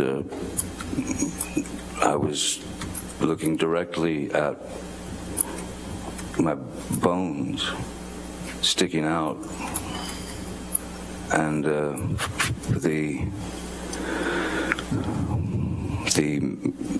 the meaty portion of the inside of your finger,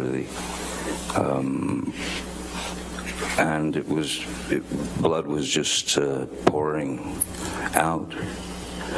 And at that point,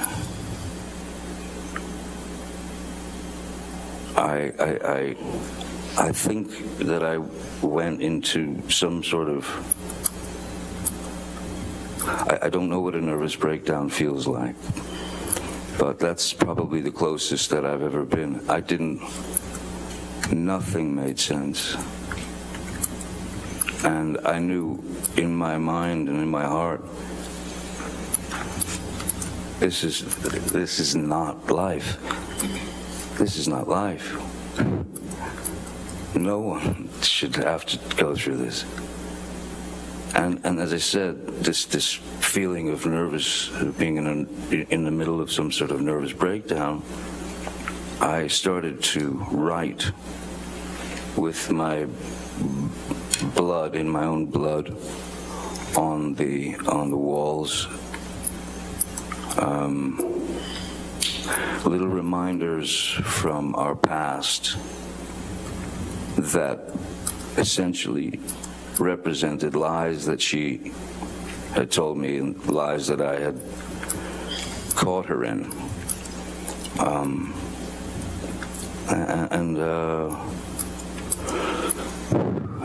And then the next thing,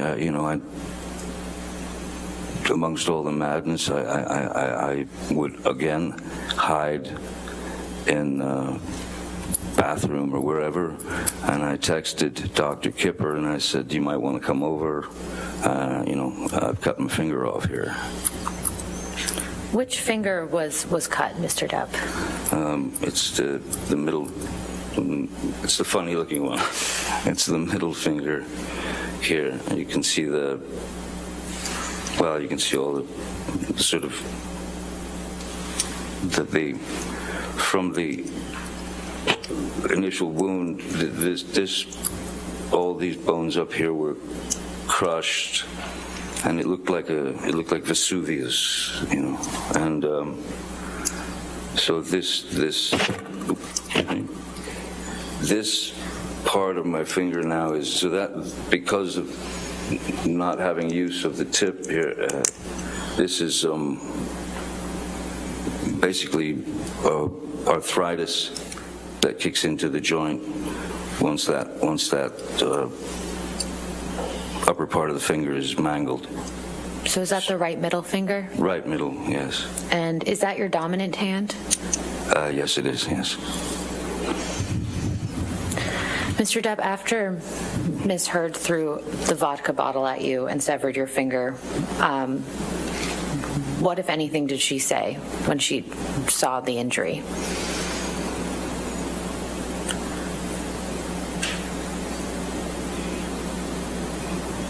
I don't recall anything, but just it was almost like white noise, or just someone yelling. It was just a high-pitched,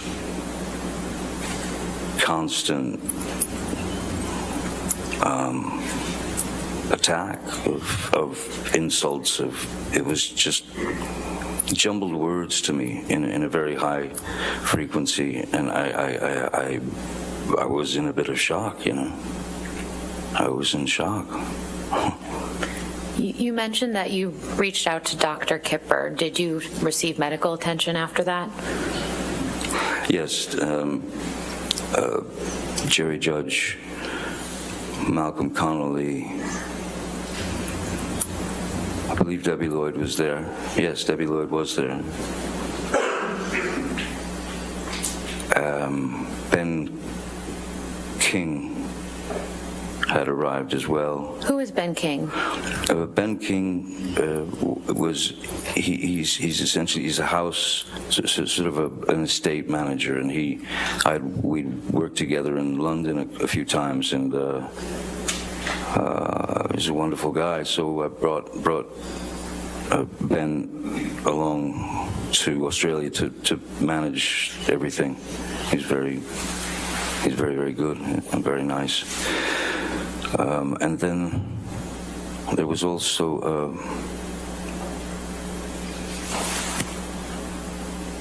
I mentioned Malcolm and Jerry. Yeah, they were there as well. Which, if any, of the medical professionals that you saw that day did you tell what happened to your finger?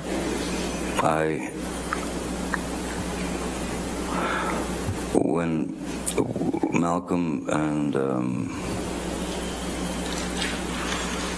Dr. Kipper, when they took me to, first we went to Malcolm's apartment where he was staying while we were shooting the film, and tried to clean my hand because I had worked the day before, and obviously when you're playing pirate, Captain Jack or whatever,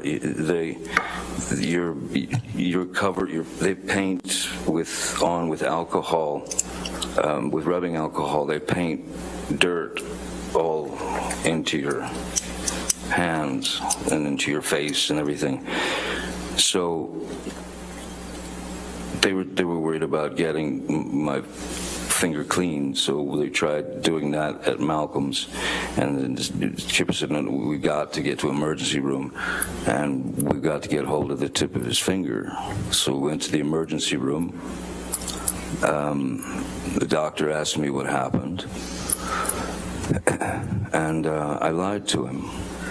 I said that I had smashed it in these large accordion doors, that it got caught in the accordion doors. Why would you lie about that? I lied because I didn't want to disclose that it was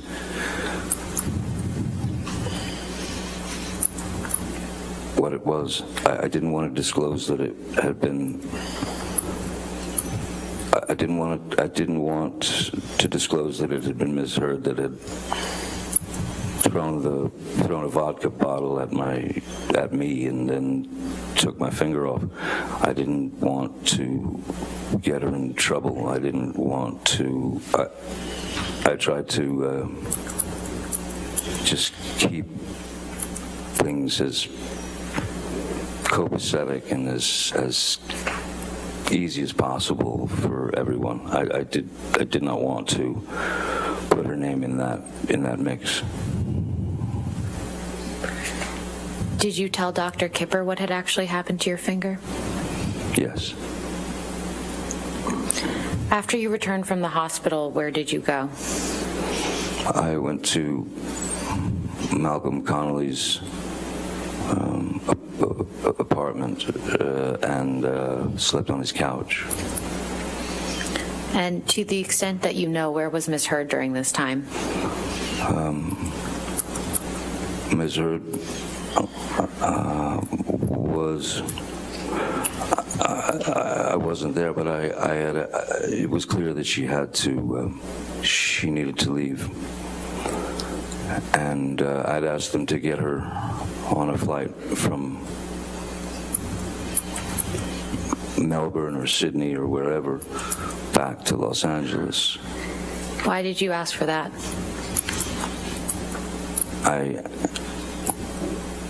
I didn't want to see her. I didn't want to see her. I didn't want to have any more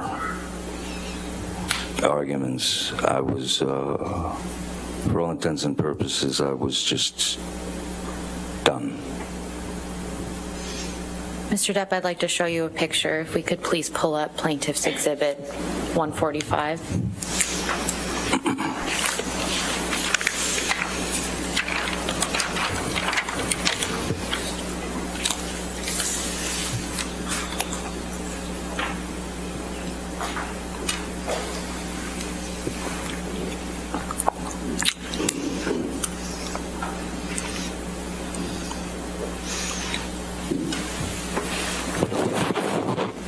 Mr. Yes. Depp, what is this a picture of? That is, that's me in the emergency room. And I see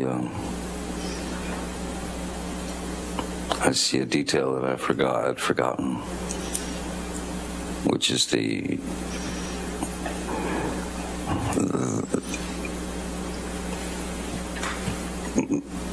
Ms. Heard had taken my cigarette from the ashtray and stomped it out in my face here. Could you mark on the screen where you see that? It's right above that green dot. And do you know who took this picture? I do not know. Can we please publish this to the jury? Do you want to enter into evidence? Yes, please. Any objection? No, Your Honor. All right, 145 in evidence. You can publish to the jury.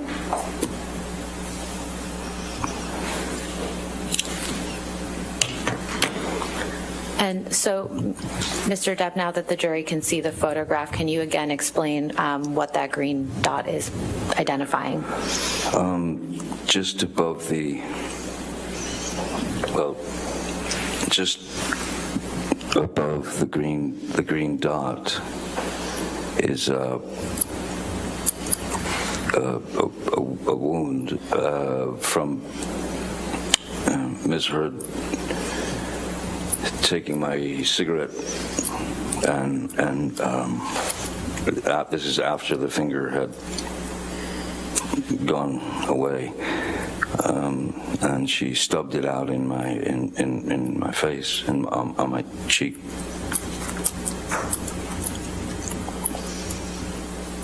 So that's the result of that.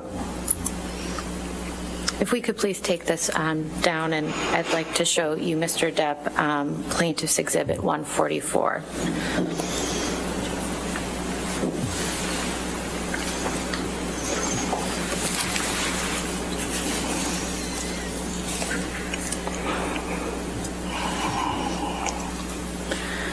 Yep, it's What is this a picture of, Mr. Depp? the remains of my finger. And was this taken shortly after you were injured? I believe this was taken at the emergency room, I'd imagine. I'd move to add this into evidence, but I'd like to also warn the jury and the people in the audience that this is a very graphic picture. All right, any objection? No, Your Honor. All right, 144.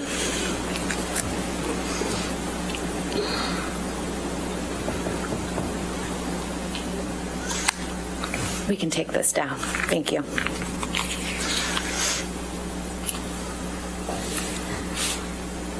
Mr. Depp, how long after your finger was injured did you return to LA? After the emergency room,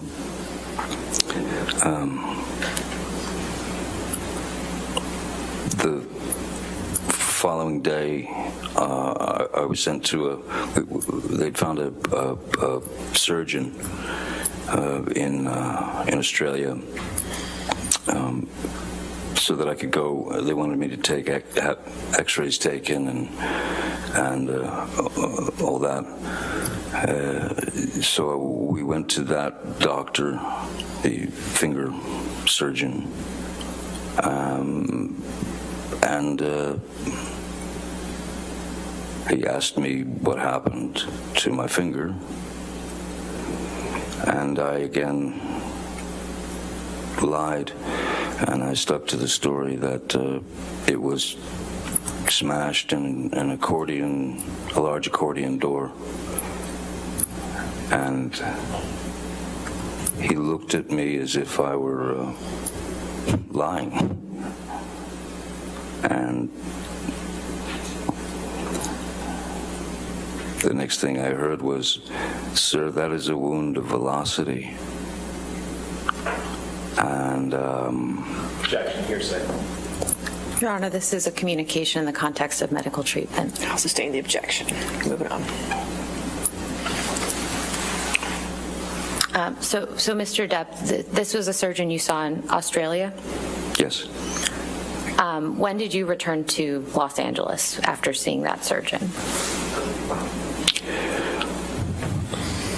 I believe it was probably the next day, where it might have been Kipper or someone who had hooked me up with a wonderful, great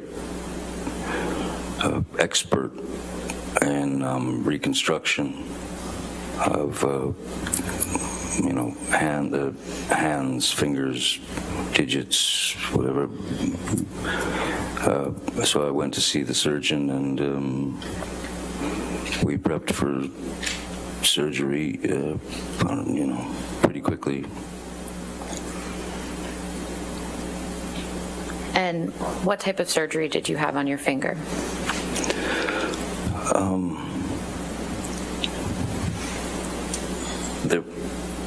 The majority of this was all missing, and essentially, to some degree, hollowed out, if you will, because the bone had shattered, and then there was the bone that was sticking out down there. So he had to do a skin graft from this part of my hand and graft it onto my finger to give me a finger again. Anything else that was done to your finger to stabilize it?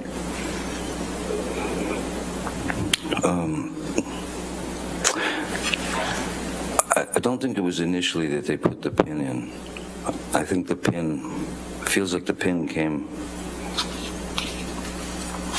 later. I'm not sure, but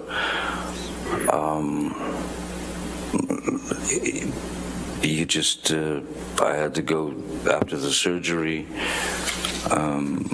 It was bandaged up, and they give you all kinds of things on what to do, what not to do, keep it elevated or this or that, and I just walked away with a very large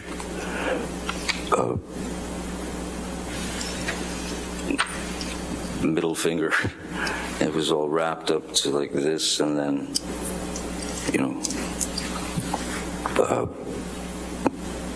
medicated. They've given me shots in there and such. How long did you wear that bandage that you just described? Well, the bandage was from the time of the surgery all the way through the remainder of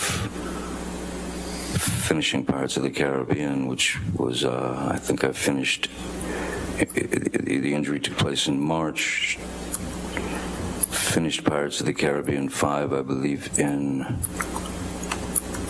August, beginning of August, end of July. And you So have there was a bandage on it the whole time. What I had to do was because of there's a special effects trick that they had planned. Basically, whatever bandage I had on, as long as they could, they would put more, little green dots, for example, on the splint and the finger and all that, and the bandages, so that in post-production they could use what's called computer-generated imagery, CGI, to erase the bandage and replace it with a normal finger. That's how we finished the film.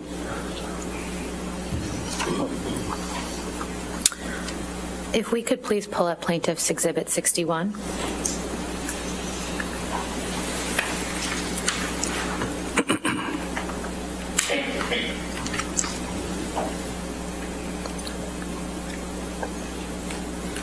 And if we could scroll to the second picture, or third.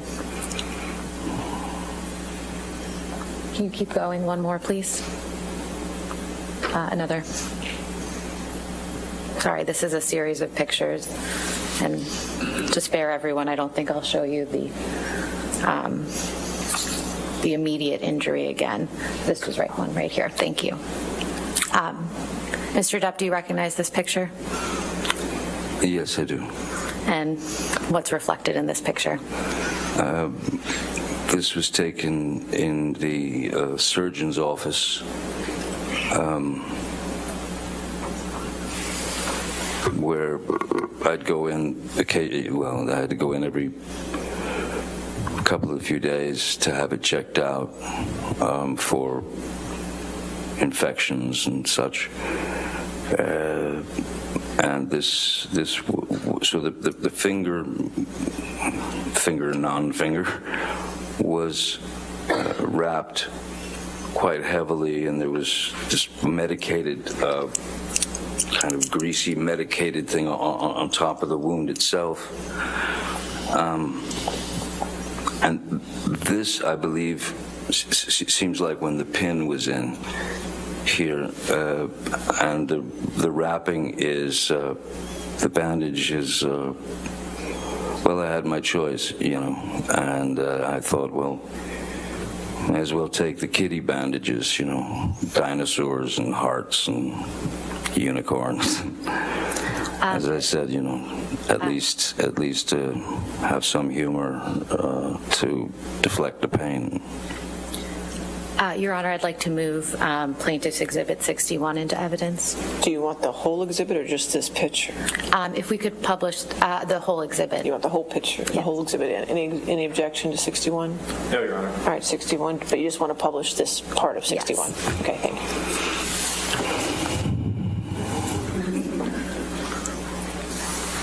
So how long after your injury was this picture taken?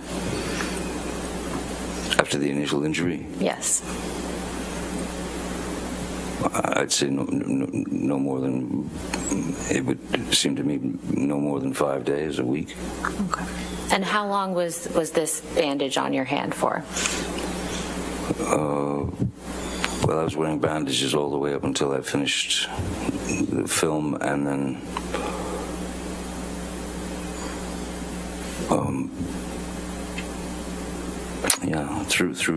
up through August for sure, and then beyond, I had to keep it. I had to keep it covered. I had to keep it protected. Do you recall how long after the injury that how long after the surgery the pins were removed from your finger? I would say maybe, I think it was about 2 or 3 days, because I remember that there was, maybe more, but I just remember that the pain seemed to be getting worse and worse as Debbie would rate it, you know, from is this an 8 out of 10? Is this a 3 out of 10? That kind of thing. At a certain point, it became kind of a 12 out of 10, because it felt hot, very, very, very hot, and it felt there was throbbing. It was like it was throbbing, and the pin in there. It was like I could feel the pin in there. So we called the surgeon. I called the surgeon.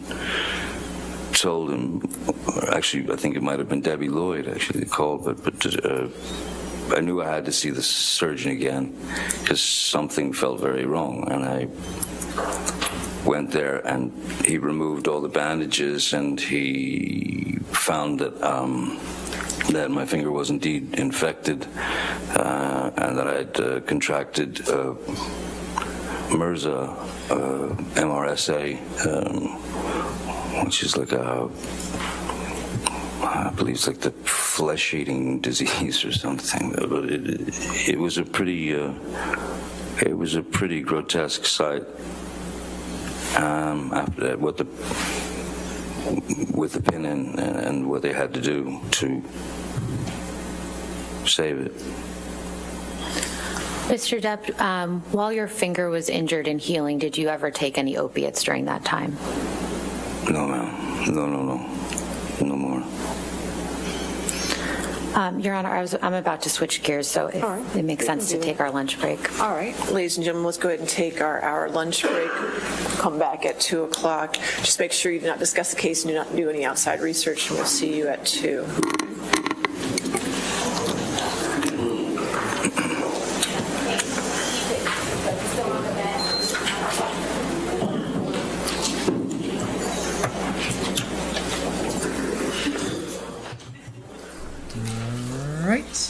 We can go ahead and zoom through this. Do they actually? Okay, yeah. Lunch break, all right. Not a full lunch break. Oh. Attorneys or with anybody else, okay? All right. See everybody at 2? All right, thank you. Thank you. All right. Fast forward we shall.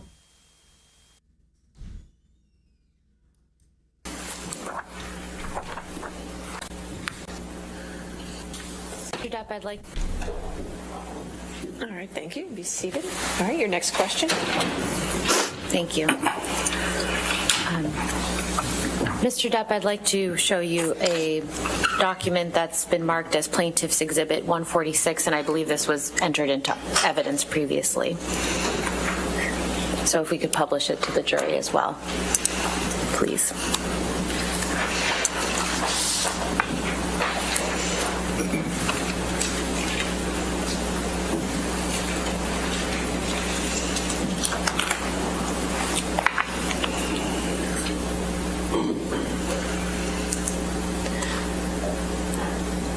Mr. Depp, could you please explain to the jury what's reflected in this photograph?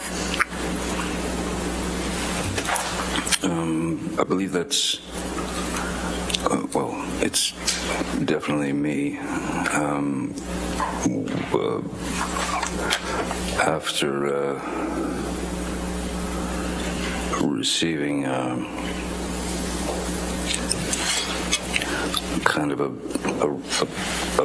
roundhouse punch from Ms. Heard.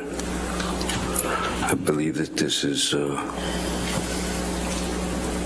it's March. I believe that this is from what's been called the staircase incident. Am I correct? So you said you think this is from March of 2015? I'm just looking at the top. Okay. Do you remember who took this photograph? Mr. Bett, Sean Bett. And Relative to when you had injured your finger, when was this photograph taken? Sorry? Relative to when you had injured your finger in Australia, when was this photograph taken? The injury to my finger was sustained I believe it was a couple of weeks or so before this, because we were back in Los Angeles for the surgery and rehabilitation of the digit. So I know you can't see your hand in this photograph, but what would your hand have been like given its injury at this date?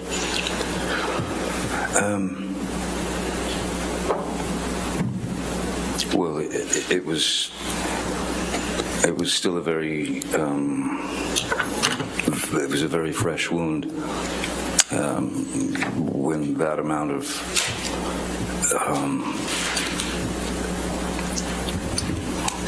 when the tip of when your finger is severed, that's not going to heal up for a very long time, and so my finger was still a very fresh wound. I'm not sure, but I'm pretty sure that this might have been around the time of the pin. The pin that was put into my finger to keep it together, I guess. And what type of cast would you have had on at this time? It wasn't a cast per se, as it was bandaging. When the bandage was out to sort of here, that was extra padding for the tip of the finger protection, and also because of the pin that was in there.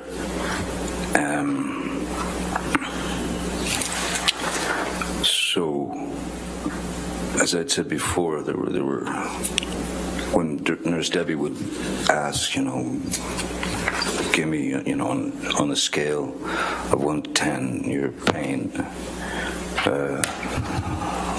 When the fingers started to feel differently and hurt a lot more, and it became like a 12 out of 10 pain, that was yes, that was right around then, and the reason for that was because of the infection. The MRSA had already been working its way for a number of days.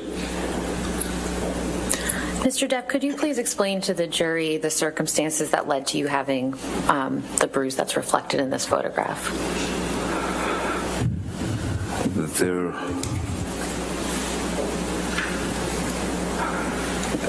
was another confrontation, another argument about something or other, and we were in penthouse 5 area, which was where Ms. Heard had her office at the top of the stairs. And so the stairs came down, and then there was a landing, and then another set of stairs went down the opposite direction. And this took place on the landing, where she was coming out,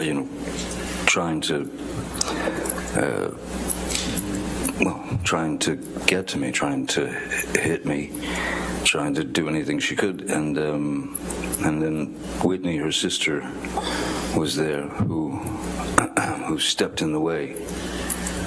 And interesting thing that was interesting now is that Whitney stepped in front of Amber and was facing Amber to stop Amber. And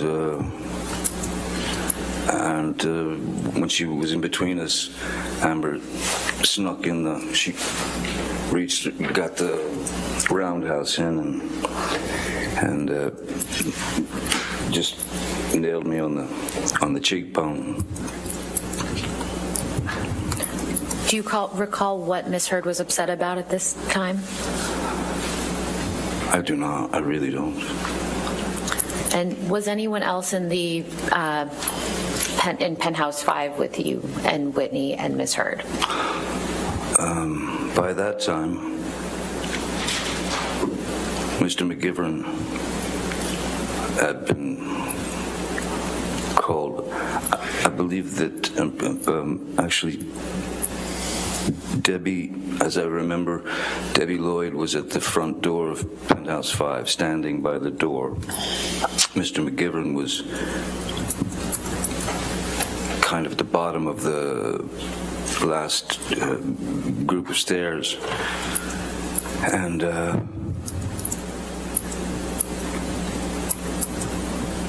then the thump happened, and I got myself out of the situation, and I walked down the stairs to Mr. McGivern just to say, let's get out of here, you know. And I remember that something was thrown from up there. I don't recall what it was, but something was thrown at me. It seemed like it was like I don't know if it was a bag of like pins or but it was from her office area.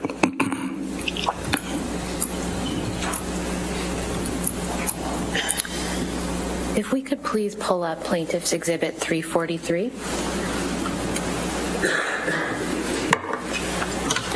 And for the record, this is an audio recording. It's quite lengthy, so we intend to play certain portions of it. Okay. Any objection? No objection, other than we'd just like to know what minute, second portions they're going to play. Okay, but the entire audio is in evidence, correct? Yes, Your Honor. And no objection? Okay. All right, And 343 in evidence. If you'd like me to read the specific minutes now, or we can provide it to counsel afterwards. If you want it now or as you go? Okay. We intend to play minute 25, 37 seconds through 26:28, 1 hour and 57 minutes, 21 seconds through 1 hour, 58 minutes, 54 seconds, 2 hours, 38 minutes, 52 seconds through, 2 hours, 38, 52 seconds through 2 hours, 39 minutes, 43 seconds, and then 2 hours, 46 minutes, 1 second through 2 hours, 47 minutes, 20 seconds. Those are 4 clips. Okay. Thank you. Do you want to publish that to the jury? It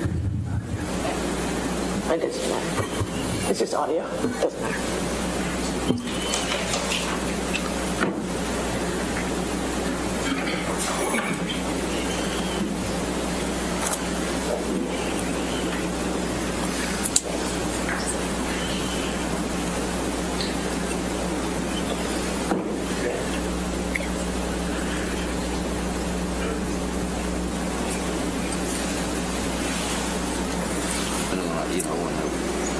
I feel that, I want to say something to you, that it was okay. That's the promise you gave me a little while ago. I'm telling you, if you lost memory last night of kicking me out the door with the fucker hitting me, Again, and your memory is gone from you kicking the bathroom door and hitting me in the skull as I was bent Again, down. I am Wait, sorry. if you have those memory, fucking, divots. I was upset. There was a lot going on, Okay, and I was on an Ambien. Like, why are you obsessing over the fact that I can't remember it the way you remembered it? I said I was sorry. I didn't deny it. That. I'm not talking about that. What I want.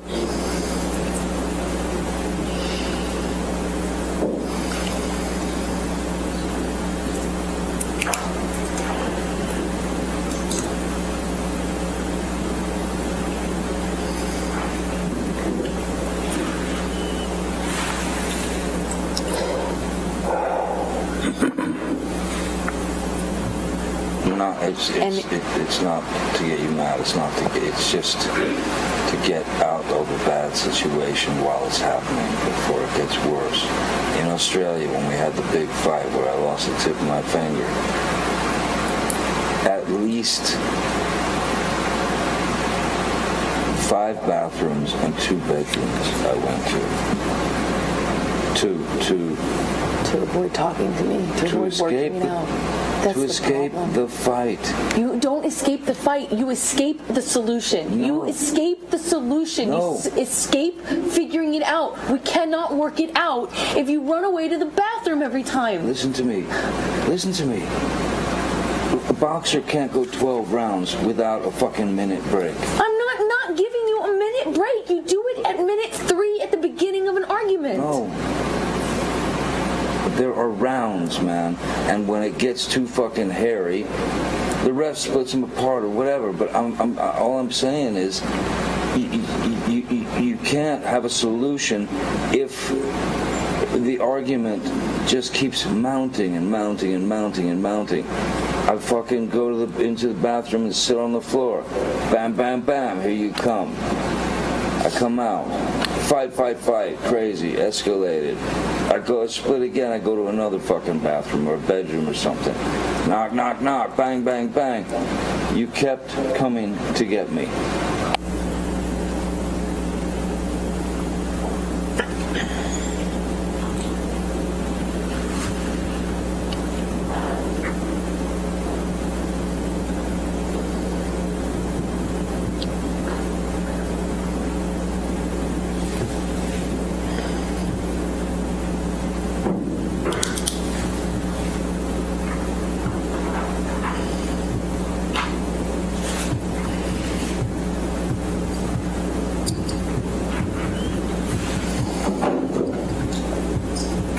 I'm not the one who fucking throws fucking pots and That's different. else at me. That's different. That's one does not negate the other. That's irrelevant. It's a complete non sequitur. Just because I've thrown pots and pans does not mean that you come and knock on the door. Just because there are vases does not mean that you come and knock on the door. Really, I should just let you throw. I'm not saying that. You're saying that. You're putting words in my mouth and then making non sequiturs. Giving you a situation. No, you're trying to justify how you don't or do come to the door based on whether I throw pots and pans. It's irrelevant. I'm justifying how you seem to think that there's this cowardice in me that runs away and I don't fight for you. And you're justifying that by saying I throw pots and pans? Okay, cool. Let's talk about everything you do wrong. I'm not the one who...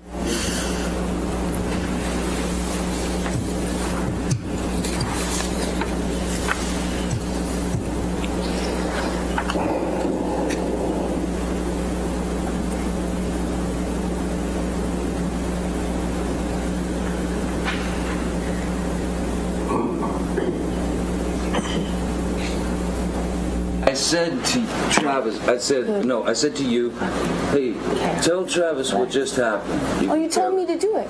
You told me to. You said, go do that. I said, no, tell him what just happened. And I lied. And that you punched me in the fucking thing. And You figured it out. And you said, no, fucking, no, I didn't. What the fuck are you talking about?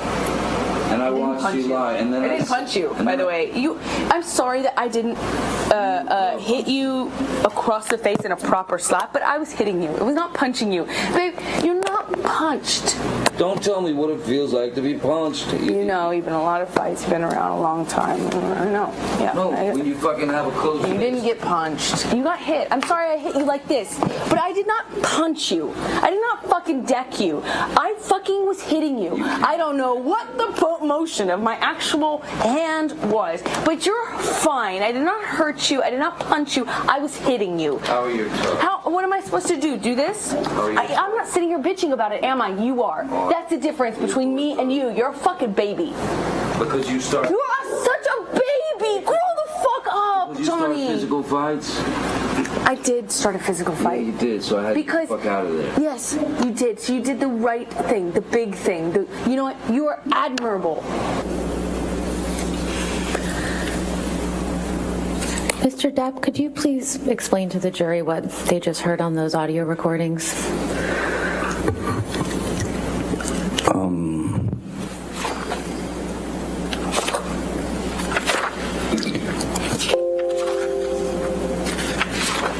What was just played on the audio recordings was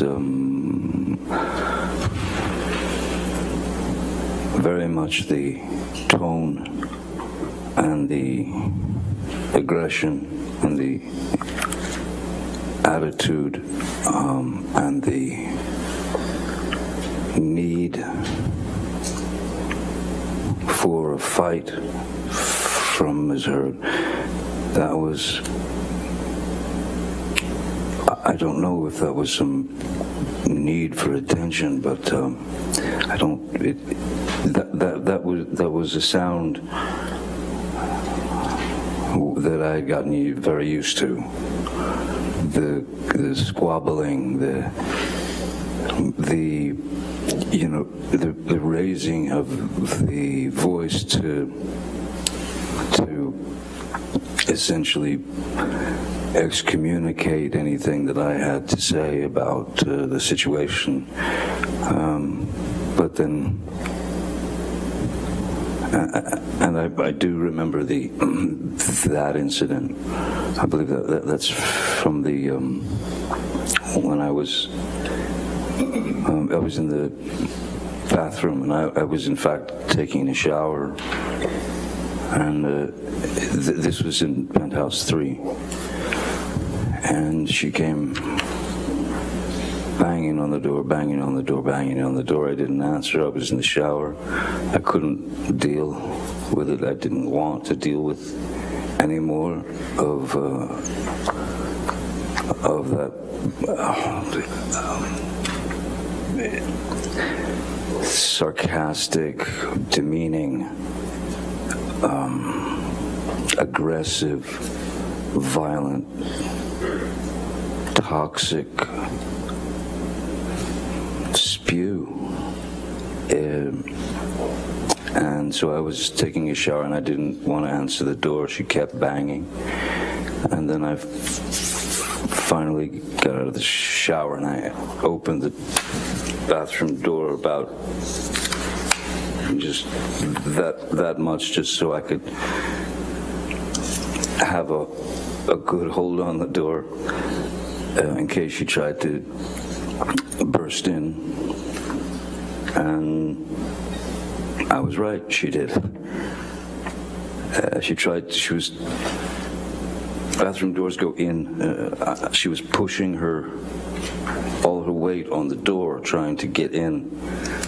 And I was pushing back because I didn't want to let her in, because I obviously didn't want the confrontation. She was not in the best of moods, you can hear. So when I was pushing the bathroom door, trying to close it, and was almost closed, she suddenly kind of yelped in pain. And she screamed out, "Ow, my toes or my foot or something." And so in that second, I thought possibly her foot had gotten caught under the door, which would, of course, not feel great on the foot or the toes. So I thought she was maybe injured. So I knelt down to have a look. The door was still, it was still pretty well about that much open. And when I knelt down on my hands and knees to look at her foot to see the injury, she kicked the bathroom door into my head.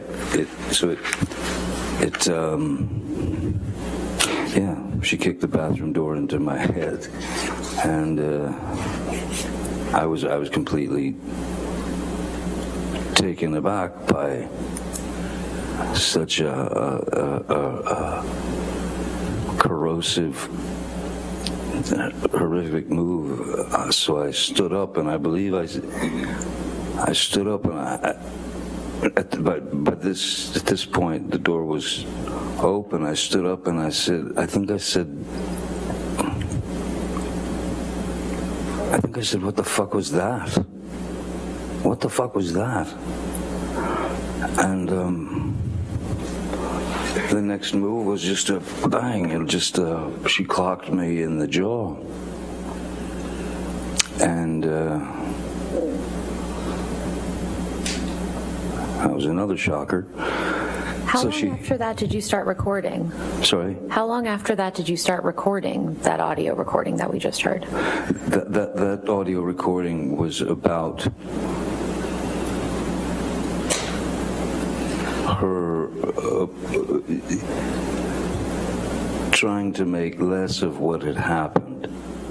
In fact, trying to make less of what had happened by repeating some story to me that didn't make any sense, and it certainly didn't make any sense since I was there and I was the target.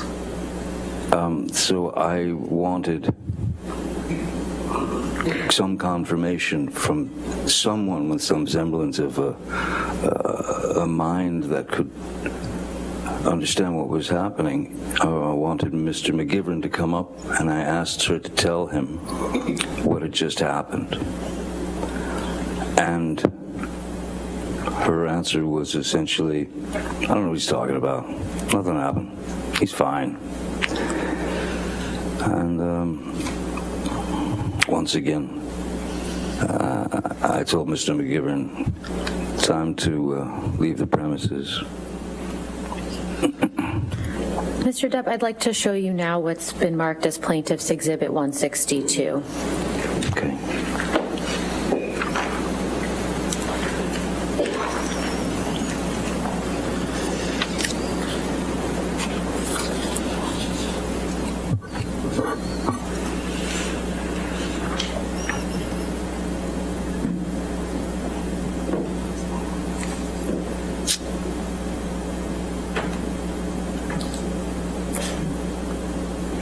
You can take this down. Thank you. Could you pull up Plaintiff's Exhibit 92, please?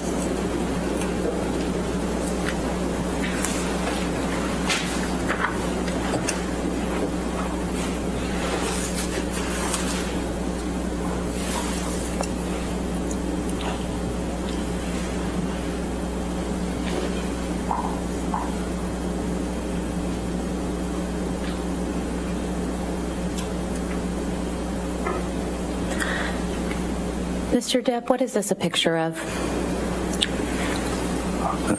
That's a photograph of the blade of an old like a Bowie knife. That's the photograph of the blade with an inscription on it to me from Ms. Heard, who at the time I referred to as Slim. Your Honor, we'd like to move Plaintiff's Exhibit 92 into evidence. No objection.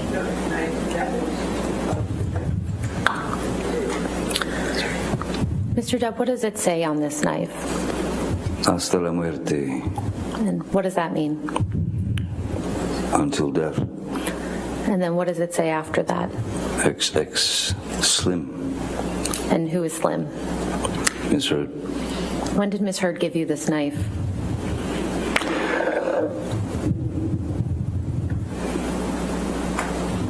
misheard? Well, it was a present from Ms. Heard. I believe it was around 2015. Could we please take this down and pull up Plaintiff's Exhibit 93? 93? 93, yes.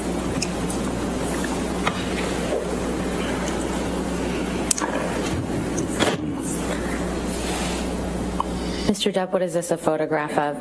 That's the knife in full view. That's the full side of that knife. Plaintiffs would move Plaintiff's Exhibit 93 into evidence as well. Objection. All right, 93 in evidence. You can publish the jury.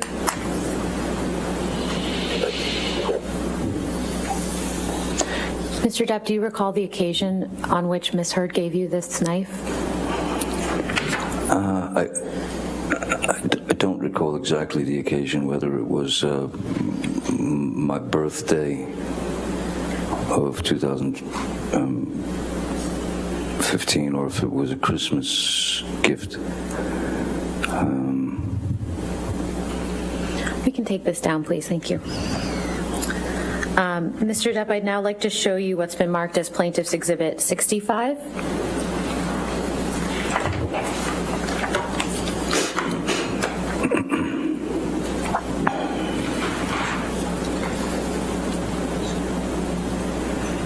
And I believe this has already been offered into evidence. Yes. If so, if we could please publish to the jury. Thank you. Mr. Depp, what's reflected in these photographs?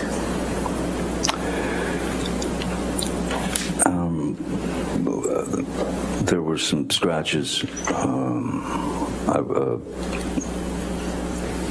Another altercation, and there were some misheard come at me with her nails, her hand scratching at me.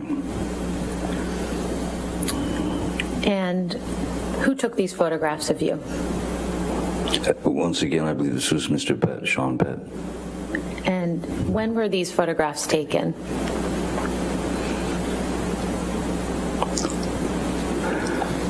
This was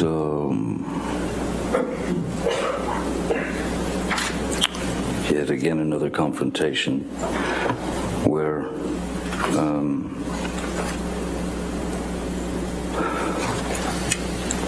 as was my regular practice, there had been an altercation. She was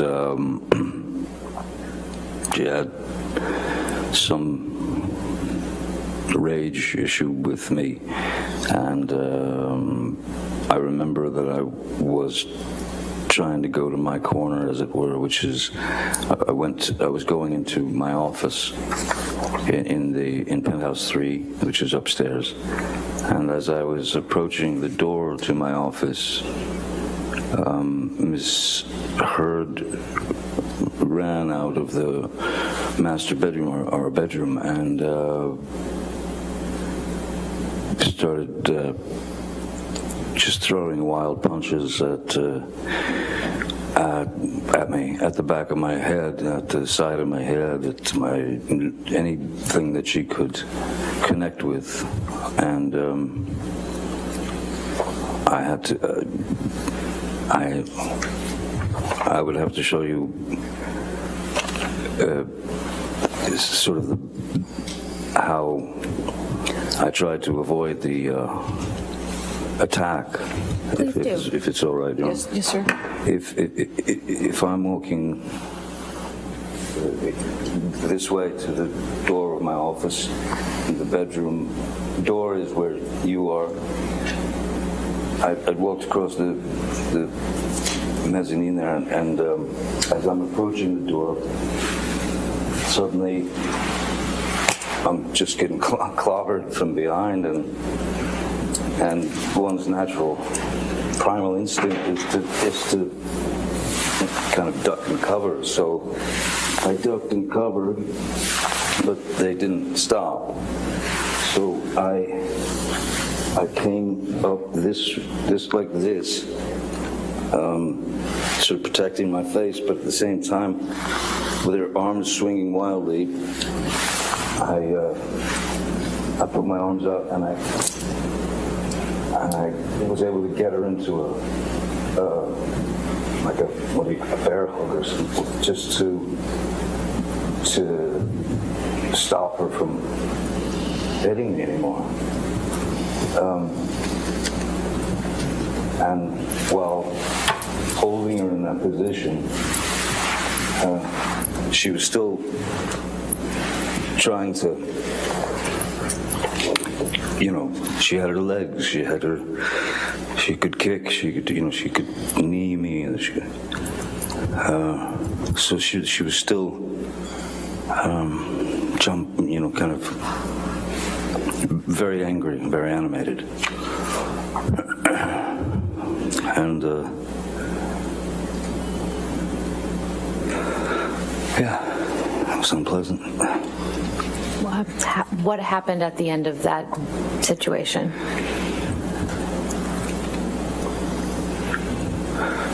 Because of the grabbing of the arms and holding them to her sides so that I didn't receive any more blows, and she was still fighting, I believe there was some kind of contact with our heads, our foreheads, as would happen if you're trying to calm someone like that. And then that was when she accused me of headbutting her, of giving her a headbutt and breaking her nose. But there was no blood. There was no. I didn't hit her nose.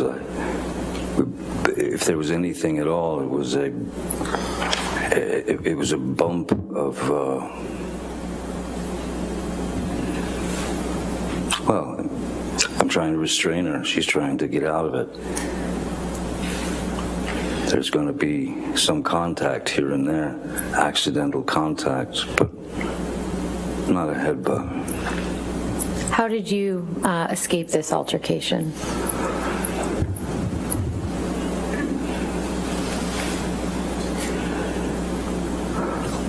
After she'd made the remark about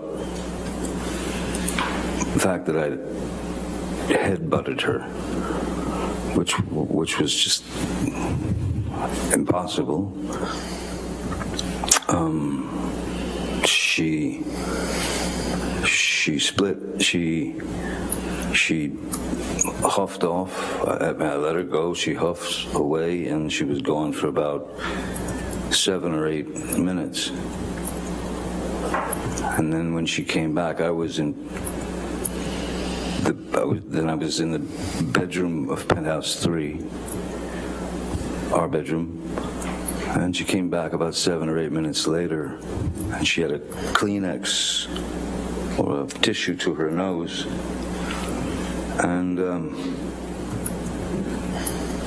and she pulled it away from her nose and she showed it to me, and there was red.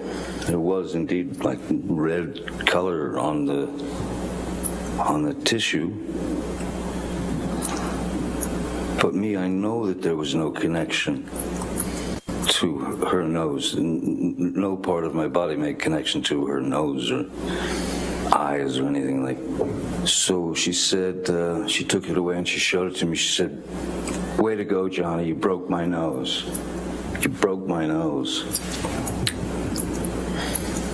And I knew I hadn't, so I said, you go into sort of placation mode, which is, "Oh my God, let me see, are you okay? What happened? Let me see." And she wouldn't let me see anything. And so I just tried to calm the situation as best I could. All the while, I was waiting for her to dispense with that Kleenex because I didn't trust it. And so I waited, and when she dropped it into the wastebasket in her bathroom, or in our bathroom, and left the room, went somewhere downstairs, I think, I don't know. And then I pulled the Kleenex out of the trash bin, and I inspected it pretty closely and realized that it was nail polish. It was nail varnish or polish. Mr. Depp, shortly after December 15th, 2015, where did you and Ms. Heard go for the holidays?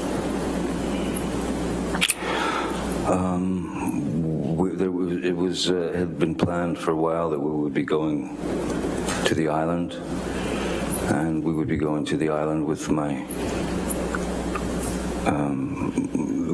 kids, Lily Rose and Jack, and Lily Rose's boyfriend at the time.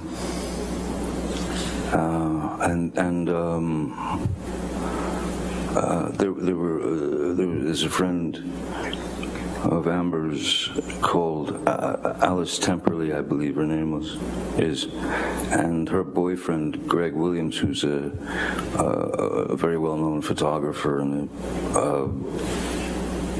both very nice people, and their kids were going. She told me they were going to be coming to the island, and I thought, okay, great. And so yeah, that's where we went for the holidays.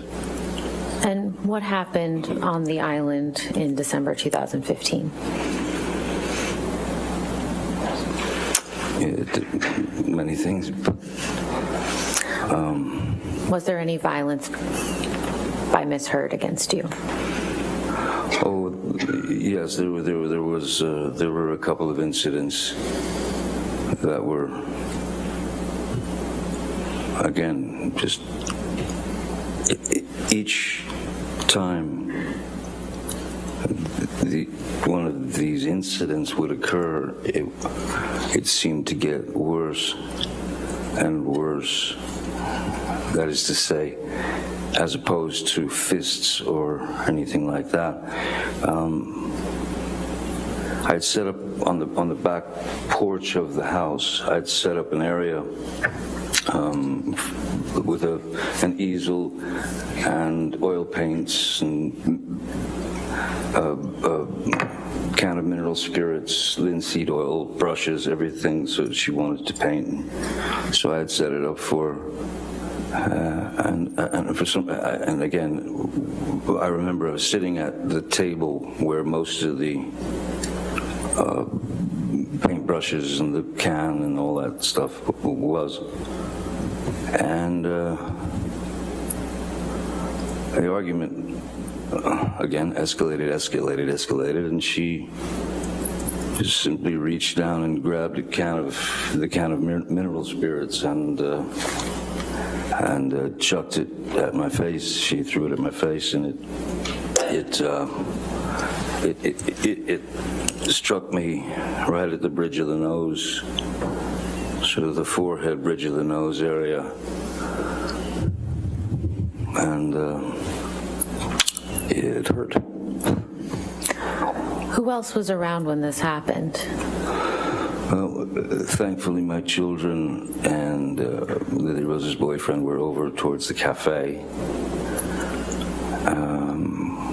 At that point, I didn't know that anyone else was around or had witnessed anything. I thought it was just Amber and I, but apparently there are 4 staff who work on the island. I don't think it's hearsay. I don't think any such statements yet. You can go ahead and continue your answer, sir. Okay.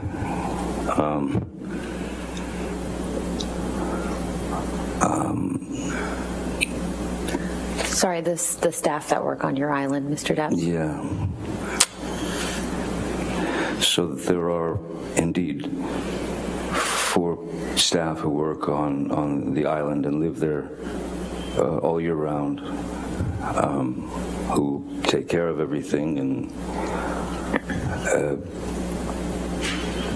Two of them happened to be in that area and witnessed the violence. I'll sustain as to, unless you can lay a foundation how he would know Certainly. that if it was not hearsay. Mr. Depp, how do you know that these staff members witnessed part of this altercation?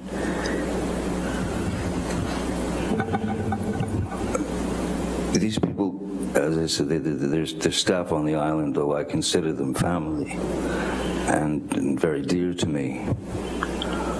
And I believe it is mutual. I've known them a very long time. They were visibly shaken by what they'd witnessed. Objection, Your Honor. Again, if you can lay a foundation, if he saw them there, or if this is something they Mr. told Depp, them. did you see any of these individuals shortly after you had this altercation with Ms. Heard? No, that's not the proper. Did he see them as actually there? If he didn't, if it's something they told him, then it's hearsay. Mr. Depp, did you see any of your staff members at the house when you and Ms. Heard had that altercation?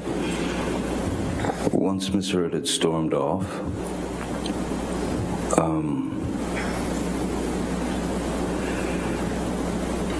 I sort of sat there dazed and confused for a few minutes, and then I walked around the house and I saw Tara and...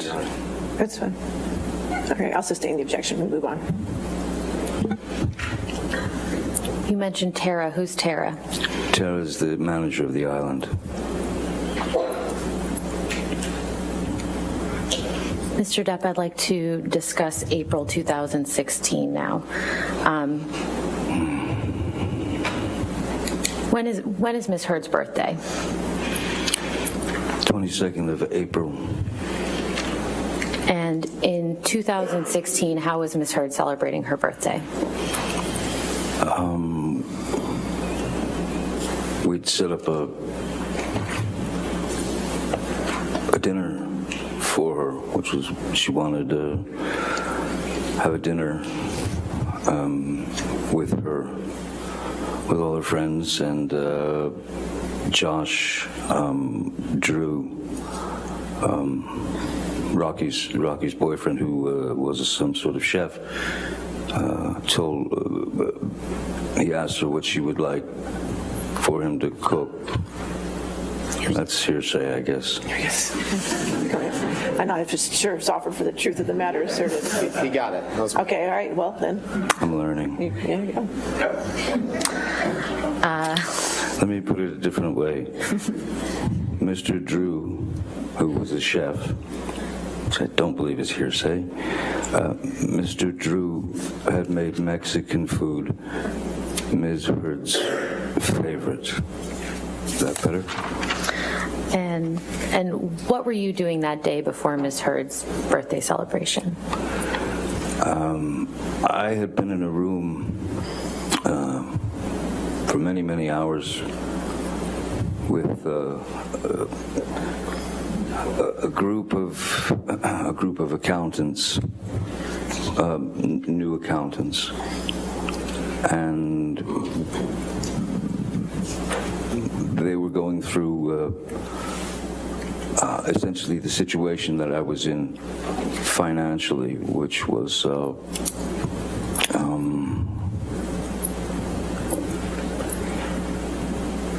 real shock to me. I had no idea, and I know this sounds ridiculous, but I prefer to think of the work as opposed to how much I'm getting paid. So I had no idea how much money I had made. I just didn't.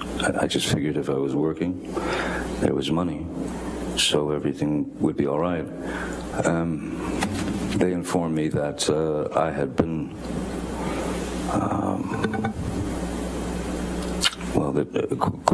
quite an inordinate amount of sum of money had been was gone. It had disappeared. And after having worked 30-something years in the industry, I'm sorry, I could hear Ms. Brett. No, you're fine. Go ahead. Sorry. Go ahead.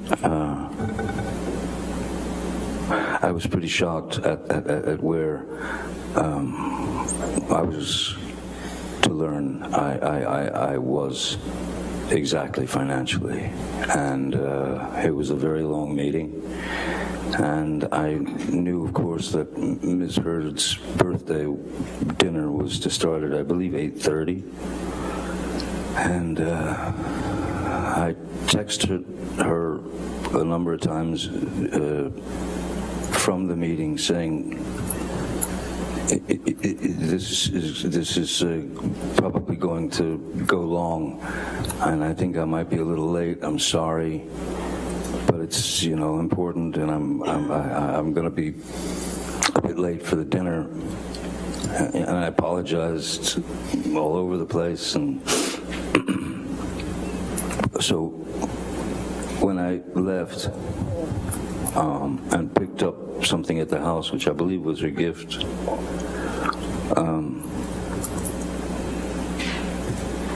on the way downtown, I received a text from Ms. Heard asking me to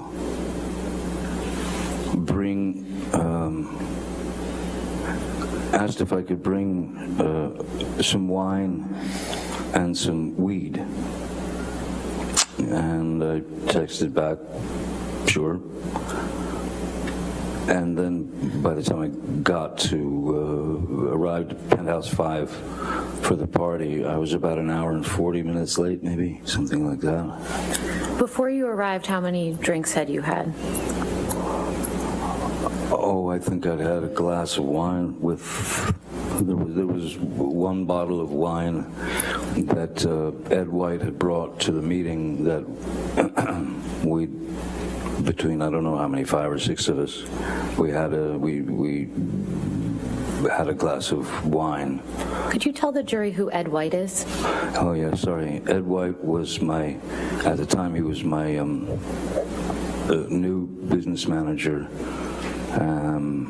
and he was quite a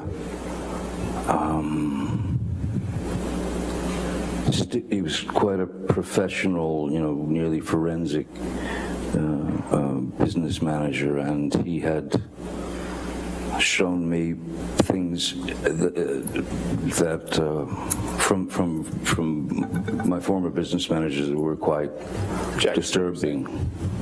You're saying? I believe he said he showed him. Yes, yes, I looked at papers. Maybe they're hearsay papers. I don't know. I believe he was being shown financial documents. All right. So, I'll sustain this. Any hearsay that might be understood. All right, next question.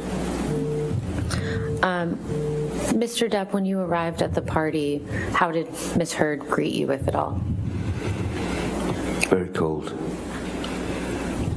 What did she say to you? Not much. Not much, except occasionally she would tear herself from the conversation that she was in just to lean towards me. I was sitting to her right, and I would get a quick earful of, I can't believe you've done this to me on my birthday. I can't believe, I'm so embarrassed.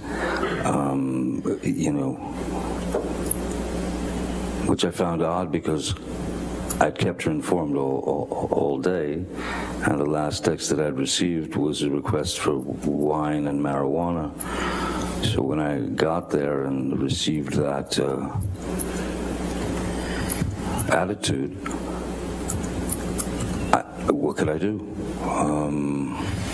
So I just made the best of it and talked to her friends, and because they were all her friends except for, I believe, Nurse Erin, Aaron was there, I believe. And what's Aaron's last name? Aaron Borum, Nurse Aaron, who had been the nurse assigned to Ms. Heard. So I just had conversations with the various people there. Her makeup artist, Melanie Iglesias, was there with her fella, and I remember speaking French with them.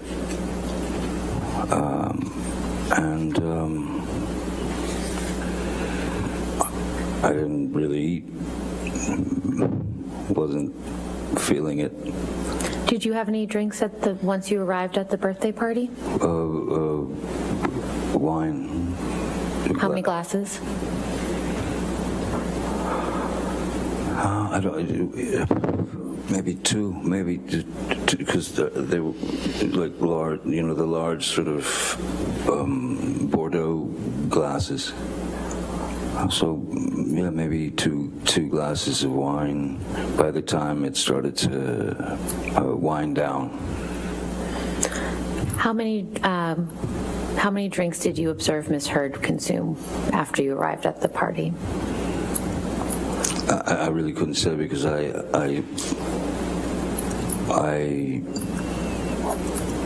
all I saw was just she was drinking wine. And did it seem to you that she had been drinking wine prior to your arrival?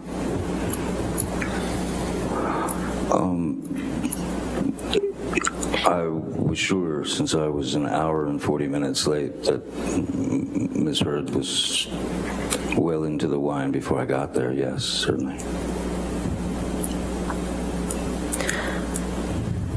How did the party come to an end?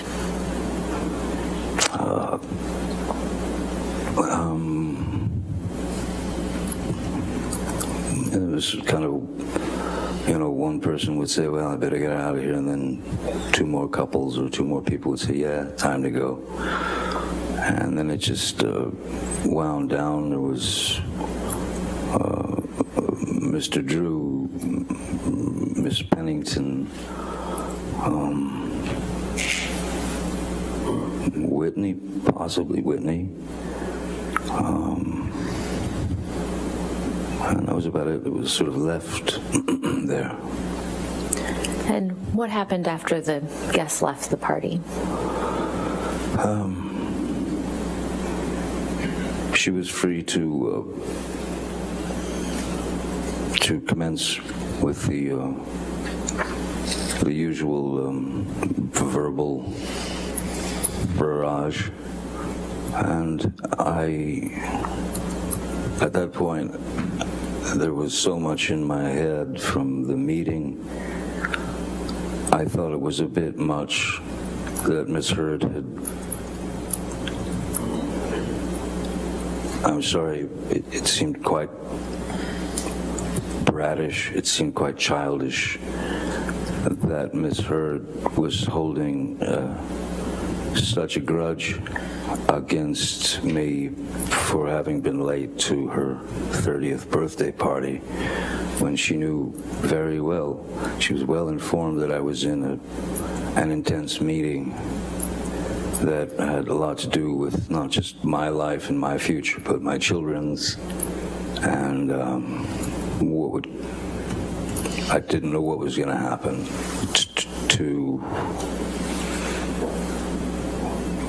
I didn't know what was going to happen. I didn't know if houses were going to start going away. I didn't. So it felt.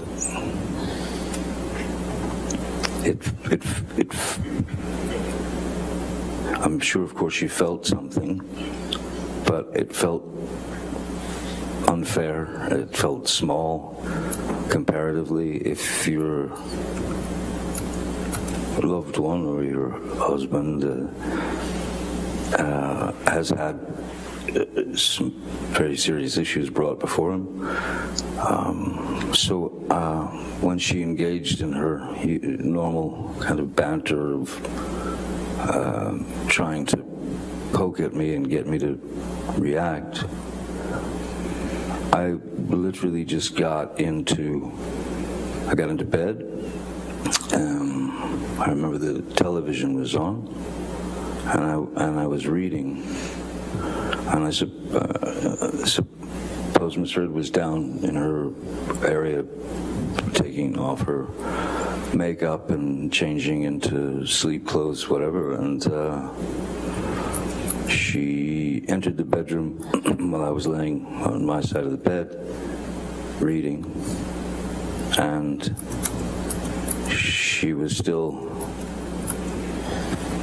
rattling off all the wrongs I'd done to her in that particular day, and how unreliable I am, and what a horrible person I was, and I did not engage verbally, nothing. I sat there or laid there reading my book, and when she didn't get a jump out of me or a jolt out of me, she got out of bed, she walked around the bed, she came to my side, and again, you've got a person who is throwing multiple shots at your face, at your head, at your neck, at anything she could hit. So I got up out of bed and I grabbed her by the shoulders and I sat her down on the bed.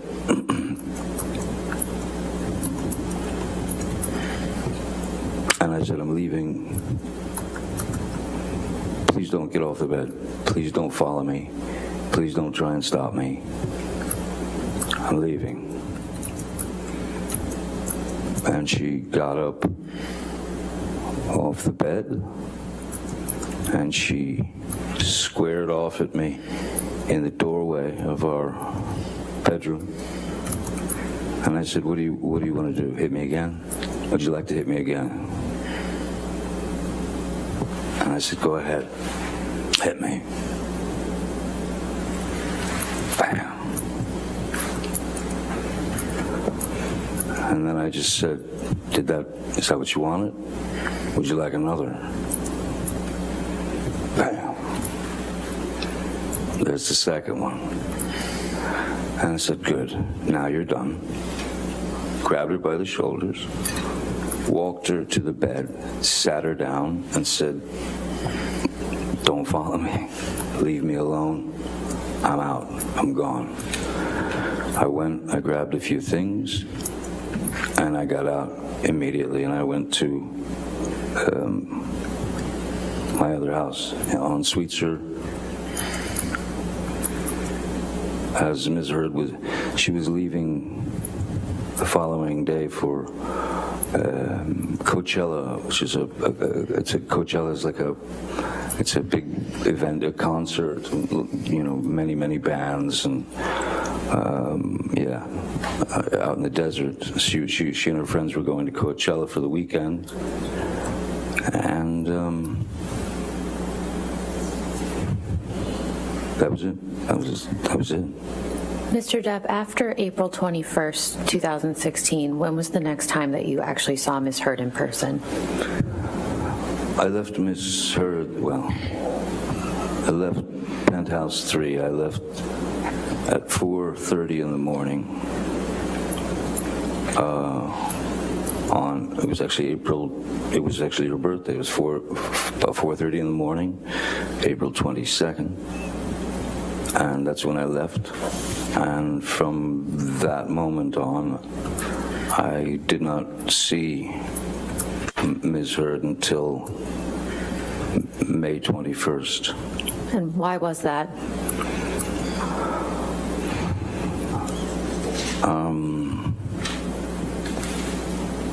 I had received some news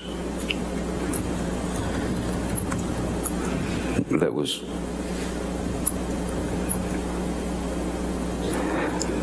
as absurd and grotesque and cruel, and was shown a picture of what the problem was.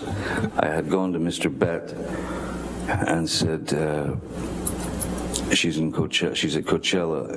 I think it's a good time to go downtown so that I can get some of my things, and get them out of there, especially the things that were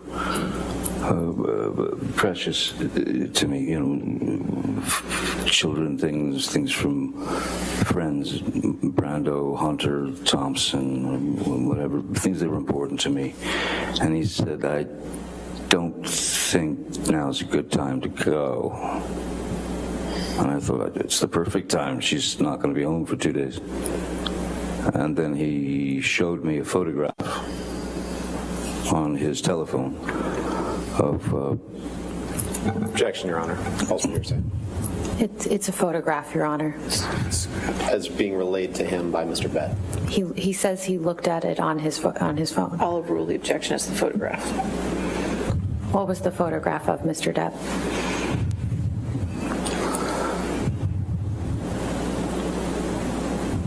It was a photograph of the bed, our bed, and on my side of the bed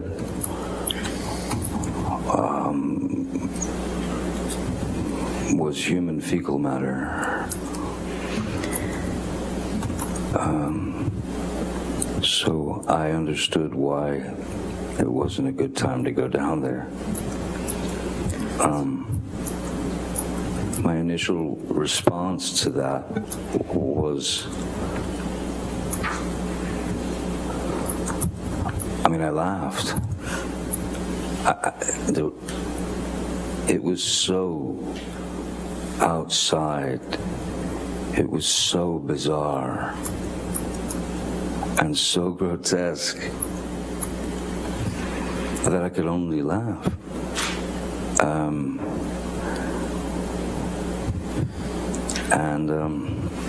So I did not go down there that day. Mr. Depp, how was your mother's health during this time?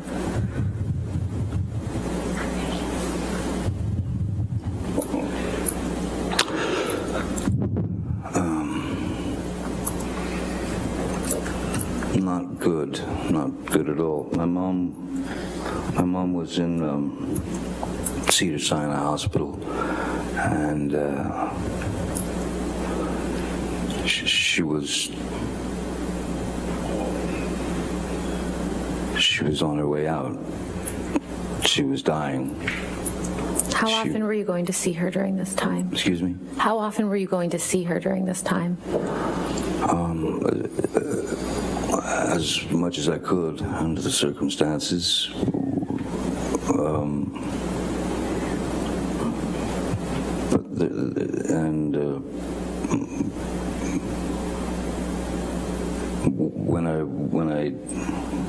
When I did go and get to see my mom, she was pretty much incapable of speech. Her speech had left her. At that time, her eyes were still open, and she could kind of react with her eyes, but she couldn't speak. And then not long after that, once her eyes closed, she lay there for the duration of her life, which ended on the 20th of May, the night before I saw Miss Heard for the last time, well, essentially. I'm so sorry, Mr. Depp, but how did your mother's death affect you?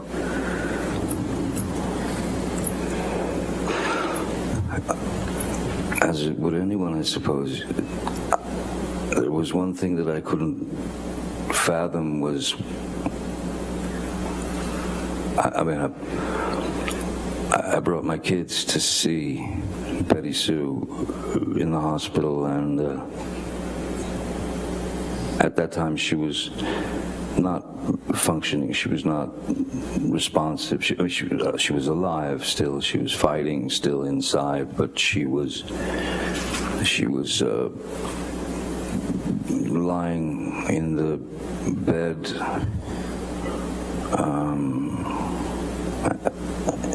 and what, excuse this analogy, but all I could think of was how if she's conscious if she's conscious of everything that's going on around her, but has no ability to speak, has no ability to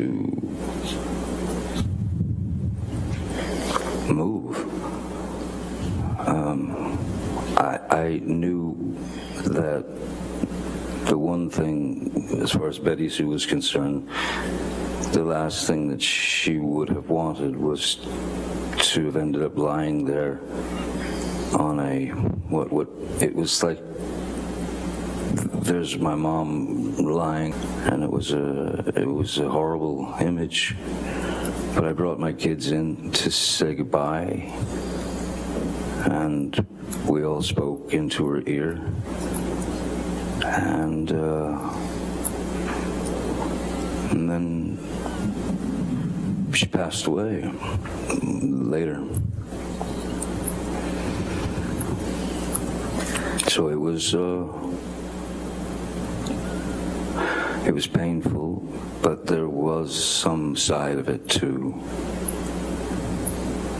at least to me, that in a way it was, I was happy for her. Why was that? Because I can't imagine Betty Sue or my mom, I can't imagine anyone lying there in quite possibly was a kind of a locked-in syndrome. And if she's surrounded by 10 people looking at her lying there on that deli platter, if you will, I was happy for her that she was out of pain, out of frustration, out of... I was happy that she'd moved. Not happy, I was relieved that she was no longer in that situation. Though, when those you love leave, we're the ones stuck with the pain, with the grieving. But I was glad that my kids got to see her and give her send-off, I suppose. And but it was it opened my eyes quite a lot to a number of things. And what were some of those things that your mother's death opened your eyes to? That life is a bird song.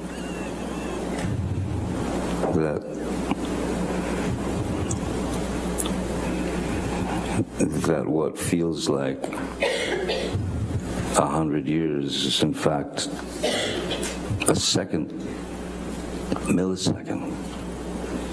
Nobody can count those things, so I had made peace with Betty Sue because I understood where she came from, and I understood how difficult her childhood was, and I understood that she had not had the proper training or proper teaching or the proper background to be anything other than what she had been when we were younger. I forgave her for all that, as one should. So I was, it opened my eyes to the fact that yes, if you try in relationships, whether friendships, whether courtships, whether marriage, whether this, whether that. Try your best to try. If it's not going to work, it's not going to work. And more importantly, if you're going to get out of it, if you're going to make an end, which I had decided that it was, somebody had to call it, and I decided that I would call Amber and tell her that my mom had died that day. And then I very calmly said, look, I've made a decision and I think it's the best thing. I'm going to file for divorce, but I'm not going to I'm not going to cite irreconcilable differences. I'm not going to cite any violence. I'm going to state this. We simply, the two of us, we simply don't want to feel as though we have a collar around each other's neck and a leash attached to it, and then this piece of paper that proves that that's true. So what I thought was best was, we want to end this in love and take the idea of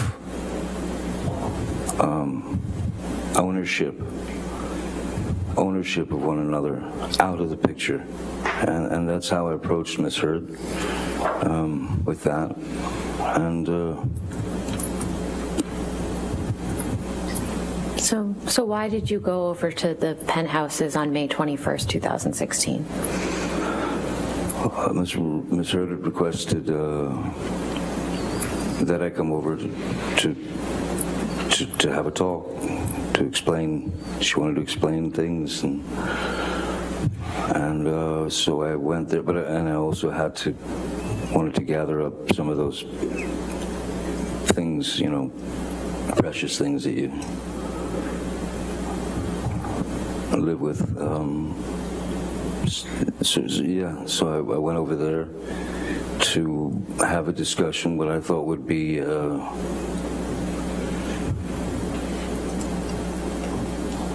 calm understanding. And I figured she understood as well as I did that there was no way back. And I also felt that she would understand that it was the best thing for both of us, and there was nothing there should have been nothing to fight over. It was clear. I told her that I would take care of her and all that, and then she was telling me about she brought up the situation of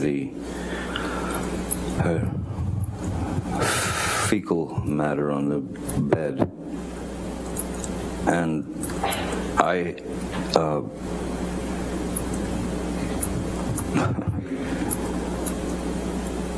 and she tried to blame it on the dogs.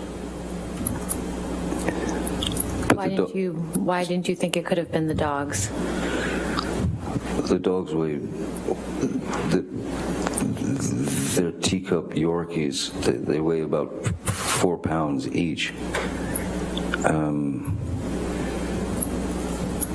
The photograph that I saw, I mean, I lived with those dogs for many years,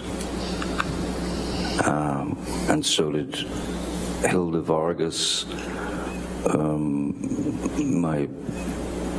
She's a woman who's been with me for 30 plus years, from the very beginning. and she was the one who photographed it. It was clear she knew the dogs as well as I did, and that was none of that did not come from a dog. It just didn't.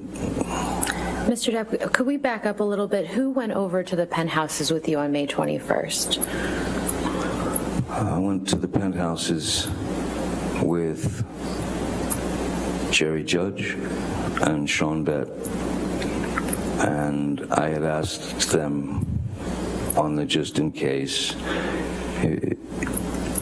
please pay particular attention and stay as close to the door, stay at the door, or if you got a split, come back quick, if they went down to the security shack or whatever it was, don't linger, get back, because if you hear anything, if you hear screaming, you got to get in there, so leave the door unlocked and spring in there if you hear something. Why did you want them to be able to get into the penthouse quickly if they heard anything? Just based on my past experiences with Ms. Heard, when you say something that she either didn't agree with or swore up and down that it was a complete falsity and there was something wrong with me, I'm crazy, and the escalation. If anything was going to start to escalate, I did not want to be there. So I had them waiting by the door to get in there in case anything went down. So when you walked into the penthouse, what did you see? When I first walked into the penthouses, you walk in and then make a left, and then you're in the kitchen area, and then beyond that was the living room. I saw Miss Heard sitting there on the couch, and I went over to talk. I went and sat down on the couch. She was sitting on the couch. Was kind of a square or a half square, She was sitting on one side of the couch, I was sitting on the other. That's when she was trying to explain a few things about Coachella and then the fecal delivery, and saying that it was the dogs. And I could not agree with her. I'd lived with those dogs. I picked up their fun. It was not the dogs. And so what happened was I said, let's call Kevin Murphy. Who's Kevin Murphy? Kevin Murphy he was in Los Angeles. He was the house manager over the places in West Hollywood, and he was also taking care of the penthouses downtown if any work needed to be done or this or that, and he would schedule the girls who would come in, the ladies like Hilda, to do their work. And he'd had a conversation with Ms. Heard. Hearsay, Your Honor. Let's move beyond the conversation that Kevin Murphy had with Ms. Heard. So after you called Kevin Murphy, what happened? I asked Kevin if Amber and he had spoken about the incident. He said, yes, they had. Okay. And it appears that Ms. Heard had told... Hearsay, Your Honor. I'm not sure. This is apparently a statement by Ms. Heard. That he heard from Kevin Murphy. That's what the testimony is. All right, if you want to reframe that, that's fine. Okay. After you when did you hang up the phone with Kevin Murphy?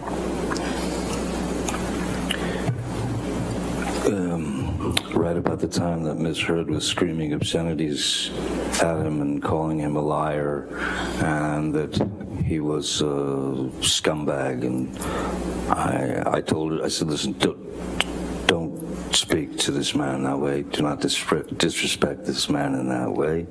And then Kevin Murphy just hung up. And so at that point, she was riled, of course. And I went upstairs to gather belongings. When I came back downstairs, she was on the phone with Io Tillett, right, and they were making a wonderful point of just how funny it was that I thought that some human being had actually dropped a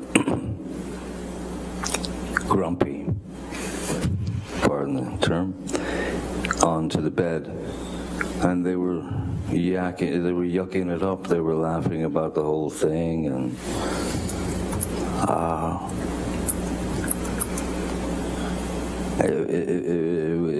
it was. You know, it was a tough couple of days, and I really didn't feel like I deserved that kind of treatment. And I went over and I said, let me talk to her. I grabbed the phone and I said to Io, you can have her now. She's yours. She's all yours. Right? And then I took the phone and I just bang like that onto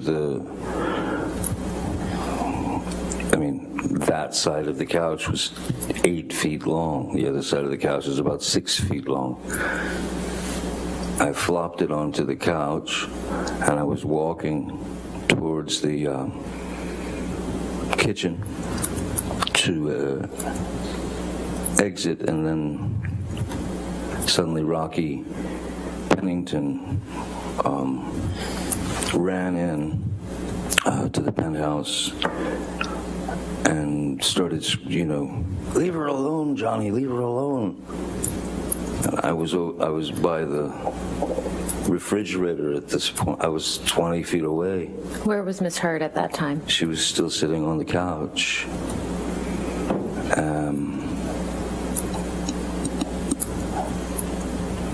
And that's when the screaming, the screaming started with, like, again, I'm 20 feet away. She's still got Io on the phone. She's got Rocky there. Stop hitting me, Johnny, she's screaming in her best freaked out, upset voice, high-pitched. Stop hitting me, stop hitting me. Jerry Judge and Sean Bett entered the room. And as they entered the room, and she was quite surprised to see them, she said, that's the last time you'll ever hit me. That's the last time you'll ever do that to me. And again, I'm a good 20 feet away by the fridge. And then Jerry said, boss, I think we should just leave. And then we left. That was the last time I saw Miss Heard until she asked me to break the restraining order. Or not break the restraining order, break the restraining order and talk to her in July later. Mr. Depp, where did you go after you left the penthouses on May 21st? I went home. To which home? Oh, to Sweetser. And then where did you go? Where did you go after you went home to Sweetser? I was due to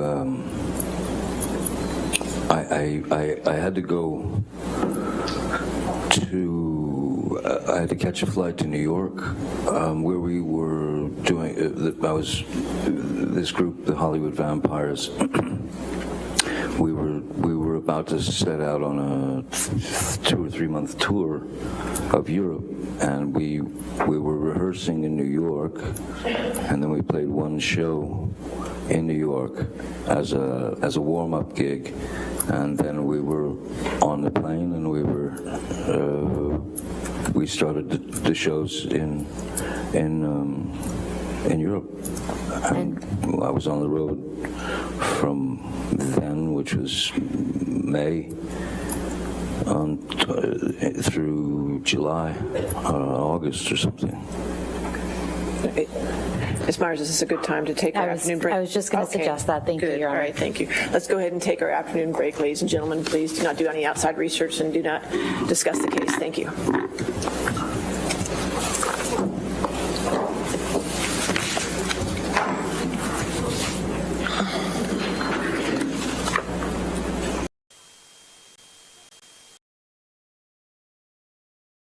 Here's it says, the jury comes in, just for your exhibits 92 and 93, if I could get a hard copy of those. They're not on the thumb drive for some reason. And in my binders it says produced in native format, and I don't know what that means. Okay.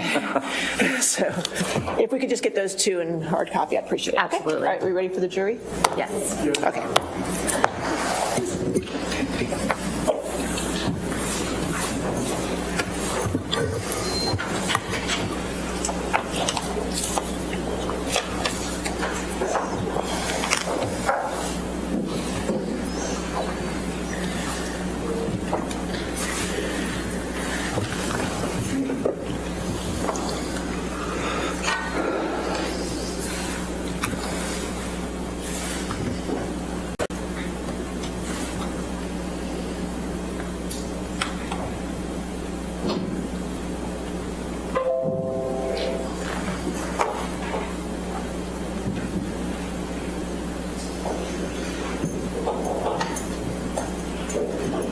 All right, thank you. All right, your next question, ma'am. Thank you. Mr. Depp, I'd like to show you another audio recording that is Plaintiff's Exhibit 397. And for the record, we intend to play the portion that is 1 hour, 4 seconds to 1 hour, 2 minutes, and 50 seconds. All right, so there's no objection to 397 coming into evidence in its entirety? Okay, the audio is coming in. It's 397 in evidence, and then you want to play that part. It's fine.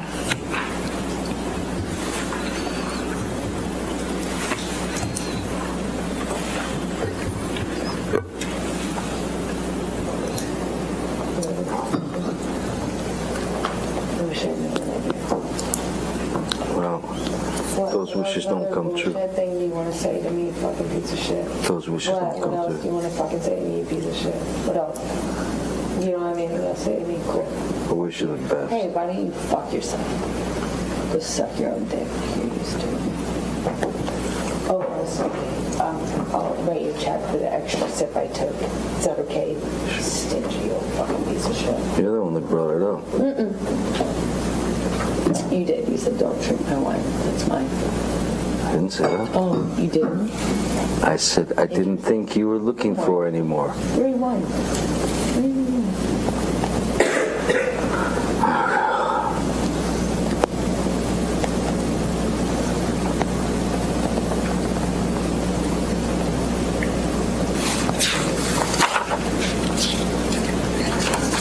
Probably defended me pretty good in front of your Rocky and your pop and your mom.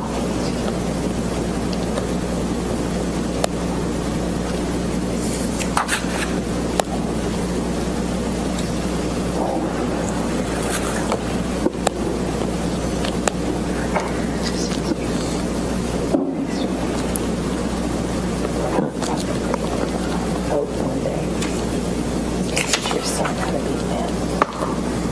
You're so good at it. I mean, you have to. It's not an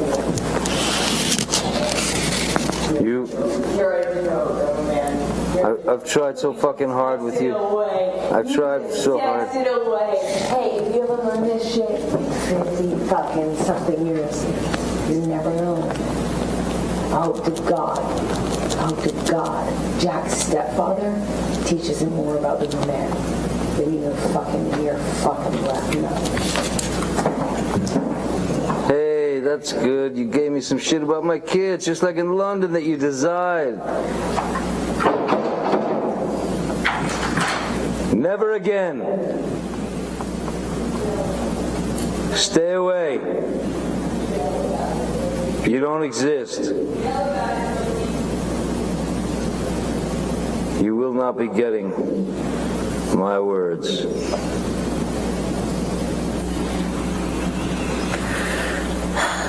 Mr. Depp, could you please describe to the jury what they just heard in that audio recording?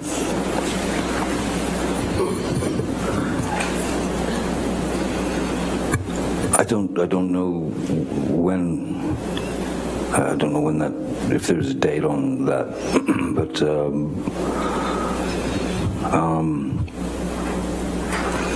clearly there was some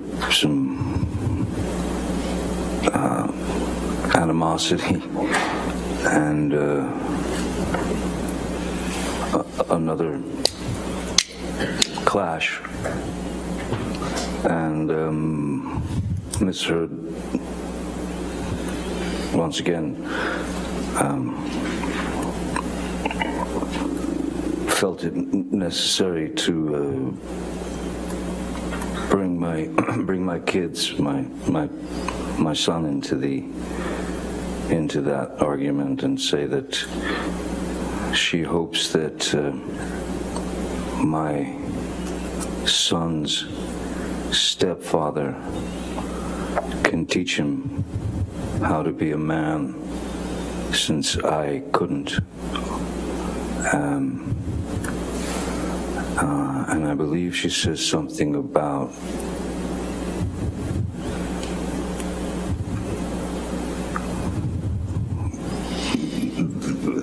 more man in the stepfather than would be existing in my, I believe the term was left nut.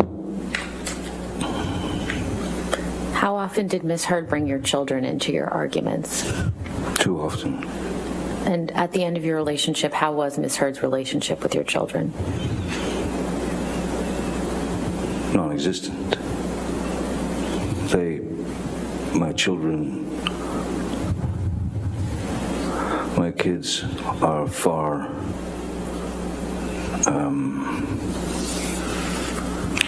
more intelligent than I am, and they broke. They wouldn't be around Miss Heard they refused to be around her anymore. They didn't like the way she treated me, which was written in a very elegant letter by my daughter, actually, to Miss Heard. I don't know if that's in evidence, but I remember my daughter sent a text to Miss Heard. Objection, Your Honor. Just hearsay. It's one thing for the witness to tell his story. It's another thing for him to tell other people's stories. All right. We can move on. Okay. I'm sorry, I read the email. Yeah, I understand. Next question. When did you learn that Miss Heard had filed for divorce? Well, it was, let's see, Betty Sue was the 20th. That night I spoke to her about the divorce. 21st was the kicker. I believe it was on the 23rd, and I had already left town for New York to prepare for the tour. Did Miss Heard know that you were out of town at that time? No.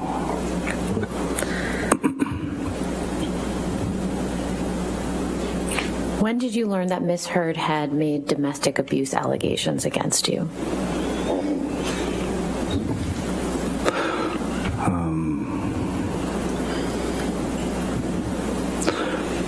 The 27th of May, which is in fact my daughter's birthday,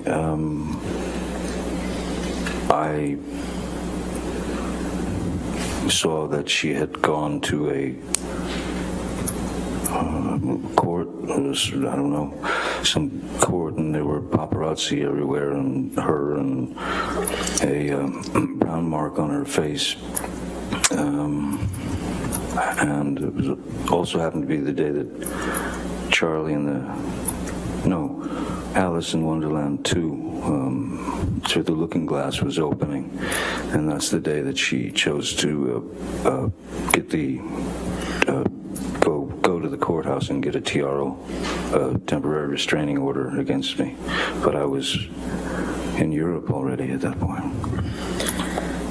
Mr. Depp, I'd like to show you what's been marked as Plaintiff's Exhibit 487. And just for the record, this is a very long document, and we will be showing pages 492 through 494. There's no objection to the document 487? Your Honor, if I could just have a minute or two just to go through it. Okay. I assume, are you entering this in evidence now, or are you just showing it? I can give them an opportunity and go through it with Mr. Depp, if that's okay. Mr. Depp, do you recognize any of these text messages that are on the screen in front of you?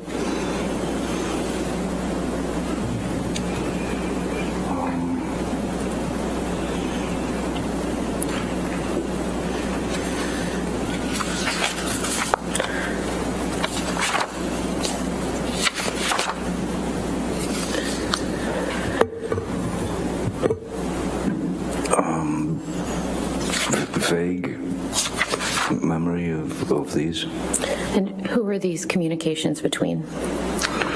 It looks like myself in it's me in the green,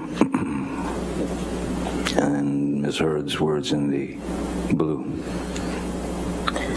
And do your communications reflect that Ms. Heard understands that you're in New York? I'm sorry? What is the date of your text messages here on this page? That's the 23rd of May, 2016. And hers are the 24th of May, 2016.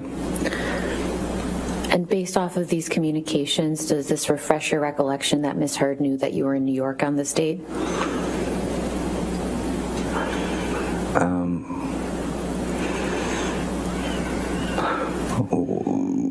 In her text, when do you leave?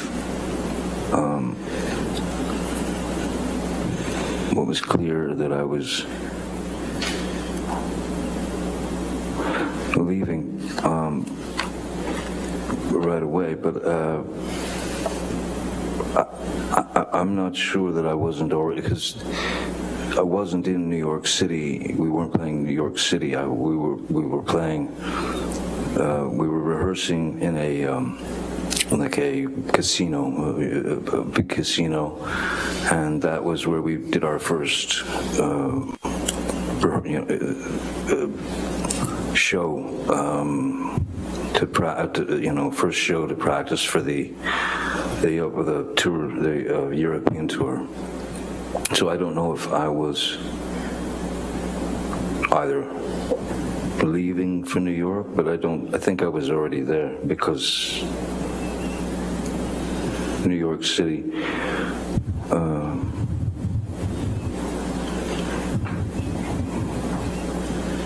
we weren't, I don't recall that we were playing New York City. So maybe I was suggesting going there. I don't know. Could we please turn to page 494? And Mr. Depp, do you see the text message from Ms. Heard on May 24th, 2016 at 6:33? Yes, I do. Yes, I do. Okay. And do you understand what Ms. Heard is referring to in this text message? Is it all right if I just take a quick glance? Please do. Thank you.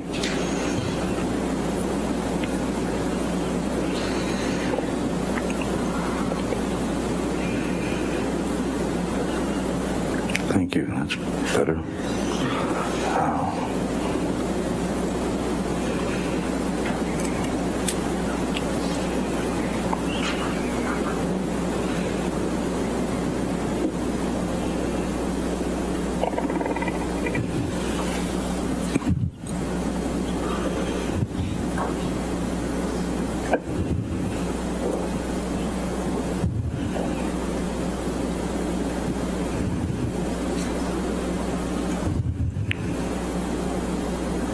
I remember, yes.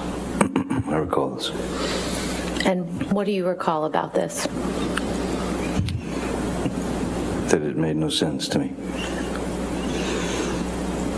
It just didn't make any sense to me, especially about, well, as long as you don't file, nobody will know.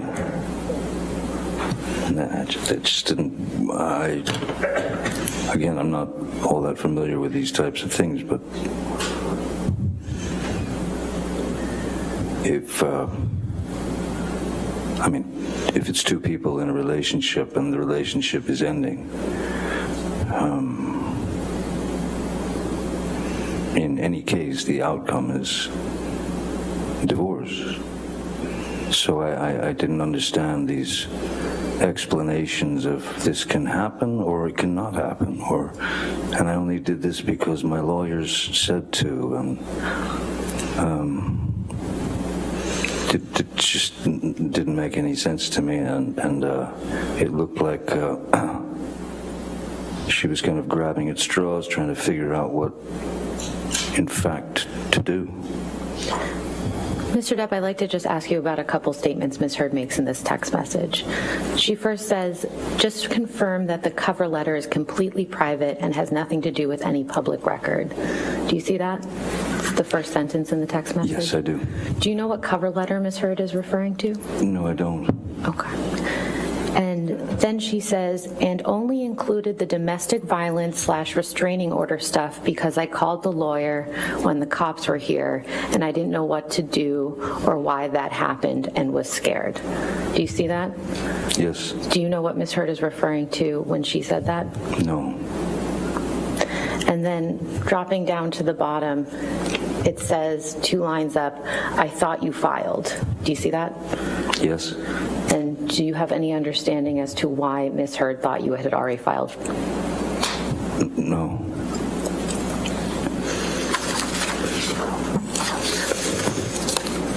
I had on the night of the 20th was when I told her on the phone that I was going to file.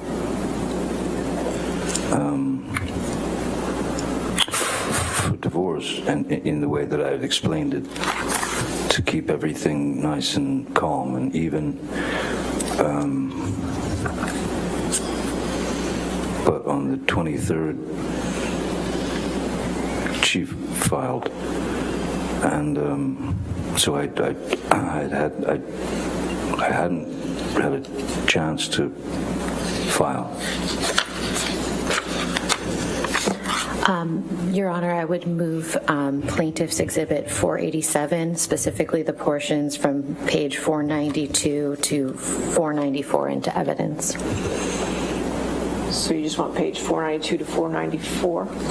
Yes, Your Honor. It's a 700-page document, so I just page 4. Well, are you going to ever put more 487 in? I guess is the question. I believe so, Your Honor. So this is 487A. Certainly, that would make sense. Okay, so 487A.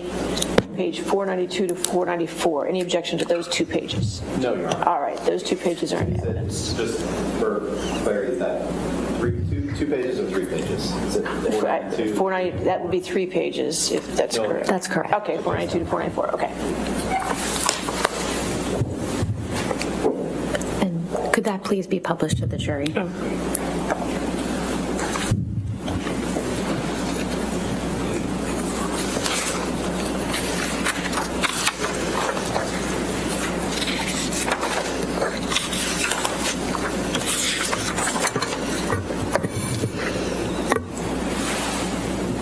Mr. Depp, Ms. Heard did end up seeking a temporary restraining order against you, correct? Yes, she did. And what, I believe you already said this, but could you just remind the jury, what date was that? The 27th of May. And where were you when you learned that Ms. Heard had actually filed a temporary restraining order against you?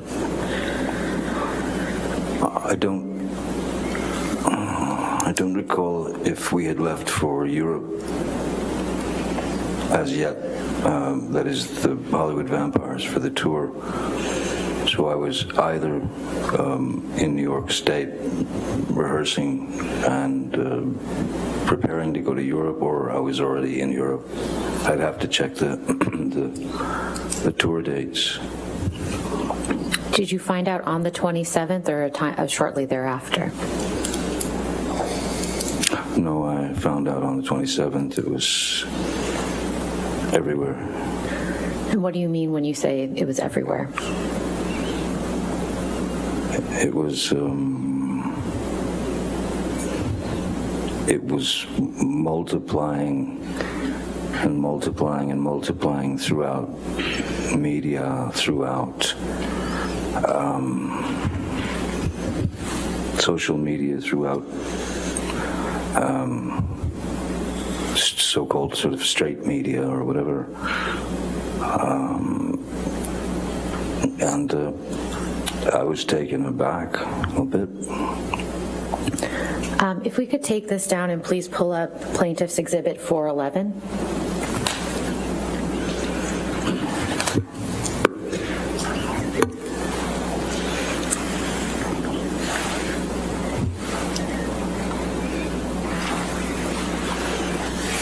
Mr. Depp, is this some of the media coverage that you were referring to? Many things of this nature, yes. Many. And do you recall actually seeing this specific article? I don't remember seeing this specific article, but there were already plenty, and certainly more than I was happy to go through. I think once you read one or two of them, the general idea is I mean, the point had been made clearly. Your Honor, I'd move Plaintiff's Exhibit 411 into evidence. Any objection? No, Your Honor. All right, 411 in evidence.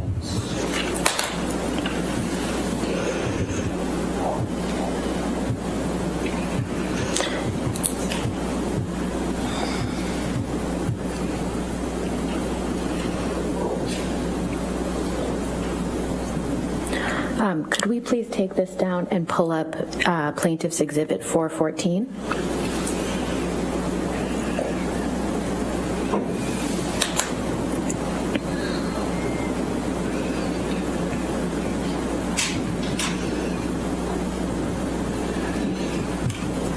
Mr. Depp, Yes. do you recognize this article at all? I remember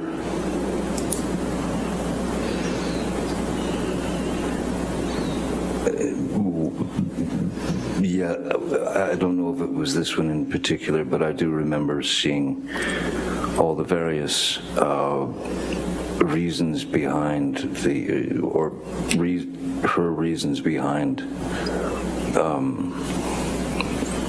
her needing to get a temporary restraining order, a TRO against me, which they just started to metastasize into these. There were abuse allegations, and then there was alcohol, and then there was drugs and violence, and it just it was already right then and there before my eyes spinning out of control, and there was not a word that I could say. Your Honor, I would move Plaintiff's Exhibit 414 into evidence. Any objection? No, Your Honor. All right, 414 in evidence.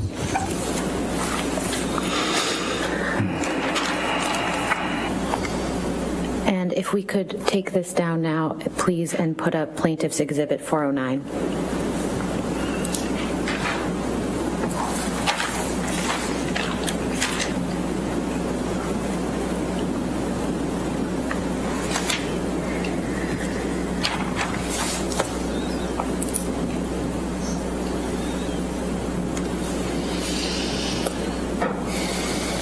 And, Your Honor, if I could move Plaintiff's Exhibit 409 into evidence as well. Any objection with 409? No objection. All right, 409 in evidence. Thank you. Mr. Depp, do you recall seeing this People magazine article? Yes, I do. And when did you see it?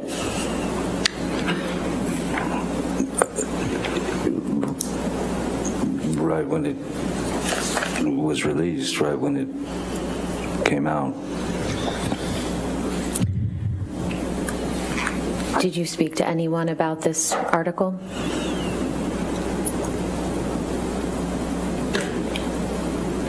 Yes, I did.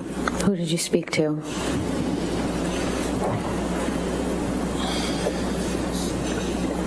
Mostly friends and my sister Christy, mostly friends, and certainly the band.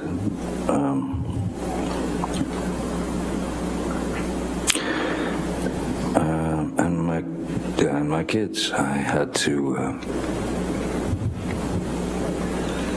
alert them that there might be some ugly things coming out that were most assuredly going to put me in the position of some violent, drug-addled, alcoholic,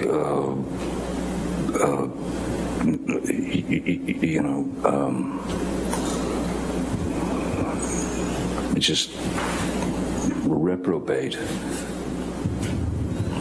And I wanted to warn them before they were approached with the People magazine cover in school by other kids. You know, I wanted to be able to explain to them that this was going to be visible and it's going to be everywhere, and I apologize to them that this was happening. Had you ever been accused of physically abusing a woman before this point? No. How would you describe the impact of these allegations at the time they were made? And Arnold, if you could please take this down.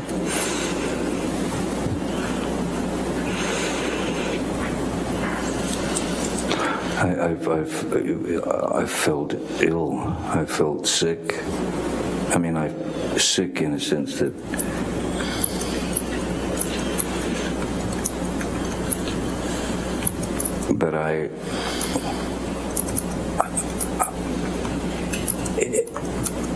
there was no truth in it. There was no truth in it whatsoever. And the fact that it was coming down on me so hard and so quickly and how it gained momentum around the world.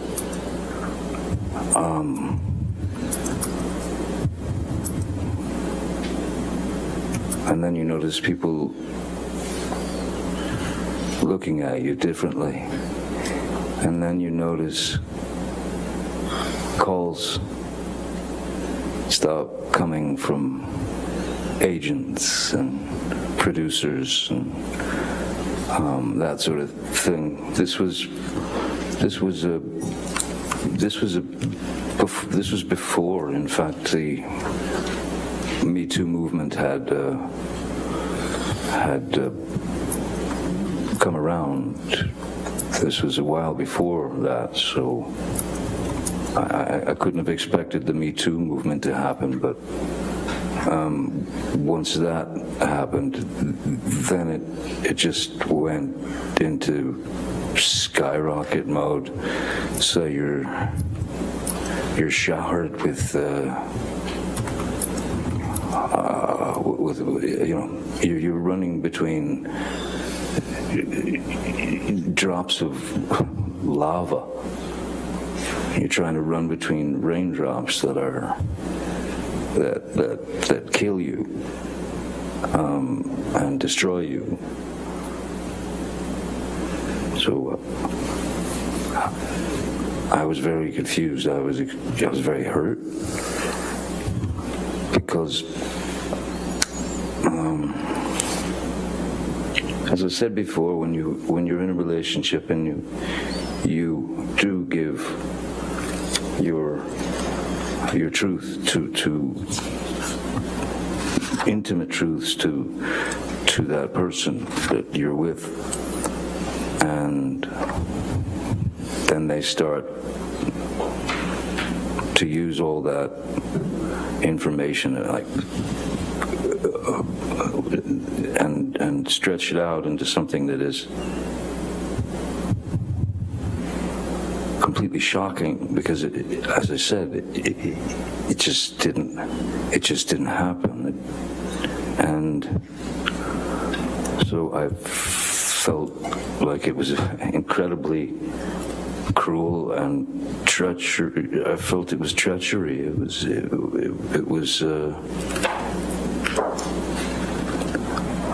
I don't know if she wanted me to just be erased or drop dead or just let me stick around and allow her to ruin my life for a while and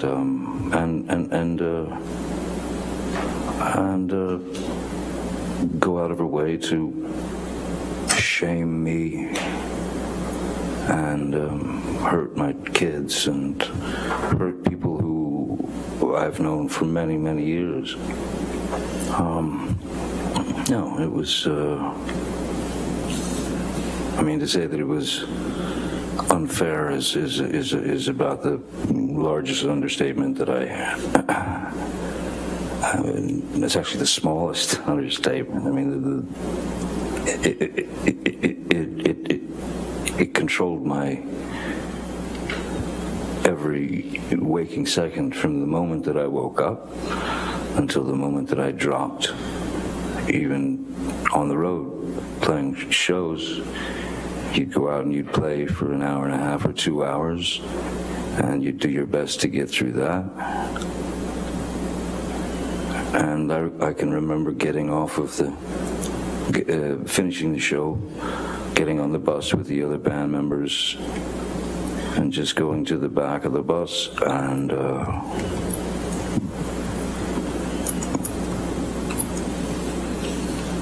just you had to get it out. So I just sat back and in the back of the bus and cried and hid it from people. Mr. Depp, did you ever discuss Ms. Heard's domestic abuse allegations with any producers or directors in the movie industry? only if they fell into the category of friends. For example, Tim Burton, who was one of my dearest friends, and we've known him since we made Edward Scissorhands together in 1990, and we've been very, very, very close friends ever since then.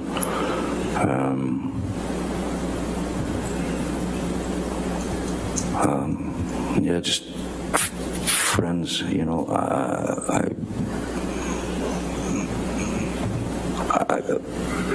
And of course, as we were on the road, you know, the fellas in the band, you know, Alice Cooper is the singer of the Vampires, who's a dear friend, and Joe Perry from Aerosmith is in the band, and he's also a dear friend. And then a couple of the other members are just very close friends. And I was bereft of any. You just don't know what to say anymore. You just know what to. So I tried not to talk about it very much at all, but just to friends. Mr. Depp, when did you and Miss Heard divorce? When was the divorce final? Yes. The divorce was final January 2017 on Friday the 13th. And how were your divorce proceedings resolved ultimately?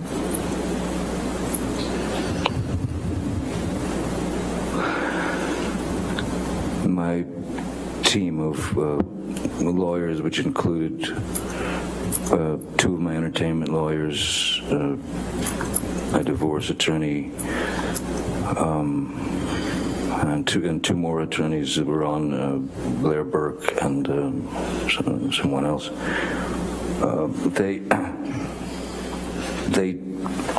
I wanted to, for lack of a better word, I wanted to fight it. I wanted to fight it because it was because there wasn't an ounce, not a grain, not a molecule of truth to it. So I wanted to fight it. Calls for hearsay, Your Honor.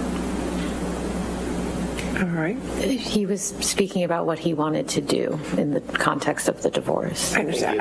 I think the next one was going to be they said. I don't know. Something like that was fine. So. Okay. You can do your next question. Sure, certainly. Did you pay Ms. Heard any money in connection with your divorce? Yes. And how much was that? Her settlement, she wanted $7 million. I believe that was the settlement, wasn't it? Yes, $7 million. And was there a joint statement that you and Ms. Heard released? Yes, that's what I was getting. The advice that I was given was not to fight. Objection, Your Honor. Hearsay. All right. I'll sustain the objection. Next question. Who wrote the joint statement? I have no idea. Lawyers. Did you approve the joint statement before it was issued? I'll put it this way, I wasn't given much of a choice. Could we please pull up Plaintiff's Exhibit 408?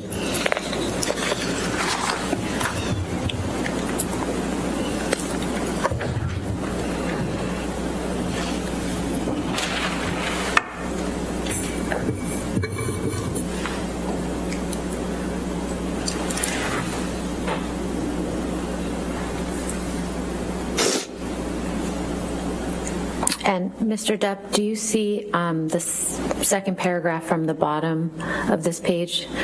Is that the joint statement that you and Ms. Heard released together? That's the joint statement that was released, yes. And could you please read that joint statement for the jury? Our relationship was intensely passionate and at times volatile, but always bound by love. Neither party has made false accusations for financial gain. There was never any intent of physical or emotional harm. Amber wishes the best for Johnny in the future. Amber will be donating financial proceeds from the divorce to a charity.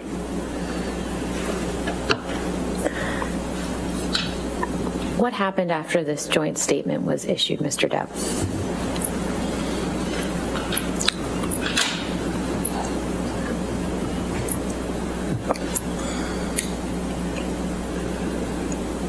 What happened after that?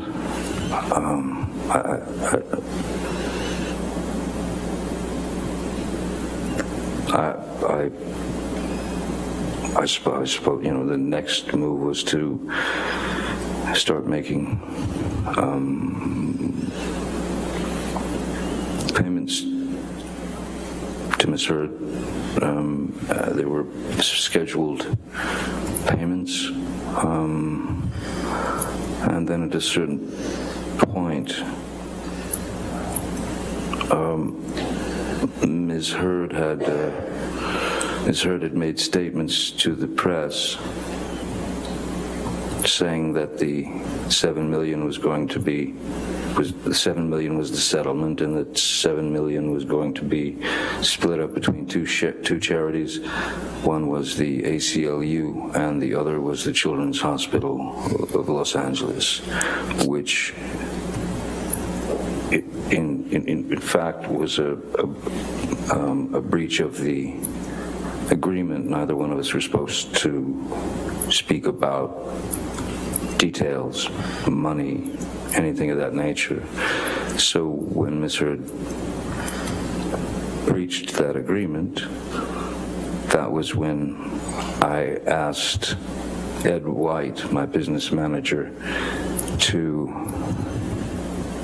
send the first payments directly to the charities in Ms. Heard's name.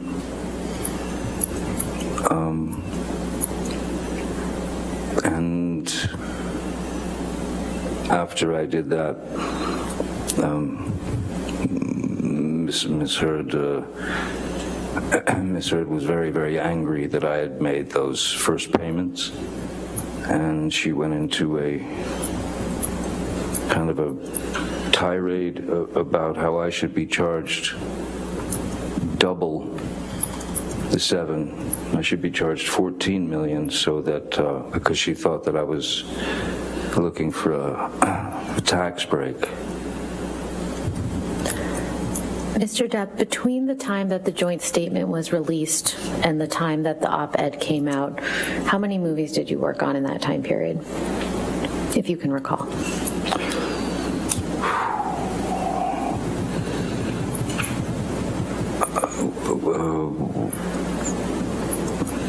When did the joint statement come out? Was it,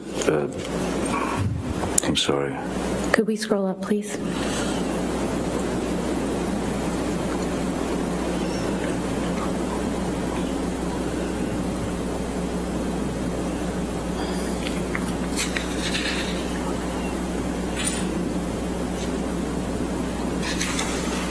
I'll withdraw the question for the moment. In the time leading from the divorce through the, in the time period between when your divorce was finalized and the release of the op-ed in December 2018, do you have an estimate as to how many television or movie projects you worked on?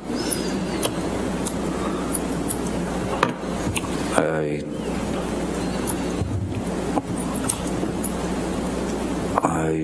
don't exactly.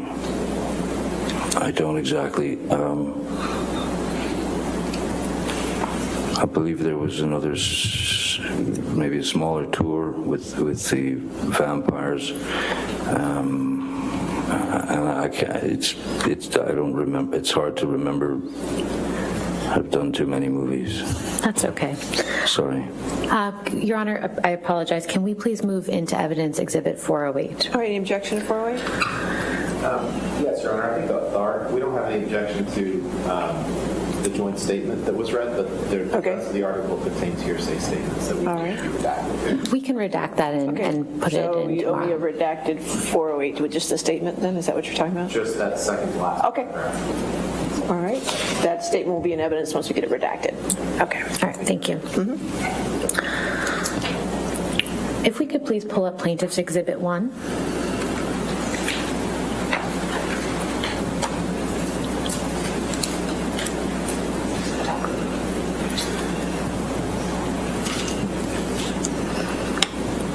Mr. Depp, do you recognize this document?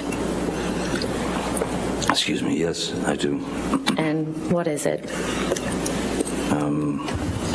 This is Ms. Hurd's op-ed for the Washington Post that I believe came out in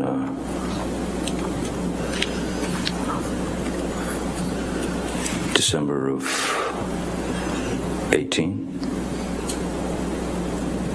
I recognize, yes, I certainly remember this. And have you actually read this op-ed? Yes, I have. And what do you think of it? Its contents?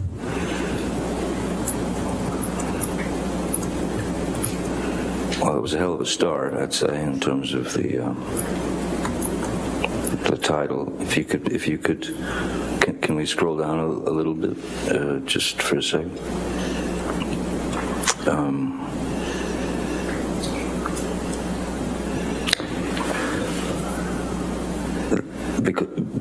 Because I'd like to make a point. Reading it and reading the words that she had written about what was obviously it was obviously referring to our relationship. It was obviously referring to me 2 years ago. It all matched up, and so it was clearly about me. And then I read the rest of the article where she talks about, if you could go down, scroll down just a little bit.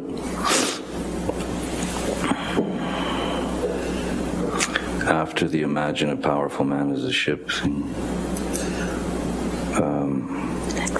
Because she goes into, she talks about, in this section of the piece, she talks about the plight of women, not just in Hollywood, but in general in the world, and there were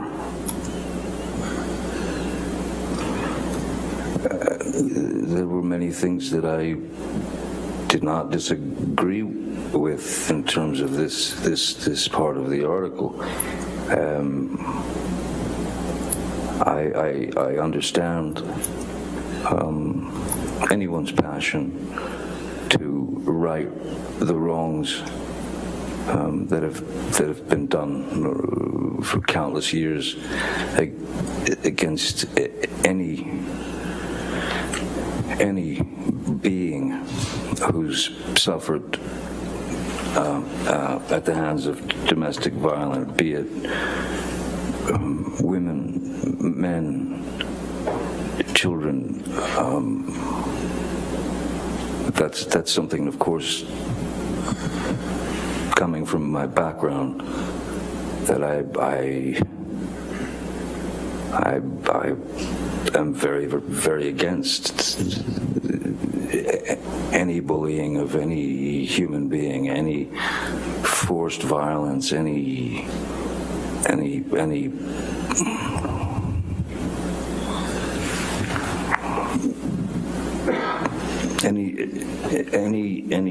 injustice committed against any human being. So all this part of the article was strangely, I understood it very well, and I can applaud some of this. I can absolutely say that I believe that it was very well done with regard to violence against women or violence against anyone. It just seemed kind of a strange other side, like a two-headed coin. Mr. Depp, did you experience any consequences after the release of the op-ed?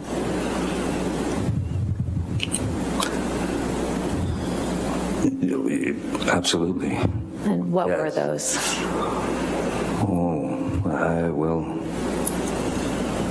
I believe it was, I don't think it took Disney very long, maybe a couple of days, to announce that I had been removed from the Pirates of the Caribbean films franchise,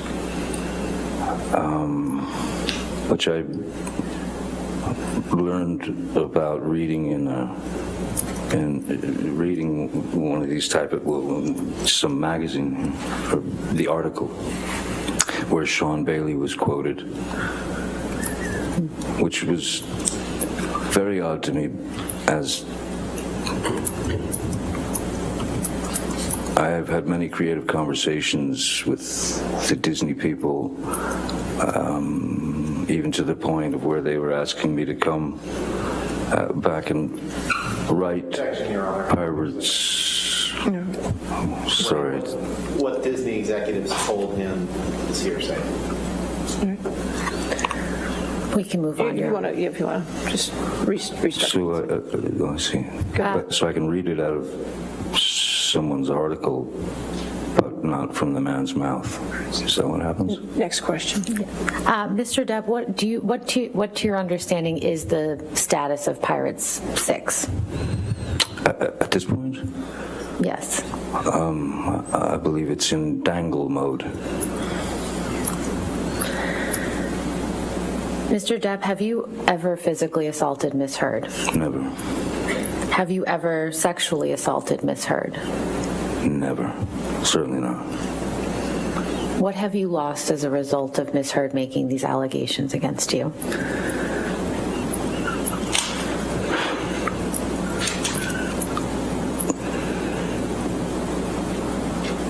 Nothing less than everything. Nothing less than everything. Because when the allegations were made, when the allegations were rapidly circling the globe, telling people that I was a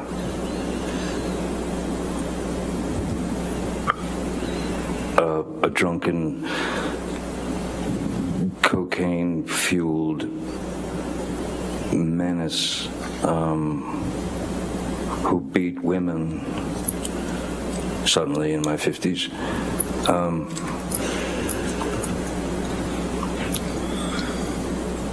It's over. You're done. So, what did it do to me? What effect did it have on me?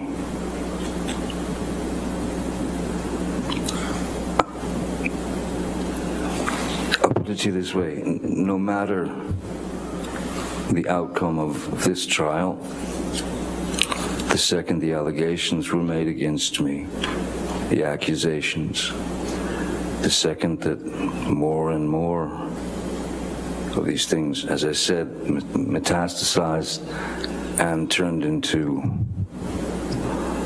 fodder for the media. Once that happens, or once that happened, I lost then. That is to say, I lost because that is not a thing that anyone is going to just put on your back for a short period of time. I will live with that for the rest of my life because of the allegations and because it was such a high-profile case. So I lost then, no matter the outcome of this trial. I'll carry that for the rest of my days. And it never had to be that way. It never had to happen. And I don't quite understand why it did in the way that it did. I have no further questions, Your Honor. All right. I assume you'd rather start tomorrow morning, is that correct? I'm perfectly happy to start now, Your Honor, or tomorrow morning, whatever Your Honor prefers. Why don't we go ahead and start a little bit today, just because time is not on our side. Okay? Certainly. All right, thank you. Cross-examination?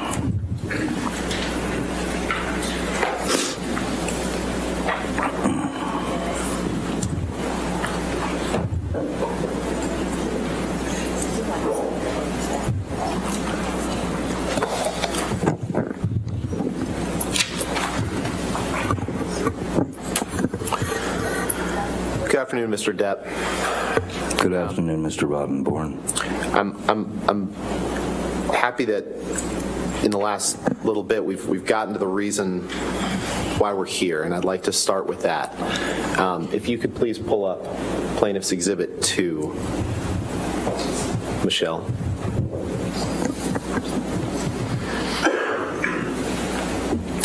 Next page. And Your Honor, I believe this is either in evidence or has been stipulated as part of the opening. I assume no objection to two. No objection, Your Honor. Okay. Permission to publish? Yes, sir.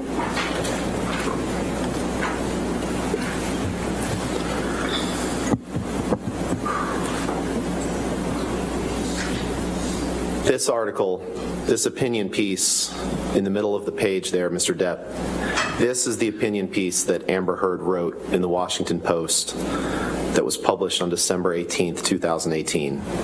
Correct?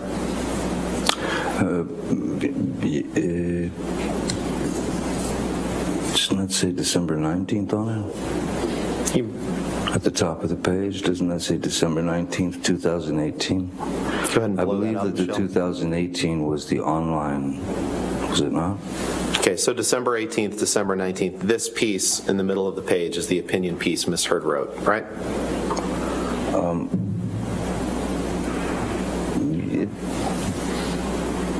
Could you make it a little bigger? My eyes Sure. are getting smaller. And this is what you're suing her over. Correct?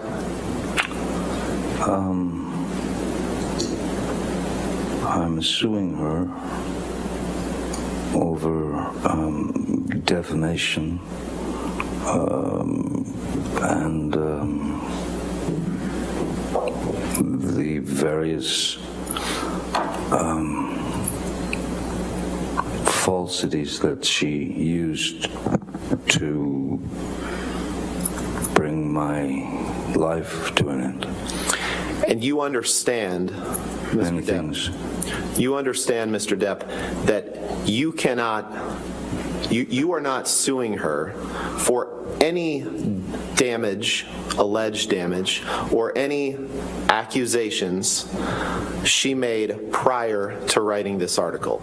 You're aware of that. You'd agree with that, right?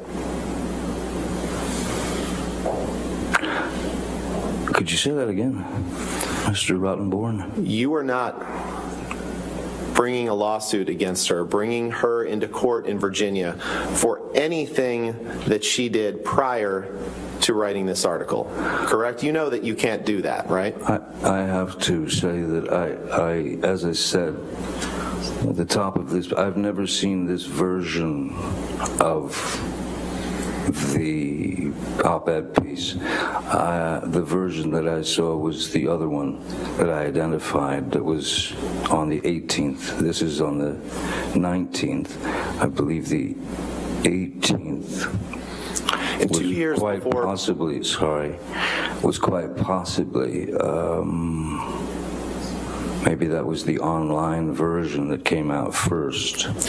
2 years before there's a either the very online or the different- print. I'm sorry, I was just No, going to I think finish you my answered answer. my question, sir. Thank you. Oh. 2 years before the online and the print version came out, in 2016, Amber obtained a domestic violence restraining order against you from a California court, correct? Yes, sir. And in obtaining that domestic violence restraining order in May 2016, she accused you of domestic abuse, right? Yes, sir. And Michelle, if you could blow up the third paragraph down, please.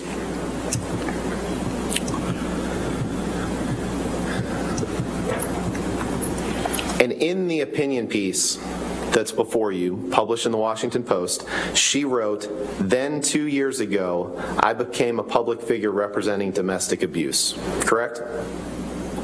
I can't say correct. She wrote it.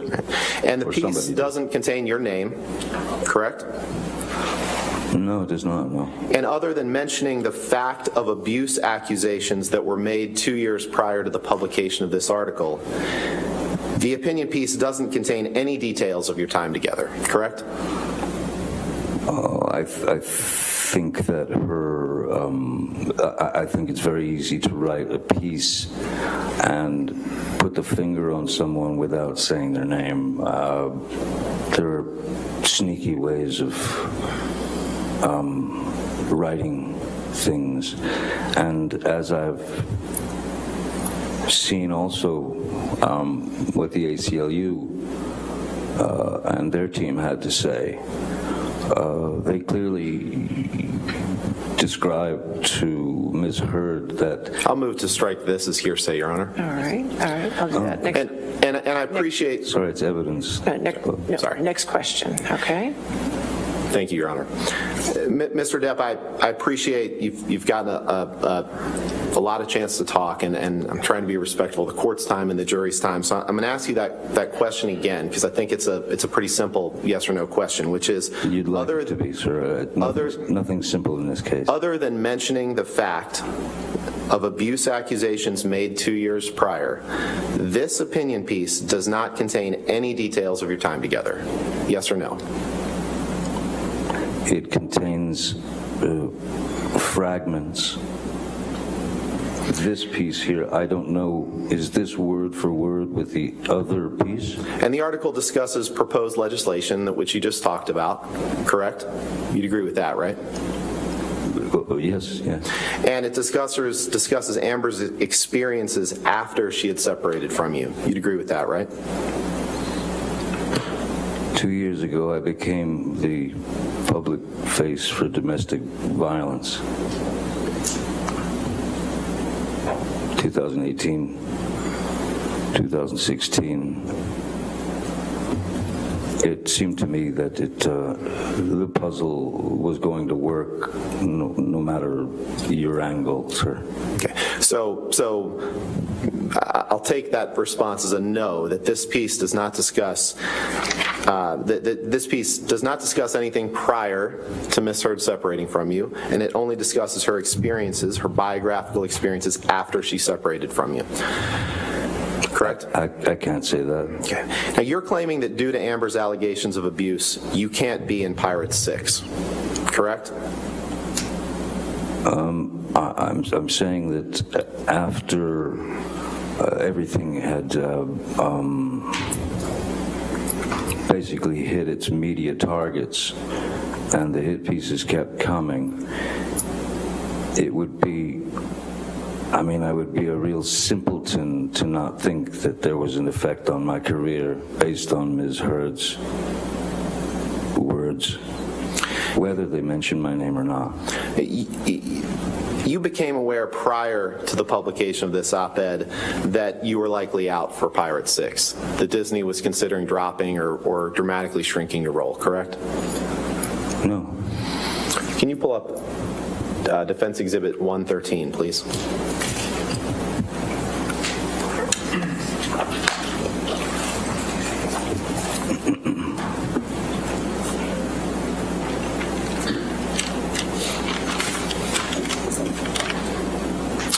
Let's go to, let's go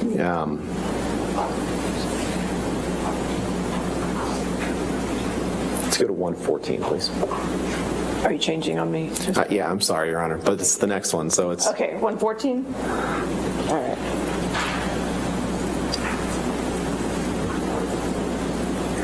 Oh, sorry, one more. Let's 115, please. 115.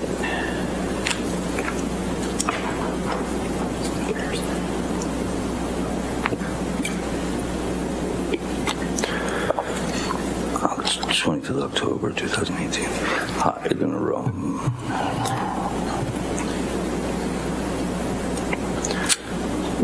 Mr. Depp, do you see... Personal dramas, yes. Sorry. Do you have the question, Mr. Ryan? I did. I was just giving him time to read.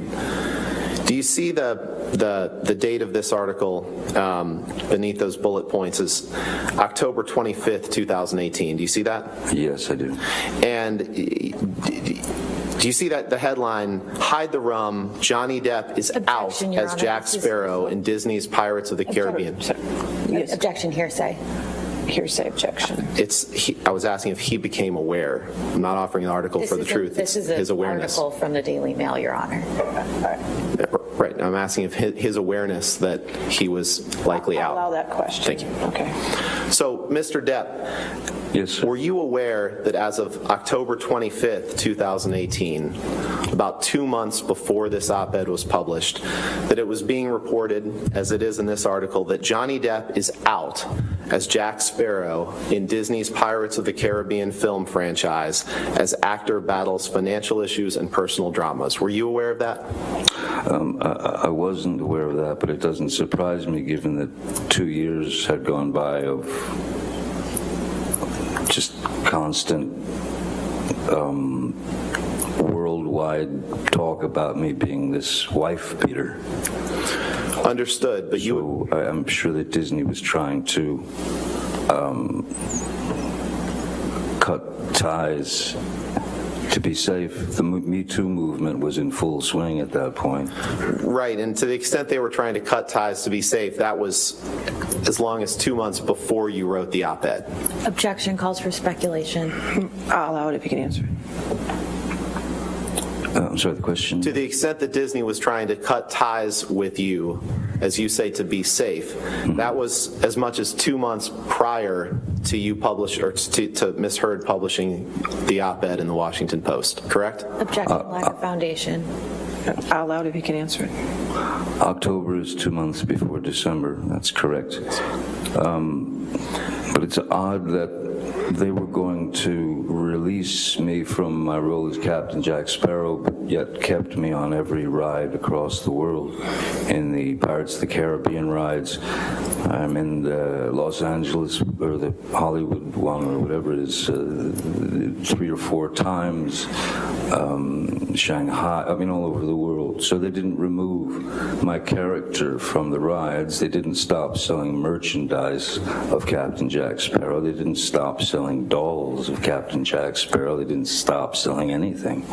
They just didn't want there to be something trailing behind me that they'd find. And you aren't aware, you said Pirate 6 in your view is dangling. You're not aware of if or when Pirate 6 will be made, correct? No, sir. No. And the fact is, Mr. Depp, if Disney came to you with $300 million and 1 million alpacas, nothing on this earth would get you to go back and work with Disney on a Pirates of the Caribbean film, correct? That is true, Mr. Roddenborn. And you couldn't identify a single movie that you did between the divorce and the op-ed in response to Ms. Meyer's questions just now. You said there was a small tour of your band between that, but you couldn't identify a single movie that you did in the year or two prior to the op-ed, correct? I have to tell you that when I'm working on a film, I do my work, and when I'm wrapped on that film, I've done my work, and I move on to the next. So I haven't seen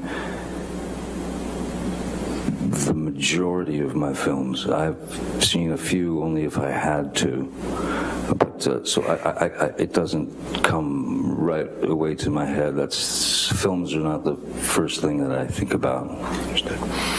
And you spent a long time talking about the impact of the abuse allegations made in Ms. Heard's obtaining the temporary restraining order or the domestic violence restraining order in May 2016, right? Sure. And you testified that you wanted to fight it, right? But the fact is, you never fought the allegations in court in 2016. It was only after Ms. Heard published this op-ed in 2018 that you fought them. You never tried to fight them in 2016, did you? I was advised by my attorneys not to fight. In fact, you signed not only we read a statement, but let's pull up.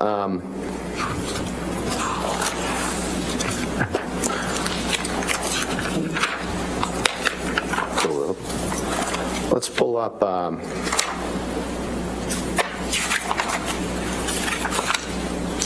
DX 1458, please.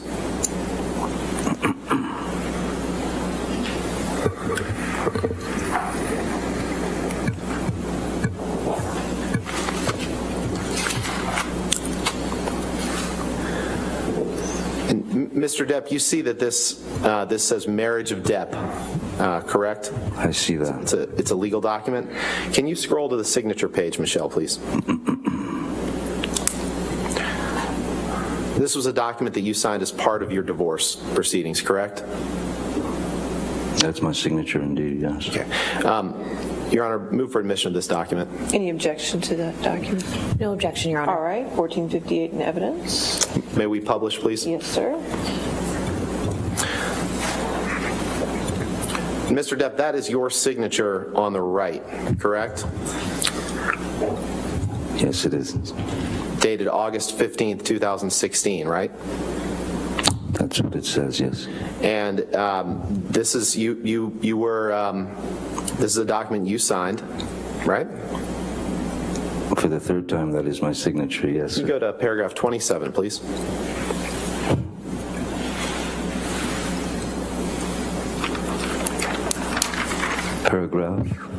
Paragraph 27. Okay. And this paragraph is a joint statement that both sides agreed to release.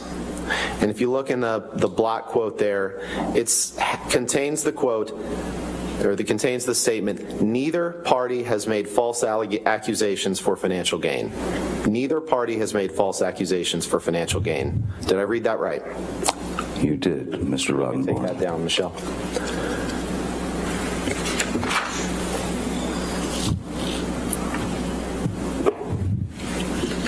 And that was a document you signed in August of 2016.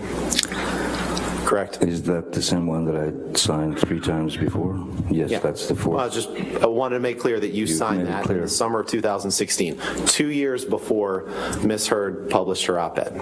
I don't have anything else for the day, Your Honor. Okay, okay, all right, we'll go ahead and take our evening. If that's okay. That works for me. I was going to stop you at the 5 o'clock anyway, so that's fine. All right, ladies and gentlemen, that'll conclude our day-to-day. Again, don't do any outside research. Do not talk to anybody. We'll see you in the morning, okay? All right, have a good evening.